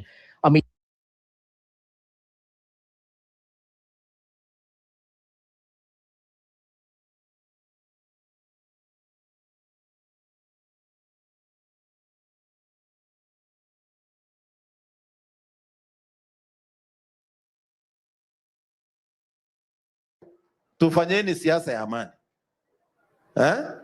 Na tuunganishe hii Laikipia yote ikuwe kaunti moja ambaye inasema 2 term kwa Rais William Ruto. Na tunawaomba watu ya Laikipia wote, jamii zote, tupigie William Ruto amalize 2 term, akamilishe kazi na mpango ambaye ameweka, ili Kenya isonge mbele. When you get a visionary leader, it is not every day. Na hii gurudumu ya maendeleo kila mtu anafanya, anafikisha hapo, unasonga. Jomo Kenyatta alifanya akafikisha mahali akasonga. Moi akafikisha mahali akasonga. Kibaki akafikisha mahali akasonga. Uhuru akafikisha mahali. The beauty of this country, we are making progress all the time. Hata kukuwe na mashida na makelele, we are making progress. Kwa hivyo naomba nyinyi kura ya rais, pigieni William Ruto 2 term. Kateni vitambulisho na muendelee kukata kura kwa ofisi ya constituency ya IEBC. Alafu mambo ya siasa pale tukamilishe, lakini tufanye kwa amani. Si namna hiyo? Na hata jamii zote, mimi nasikia watu wakilalamika wakisema, unajua ati kwa sababu kuna mtu mmoja hapa kwa mlima anapiga kelele. Nani aliwaambia watu ya mlima watupigii kura? Nani aliwaambia? Kura tuko nayo hapa ni over 60%. Usisikie mambo ya vijana watu wa kukimbia kimbia. Ukitaka ongea na wazee 70 years 80. Mimi nimeongea na Kikuyu Council of Elders. Wameniambia, my friend, kama hatujakutana Nakuru, mahali tulikutana tukiungana, tuseme tumewachana, hujua hatujawachana. Hii ni wanabiashara kidogo kidogo, kuna watu wanafukuza biashara yao, wanalipa madeni ambao wamekopa kopa, lakini hapo mbele ikifika jioni watu wote wanarudi laini 2 term kwa William Ruto. Ama namna gani? Hata hii ya Olkalau hapa. Unajua mimi ni mtu ya ground. Jana mimi sijakuja leo. Nilikuja jana, nikapita hapo Olkalau, uliza mood. Nikaambiwa hapa UDA. Hatuwezi enda kwa opposition, nani ndio akamilishe barabara. Watu ni wajanja Kenya hii, my friend. Wale wanakuambia si ile watafanya kwa box. So nyinyi msitie shaka. Mambo yenu tu ya Laikipia hapa nyumbani mkutane. Mwisho, waziri maji, kwa sababu huko na kauwezo kidogo hiyo ya water pans na hii ya shule, tufanyeni siasa ya amani. Na tuunganishe hii Laikipia yote ikuwe kaunti moja ambaye inasema 2 term kwa Rais William Ruto. Na tunawaomba watu ya Laikipia wote, jamii zote, tupigie William Ruto amalize 2 term, akamilishe kazi na mpango ambaye ameweka, ili Kenya isonge mbele. When you get a visionary leader, it is not every day. Na hii gurudumu ya maendeleo kila mtu anafanya, anafikisha hapo, unasonga. Jomo Kenyatta alifanya akafikisha mahali akasonga. Moi akafikisha mahali akasonga. Kibaki akafikisha mahali akasonga. Uhuru akafikisha mahali. The beauty of this country, we are making progress all the time. Hata kukuwe na mashida na makelele, we are making progress. Kwa hivyo naomba nyinyi kura ya rais, pigieni William Ruto 2 term. Kateni vitambulisho na muendelee kukata kura kwa ofisi ya constituency ya IEBC. Alafu mambo ya siasa pale tukamilishe, lakini tufanye kwa amani. Si namna hiyo?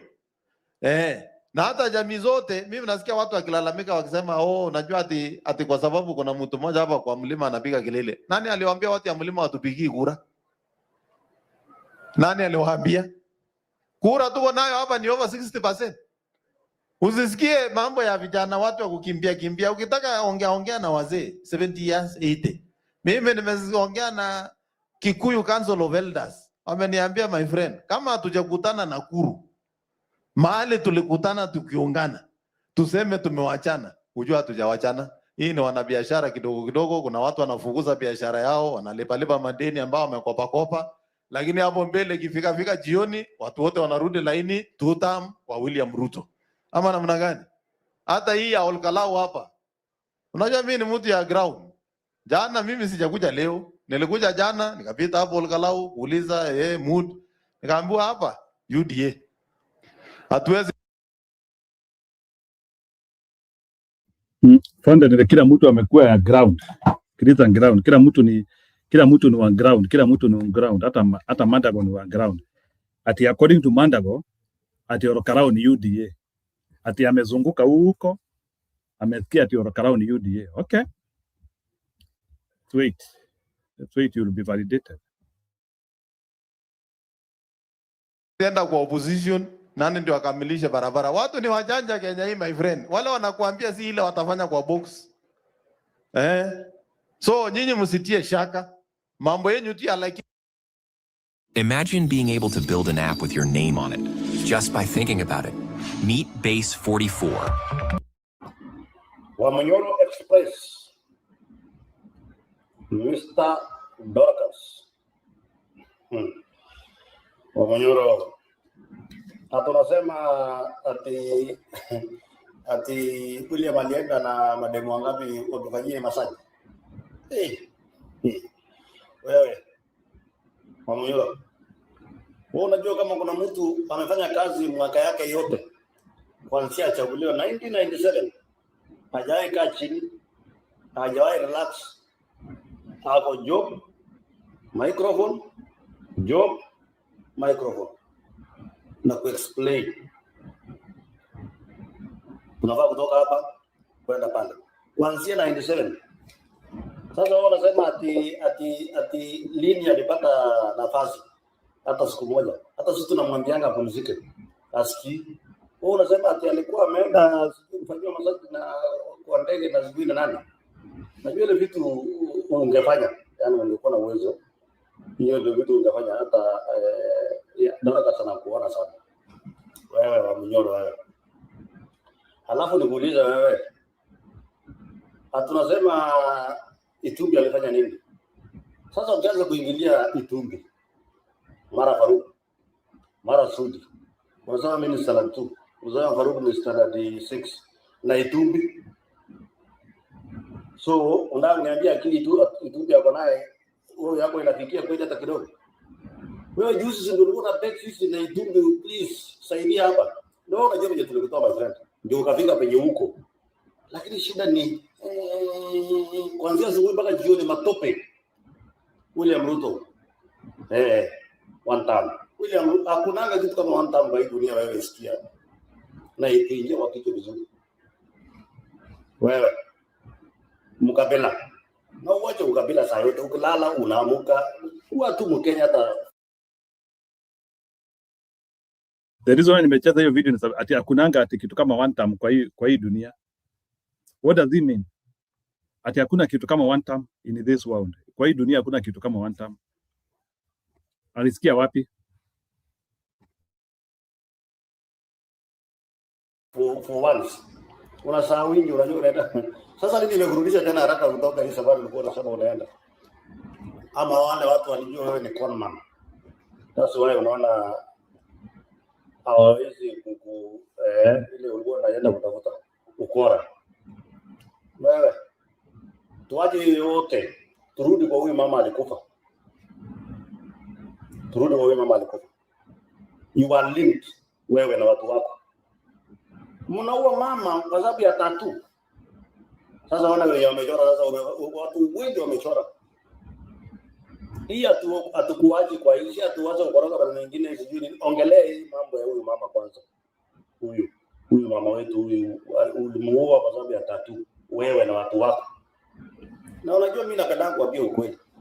Wewe Mr. Lucas. Hii itakuwa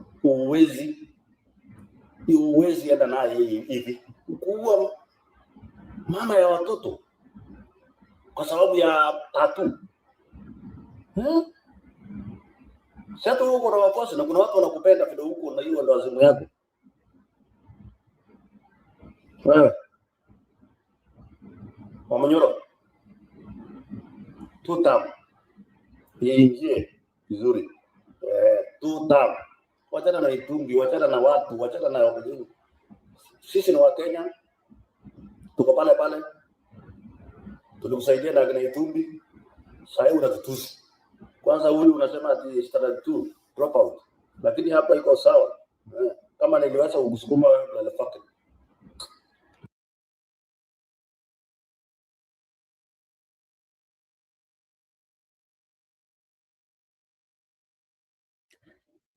Vanessa anasema nikipata video ya Jane Kihara ni kama nilikuwa nimeicheza, lakini let me look for it a second time. Let me look for it. Wacha nitafute Jane Kihara. Jane Kihara MP Naivasha.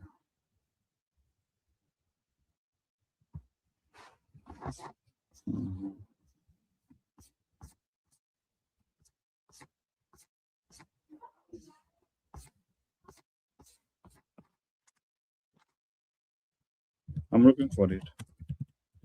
Jane Kihara. Jane.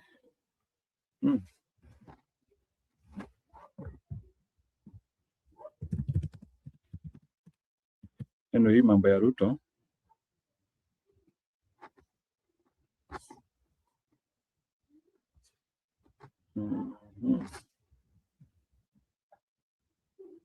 Yeah, ndio hii. Ni sawa, nimeipata.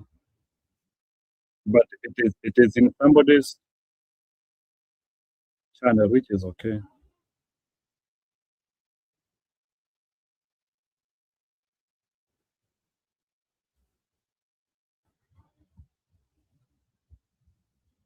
Oh, I want to shine. I want to shine, shine, shine for my love. When Jesus said me, I want to.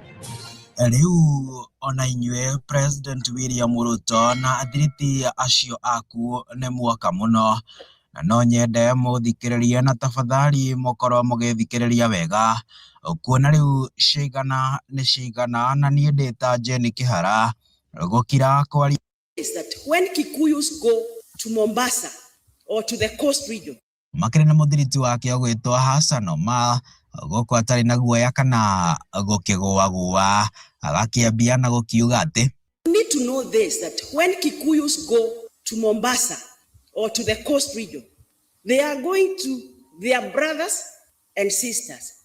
So you cannot tell us, you know history, that Kibaki is the one who brought tribalism. He has been said to be the best president Kenya has always had. This is what now Ruto is fighting with. He doesn't want anybody to mention Kibaki.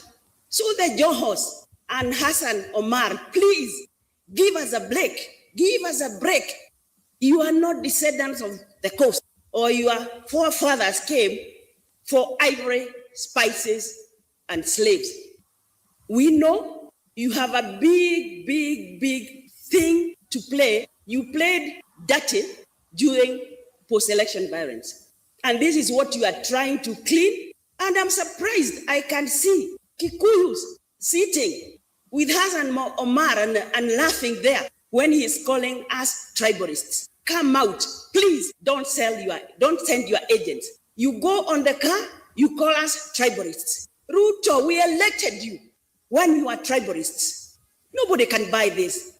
You are trying a game that you cannot win. I heard Kuria the other day say that Kikuyus have destroyed the Kikuyus property. Well, we know this was sponsored violence in the recent demonstrations on fuel. So please let Kibaki lie in peace. Going to Uhuru. Because you have taken everything, you want to tell us that Uhuru has land here, How much land have you taken? Ruto, you know, I want to ask you today, how much is enough for you? Because you have taken everything in this country. You don't care anymore about the people, the husbands who elected you. And now you want to keep on calling us tribalists. For heaven's sake, give us a break. Hassan Omar, we know you. Now being the SG of the UDA party, you have a voice, you have a platform. But unfortunately, for heaven's sake, don't take us where we were in 2007 by profiling the Kikuyu. It's Naivasha. Every head of state is challenging. For heaven's sake, give us a break. We elected you. You are not Wangi. You are not minor. And now you want to preach from the rooftop, calling Kikuyus tribalists. He is playing the tribal card because he is angry with the Kikuyus because now they have left him. Why want we tribal when we are electing him? Unfortunately, Ruto has captured parliament, he has captured Senate, so whatever our speakers do and say is what Ruto has told them to do. NCIC, first and foremost, doesn't have commissioners as we talk. And even when they are there, that's a toothless dog. They don't do anything. They are biased. We have seen it. We have seen them summon Gachagua. They have not summoned Cheriot. They have not summoned Cheragay. They just want to summon us because we are the tribalists. That group of leaders, they are not all Kikuyus. It's only regarding with a Kikuyu and Martha maybe and Muturi. The rest are not. And in any case, tuna katiba in this country ambayo inasema you can be anywhere, you can move anywhere. Fanya biashara, kaa anywhere in this country, wherever. So when kina Joho are telling us wa Kikuyu, wako Mombasa, I want to tell them, Kikuyus are river, miskiti imejengwa, Maragwa, Murang'a, Naivasha, kila mahali, everywhere. Hassan Omar would like to clear himself. He will do anything for Ruto. It's him who put Ruto in the ICC list. Fortunately or unfortunately, what he said about Ruto is true. I'm saying that because he tried to implicate me in the post-election violence. Andũ nao thutha wa gũkorwo magĩthikĩrĩria mĩario ya mũmbunge wa Naivasha TJ Kihara ũrĩa akĩarĩtie na koiga gũkũ aihũrĩtwo nĩ marakara maingĩ. Haha nĩho na waingĩ mathiĩte na mbere gũkorwo magĩkĩruta mawoni mao gũkũ thĩinĩ wa ng'enda cio kinyanĩria, na no nyende tũkorwo tũgĩkuoti andũ erĩ ũguo kana atatũ ũrĩa mathiĩte na mbere gũkorwo magĩkiuga harĩa ta ũyũ we nĩambĩrĩirie na agakorwo agĩkiuga atĩ my suggestion is that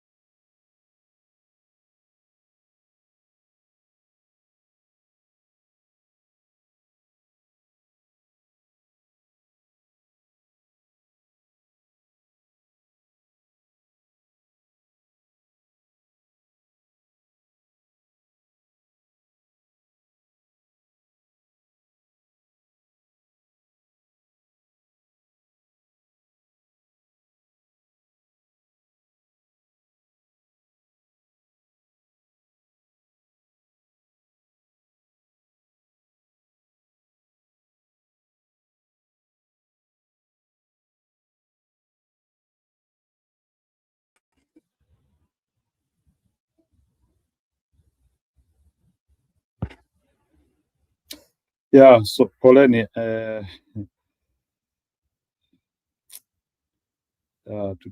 today I'm really, I don't know what's happening with my internet, but it's okay. Ni hawa kina Isaac Kasa na watake to discuss. I tell you, matusi itakuwa mingi. Huyo ni Musyoka anasema hivyo. Yeah, I think what is happening now is not now something which I think we can just tunaweza sema tu ati ni jambo tu tutaangalia tu. I think it has reached a level where it has reached a level where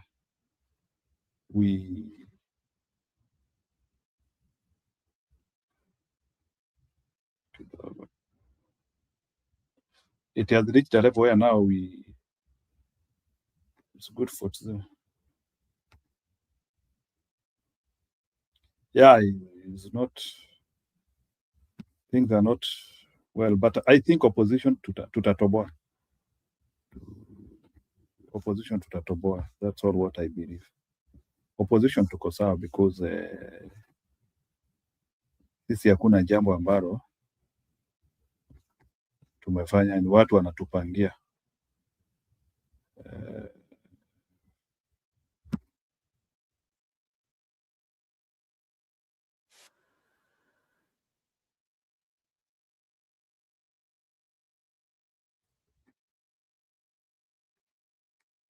Wacha niweke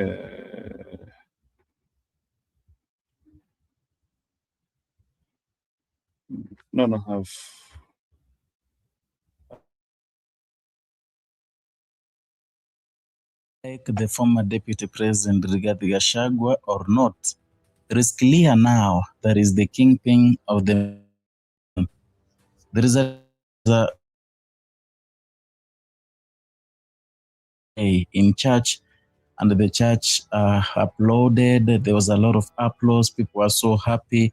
You could tell when a kingpin, someone you believe in, a spokesperson of the community is speaking to you, you can realize there is a difference. There are many people who don't like Rigathi Gachagua, maybe the way he talks, maybe the way he looks, but hate him or like him, Gachagua is a tsunami, especially in Mount Kenya region.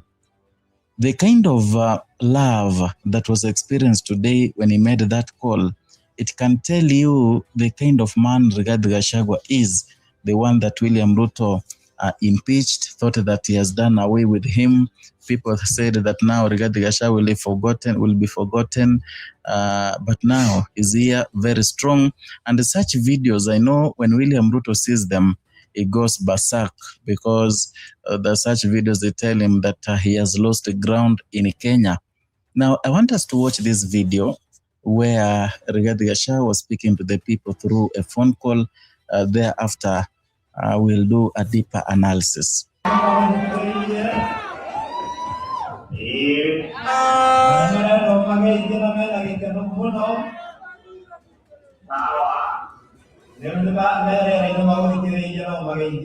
Your Excellency.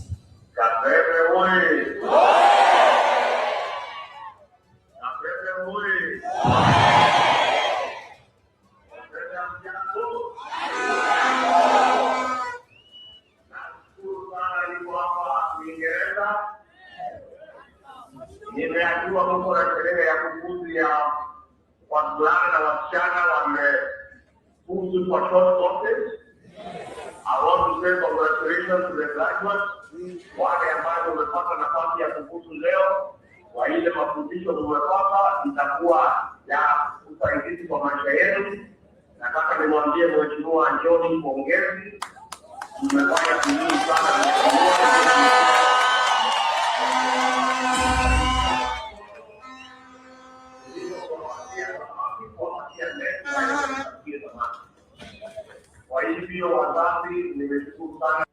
Now, Rigathi Gachagua is that man on a mission, and he understands the assignment. And the assignment is to bring the people of Mount Kenya together. This is not Nyeri. This was Kiambu. Kabete is found in Kiambu. And this is the kind of love that Rigathi Gachagua is receiving in Kiambu. And that tells you one thing, that Mount Kenya is gone away from William Ruto. And that was the idea of Rigathi Gachagua, because this man calculated that in 2022, William Ruto got 3.5 million votes from Mount Kenya region. Raila Odinga got 1.5 votes. That is a total of 5 million votes. Of course, there are people who never voted purposely because there was no Akikuyu man running for president, because that equally cannot bring up to the 100% turnout as it used to be during the time of Uhuru.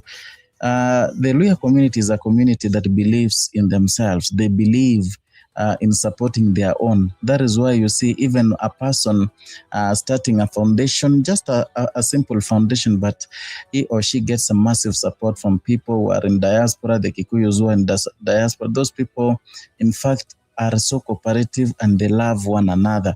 That explains why when you stay with a Kikuyu and maybe you are a businessman, yeah, that man will not buy stuff from you if there is a Kikuyu closer to you. They always impress themselves. Maybe others can call that tribalism, but I call that the love. They are united, they love each other.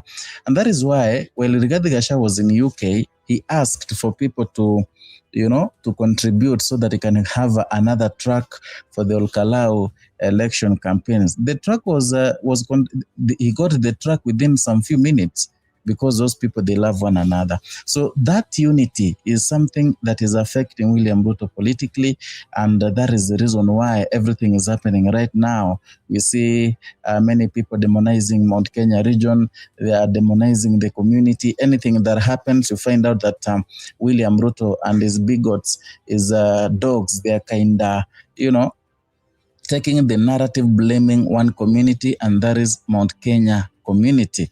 Is uncalled for, by the way. Yeah, but many people are kind of faulting Hassan Omar, the Secretary General UDA party, over what he had said recently in Mombasa, portraying that the Kikuyu community is comprises of the people who are causing mayhem, people who are causing trouble in Kenya, and saying some people need to be hanged and stuff.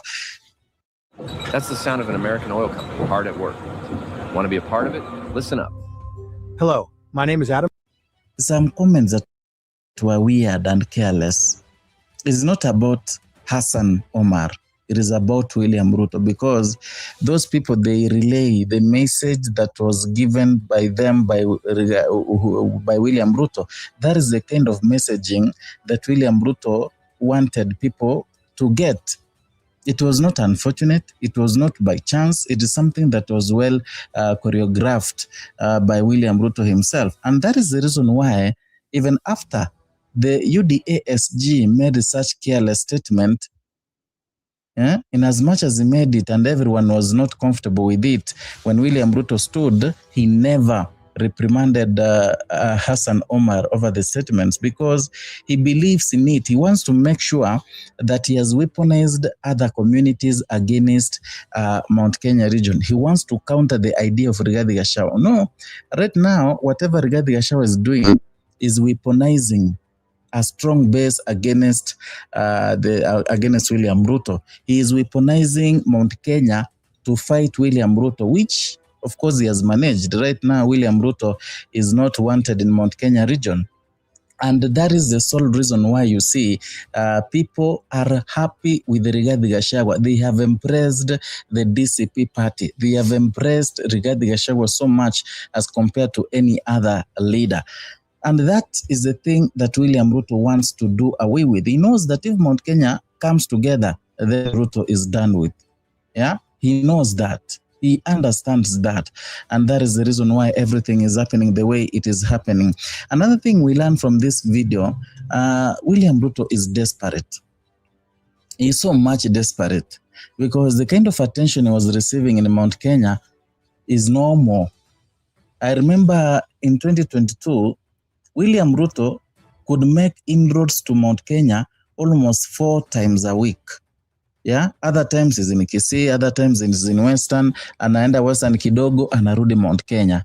because he was embraced. He was given all the attention. And William Ruto, being an intelligent politician, he maximized on that attention he was receiving from the people of Mount Kenya.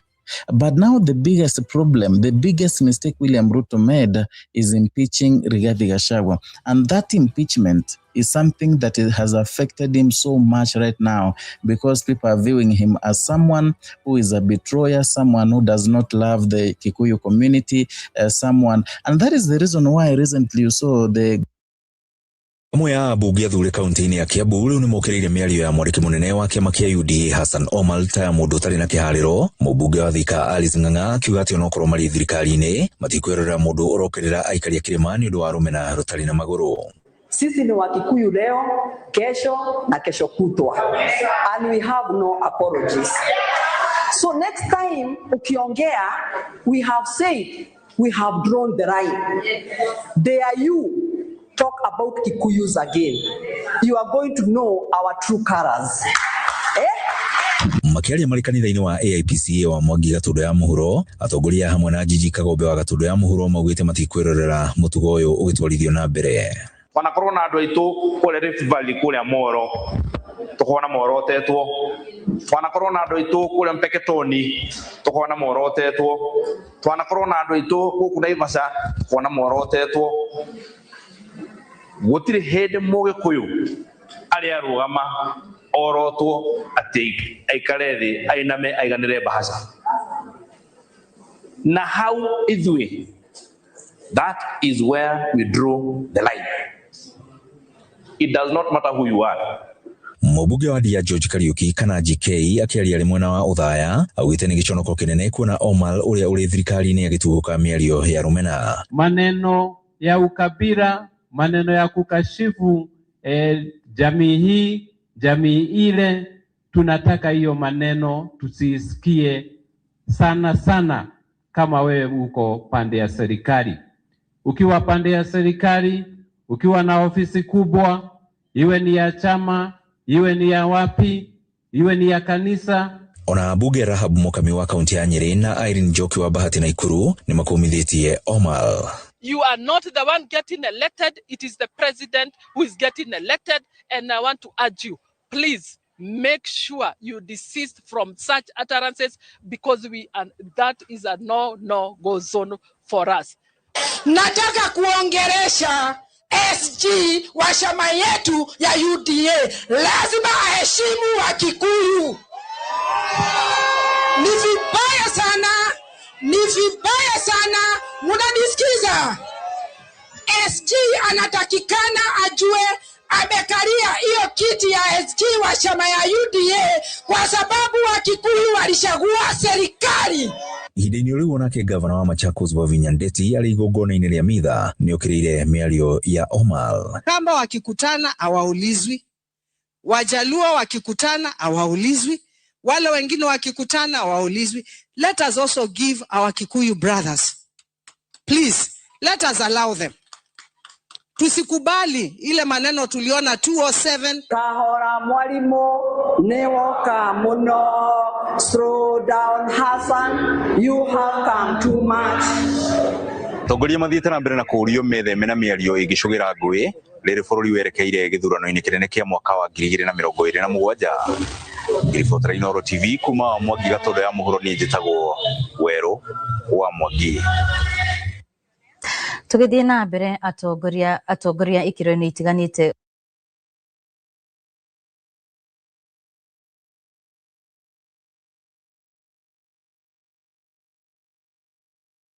Here's a fun one. Guys, pretend like you're holding up the building behind you. Make sure. Yeah. That's okay, great. Now give her. Let me ask you something. When was the last time you genuinely feared Arsenal, not respected them, not thought, yeah, they'll be in the top four? I mean, feared them the way you feared United in 2009, the way you feared City in 2019, the way you feared Liverpool when Klopp had them at full speed. For most of the last 2 decades, the honest answer was never. And that's exactly what makes what just happened so extraordinary, because Arsenal just won the Premier League. for the first time since 2004. And they didn't just sneak it, they earned it the hardest possible way by building something real in a football world that stopped believing in patience a long time ago. This is that story. To understand why this title matters, you have to understand just how far Arsenal had fallen from the conversation. Think about what 2004 actually meant. Wenger's Invincibles, 38 games, not one defeat. It wasn't just the best Arsenal team ever. It might have been the most perfectly executed league season in the history of English football. Henry, Vieira, Bergkamp, Pires, that team didn't just win the league, they defined what football could look like when everything clicks at once. And then they became Arsenal's biggest curse. Because once you've been the Invincibles, every version of yourself after that feels like a disappointment. Not in the eyes of rivals, in the eyes of your own fans, your own club, yourself. Then came the Emirates move. Necessary, yes. Financially brutal, also yes. Wenger had to keep Arsenal competitive while the stadium debt quietly strangled their ability to compete in a transfer market that was getting more expensive every single year, and slowly the players who made Arsenal scary started leaving. Vieira, Henry, Fabregas, Nasri, Van Persie, one by one. And every departure felt like confirmation of the same thing. Arsenal were no longer the club that held on to their best players. They were the club that developed them for someone else. By Wenger's final years, the expectation had quietly shifted from win the league to please just get top four. For a club that had gone unbeaten, that was a massive psychological step backward, and everyone could see it happening, including Arsenal fans. The frustration wasn't anger at a bad team, it was grief for a club that used to be something more. Wenger left in 2018, then came Emery. Promising start, Europa League final, then a 4-1 defeat to Chelsea in Baku, with the whole thing feeling empty. No Champions League, no real direction. The rebuild that wasn't really a rebuild. By the time Arteta walked through the door in December 2019, Arsenal weren't a sleeping giant. They were a confused club that had forgotten what it felt like to have a clear identity. Here's the thing about Arteta's appointment that people forget now. It felt like a gamble, not because he was unqualified. He'd spent years studying under arguably the greatest manager of the modern era at Manchester City. His football brain was never in question. But there's a huge difference between being an elite assistant and being the one making every call yourself. He finished 8th, then 8th again. Then the 2021-22 season opened with losses to Brentford, Chelsea and City. 0 goals, 9 conceded, bottom of the league. The process wasn't a project anymore. It was a punchline. But here's what Arteta understood that his critics didn't. He wasn't trying to fix the first team. He was trying to rebuild the entire culture of the club. Ozil was pushed out. Aubameyang lost the captaincy. Standards over reputation. Commitment over history. Some people respected that immediately. Others thought he was arrogant and cold. And the 2020 FA Cup win, beating City, beating Chelsea, should have brought him more goodwill, but it actually made things harder because suddenly expectations jumped before the squad was ready to carry them. Then came 2022-23. And for a moment, it looked like the process had worked. Arsenal led the Premier League for 248 days. Not hours, not weeks, 248 days. The longest any team had ever led the English top flight without winning the title, and they still lost it. Silva's back injury, 2-0 leads dropped at Anfield and West Ham, 3-3 at home to Southampton, bottom of the table, then 4-1 at the Etihad. It wasn't just a title race that slipped away, it was the moment the Bottlers label got stamped on and it felt permanent. 89 points the following season, still second, then second again the year after that. 3 near misses, 3 times football waited for the collapse, and 3 times Arsenal delivered one, until now. Now, here's where the story gets bigger than just Arsenal. Look at the clubs that have won the Premier League in the last decade. Liverpool under Klopp, 8 years before they lifted the title. City under Guardiola built over multiple transfer windows before they became what they became. And now Arsenal under Arteta, 6 years in the making. There is a pattern here that the rest of English football is either ignoring or cannot afford to follow. Because while Arteta was quietly building what was happening everywhere else, Chelsea, since 2021, they have spent somewhere in the region of £1 billion on transfers, £1 billion, and they have gone through managers like the rest of us, go through phone charges. Tuchel, Potter, Lampard again, Pochettino. Every season a new project, every season a reset, every season more confusion. Manchester United, Ten Hag gone, the Ratcliffe era arriving with promises of structure and a sporting director and a clear philosophy. Amorim came in with genuinely interesting ideas, but he's working with a squad that wasn't built for his system, trying to implement a new identity at a club that has had 5 permanent managers since Ferguson left. Tottenham, incredible stadium, talented players, and a long line of managers who were given Good then, better now. 6 health essentials in every bowl. If I were him, I'd bundle my home and auto and pick up the real victory. Savings. Are you talking about bowling? No, bundling, Jan. Bundling. Bundle and save. Even roughly 1 season before the frustrations set in, Nuno, Conte, Stellini, Mason, Postecoglou now fighting the same cycle. And what do all of these clubs have in common? They've never given anyone long enough to actually build something. They've confused activity with progress, signings with development, changes with improvement. Arteta was given time, proper time, and what he built over 6 years is the answer to every impatient boardroom decision that's been made in English football over the last decade. Now, let's be fair, because next season is going to be fascinating. And the reason it's fascinating is that Arsenal's biggest rivals are all entering a new chapter at the same time. Guardiola is gone from City. That's not a small thing. That's the end of one of the greatest managerial reigns in football history. Maresca comes in, genuinely smart coach. But taking over from Guardiola at City is one of the hardest jobs in football. You're not just replacing a manager, you're replacing a system, an identity, and a decade of winning culture. That transition will take time. At United, Michael Carrick has the job. And honestly, this one is interesting. He understands what United needs culturally. He knows what the environment demands. Whether he gets the transfer backing to actually build something is the real question. But he's worth watching. And then there's Chelsea. Xabi Alonso. If there's one project in English football next season that could genuinely shift the conversation, it's this one. Alonso transformed Leverkusen from a club that never won the league into unbeaten champions.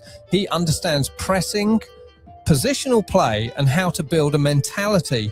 Chelsea finally have a coach worth building around. The question is whether the ownership will give him the patience the job actually requires. So here's the honest reality for Arsenal heading into next season. Their biggest challenges are all in some form of transition. City rebuilding their identity, United still searching for theirs, Chelsea starting from scratch again. This is not a guarantee, it never is. But Arsenal go into next season as defending champions with a settled squad, a clear system, and a manager who now has scar tissue, trophies, and belief. That's a very different starting position from where any of their rivals will be. Let's talk about the elephant in the room, because Arsenal's title didn't come without controversy, and 2 things in particular have been discussed constantly. Their set-piece dominance and the way they've been accused of milking fouls and managing referees on set-pieces first. Arsenal scored more goals from corners this season than any other team in the Premier League, not just more, significantly more. And the reaction from some managers and pundits has been that it's unfair, that Arsenal have found an edge that shouldn't be allowed. But let's be clear about what this actually is. Arteta hired Nicolas Jova specifically to design and drill set-piece routines. They practice this every week.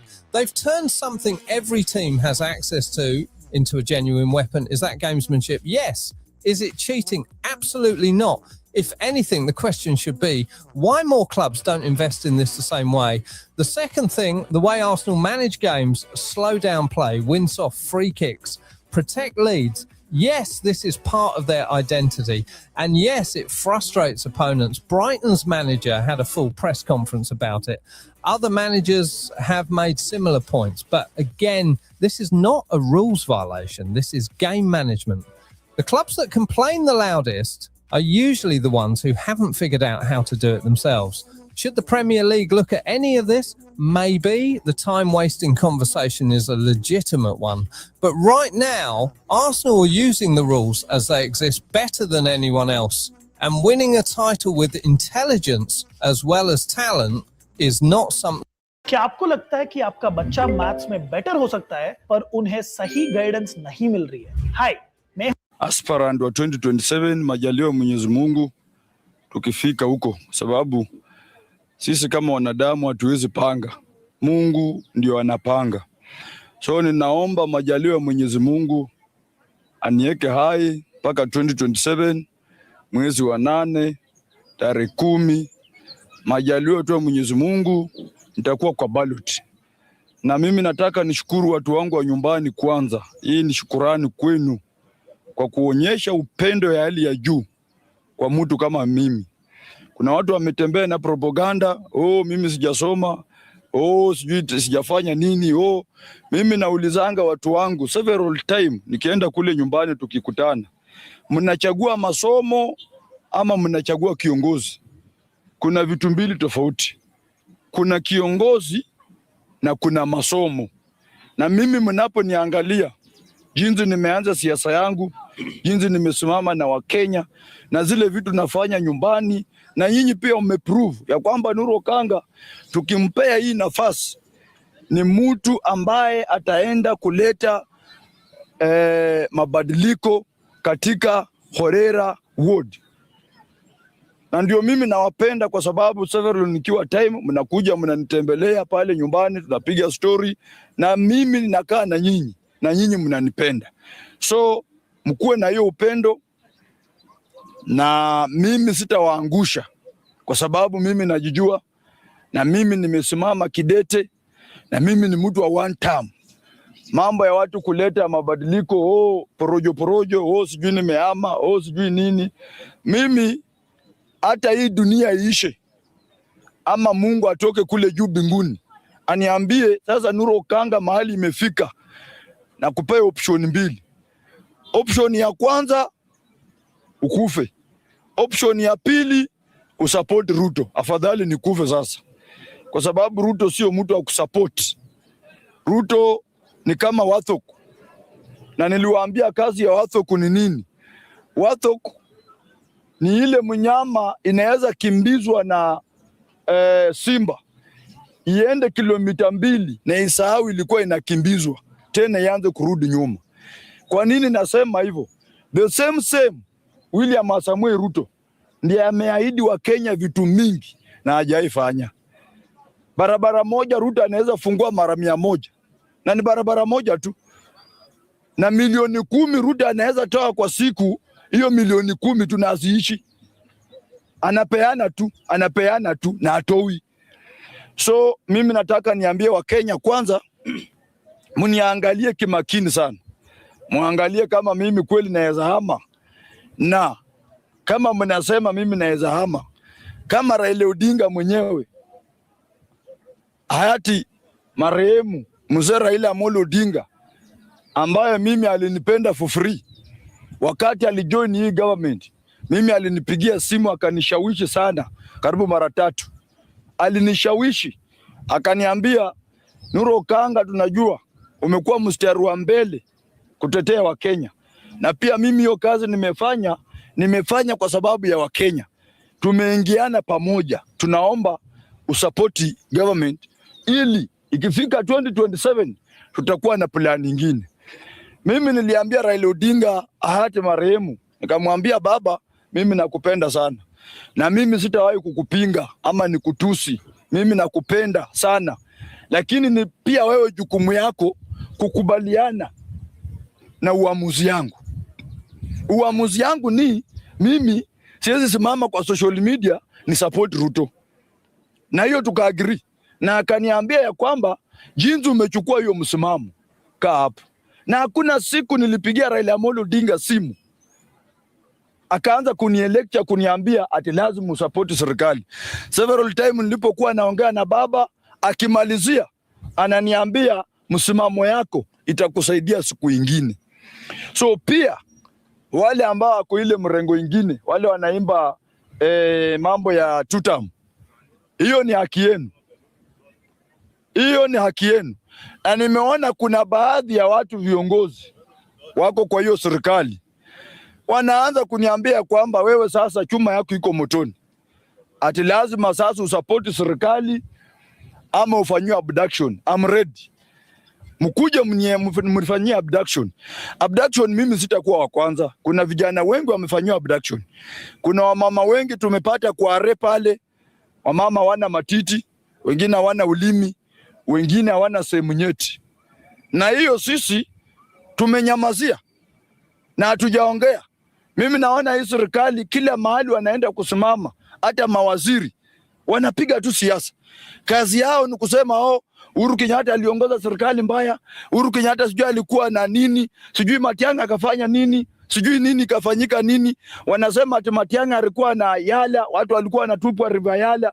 Mimi nataka kuambia Wakenya, Fred Okengo Matiang'i alitoka kwa serikali kama file ya watu walikuwa wanatupwa river Yala imefunguliwa.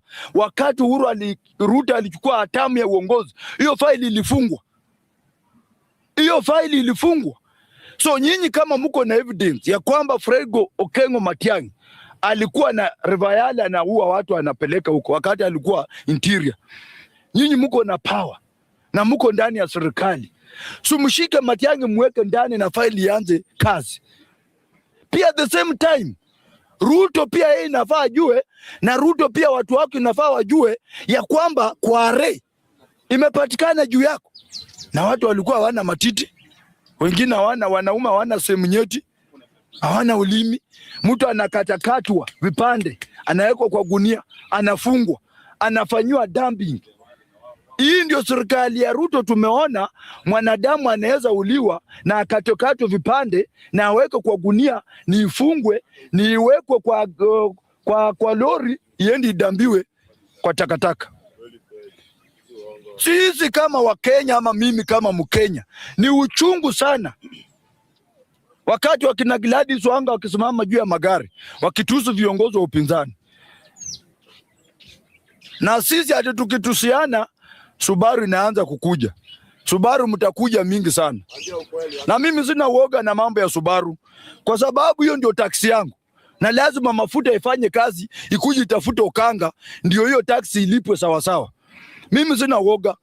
Na Raila Odinga hakulea watu waoga. Hiyo ndio Sifuna aliwaambia. Na bado mimi nawaambia ya kwamba mimi kama Nuru Maloba Okanga, mimi si muoga.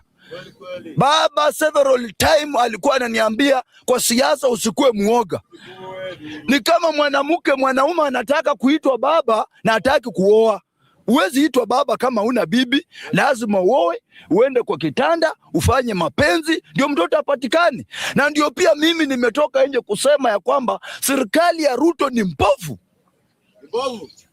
Ni serikali ambayo imeumiza Wakenya. Leo hii mafuta iko 214, diesel ni 242. Anasema ya kwamba atapunguza na 10 bob. Hii ni ujinga ya kiwango gani? Alafu anasema atapaka next month ndio apunguze mafuta. Akishapata faida yake sasa ndio anadanganya Wakenya. Nataka niambie bwana Ruto, chuma yako iko motoni pia. Venye nyinyi mnaniambia chuma yangu iko motoni, pia wewe Ruto chuma yako iko motoni. Na chuma yako ni 2027, it is the must, lazima Ruto utaenda nyumbani. Hiyo mtu asikudanganye ati wakinosikia Sudu akisimama kwa press wanasema atukura isipojaa mtajaza. Mtajaza ya nani? Raila Odinga ndio mlikuwa mnaibia kura peke yake hii Kenya. Na hakuna mtu mwingine mtaibia kura. Tumeshajua ya kwamba mmesema kura mnaenda kujaza, na sisi wa Kenya tuko kidete na tuko imara na tuko kama hii Kenya. Ruto hautaenda nyumbani ukweli, nitajua wewe ni mwizi hatari sana. Wewe ni mwizi hatari. Na mimi kama Nuru Okanga na familia yangu yote, jamii yangu, wale watu naongoza kule nyumbani mahali nimetoka kwa jamii yangu, tuko pale na kura 3,800 jamii yangu peke yake. Na hiyo jamii mimi ndio kiongozi wa hapo. Na hiyo jamii nimeishauri mara kwa mara, wamesema Ruto tawi. Hiyo ni jamii yangu peke yake. Na hizo ni kura zote ambazo tumesema Ruto, sisi hatuwezi fanya na wewe biashara. Wakina Wetangula wanakuja pale Western wanakudanganya. Atuko na ground. Juzi CS Oparanya mwenyewe na mdomo yake amesema ya kwamba kuuza Ruto Western ni kama kuchukua nguruwe kupeleka kwa msikiti. Ama uingie na viatu kwa msikiti. Western sahi maneno ni one term. Wamekataa. Na ndio unaona Oparanya anasumbuliwa. Na mimi niliambia Wakenya, wanasemanga mimi sijasoma. Ruto amedanganya Oparanya, hawa kina Raymond nani Oparanya, Mbadi, Upio Wandai na Ali Hassan Joho. Waziri ananga sei kwa serikali. Mtu ako na sauti kwa serikali ni PS. Sasa Ruto amepeana mawaziri, amepea Oparanya waziri kwa kamera, lakini PS wake amemwekea Mnandi.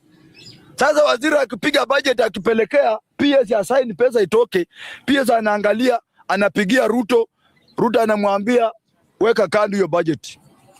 So sisi kama Wakenya tumepigwa poka. Sisi kama Wakenya, Ruto amefanya karata mbaya katika nchi yetu ya Kenya. Angalia nao parastatal zote ni za Wanandi. Wanandi ndio wanaongoza parastatal zote. So mimi kama Nuru Okanga nikiongea ukweli, wanasema tu wewe unaelimisha Wakenya, hatutakuweka kwa mfuko. Mimi siwezi toshea kwa mfuko. Siwezi toshea kwa mfuko ya Kenya Kwanza. Na hiyo ni ukweli ya mambo. Ya kwamba mimi kama Nuru Okanga, kijana ambaye hako na future, ambaye anatafuta kiti katika nchi yetu ya Kenya, siwezi support serikali ambayo inanuka. Siwezi support serikali ambayo imeua vijana. Iwezekani. Kwa sababu wakina Rex Masai wamekufa. Na hao ndio walikuwa viongozi wa kesho. Wameuliwa. Jana mliona watoto wa university wakiambia huyu mzungu bandia. Wakimwambia one time. Watoto vijana wamechoka, na vijana ndio viongozi wa kesho. Sasa nyinyi mkianza kunithreaten, mnaniambia ati is not the must support government. Hiyo sio lazima. Finally, mimi nataka nishukuru George Natembea na timu yake yote.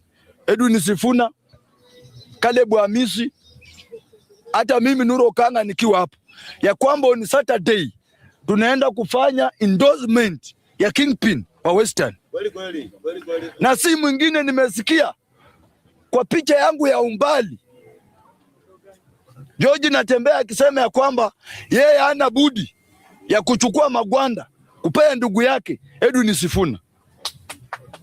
Na sisi tuko nyuma ya Edwin Sifuna, kwa sababu sisi Waluya tumechezewa poka mara mingi na hawa mandugu zetu wa Nyanza. At the same time hawa ndugu zetu wa Nyanza wako na madharau sana. Tumewasupport sana, lakini saa hii Sifuna hako kwa ground, kila zote akisimama kwa media ni kutuzi Sifuna, kutuzi Natembea. Sisi tuliheshimu Waluya Wajaluo, na tuliheshimu Raila Odinga, tukamfuata hiyo miaka yote. Na Raila Odinga ndiye alifanya Waluya wakaheshimu Wajaluo. Lakini mahali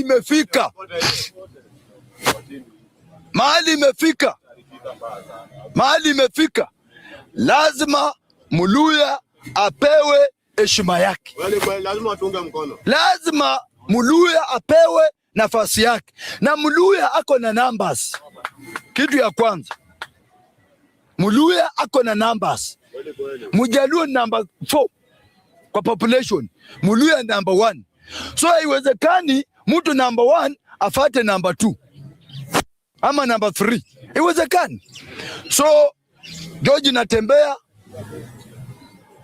kwa power yako na heshima yako na nguvu zako, na wewe na Sifuna, tunaona hii movement ya Sifuna, Ruto lazima aende nyumbani.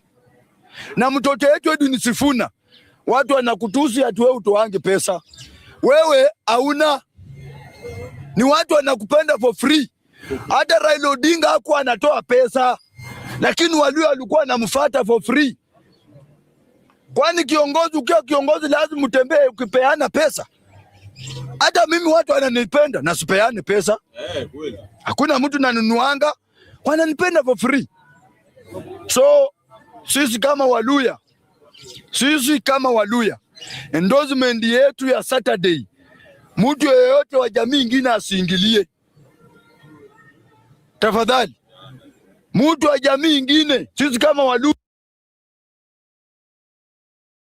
Wow, Nuru Okanga is becoming more serious than Atuori. You remember Atuori?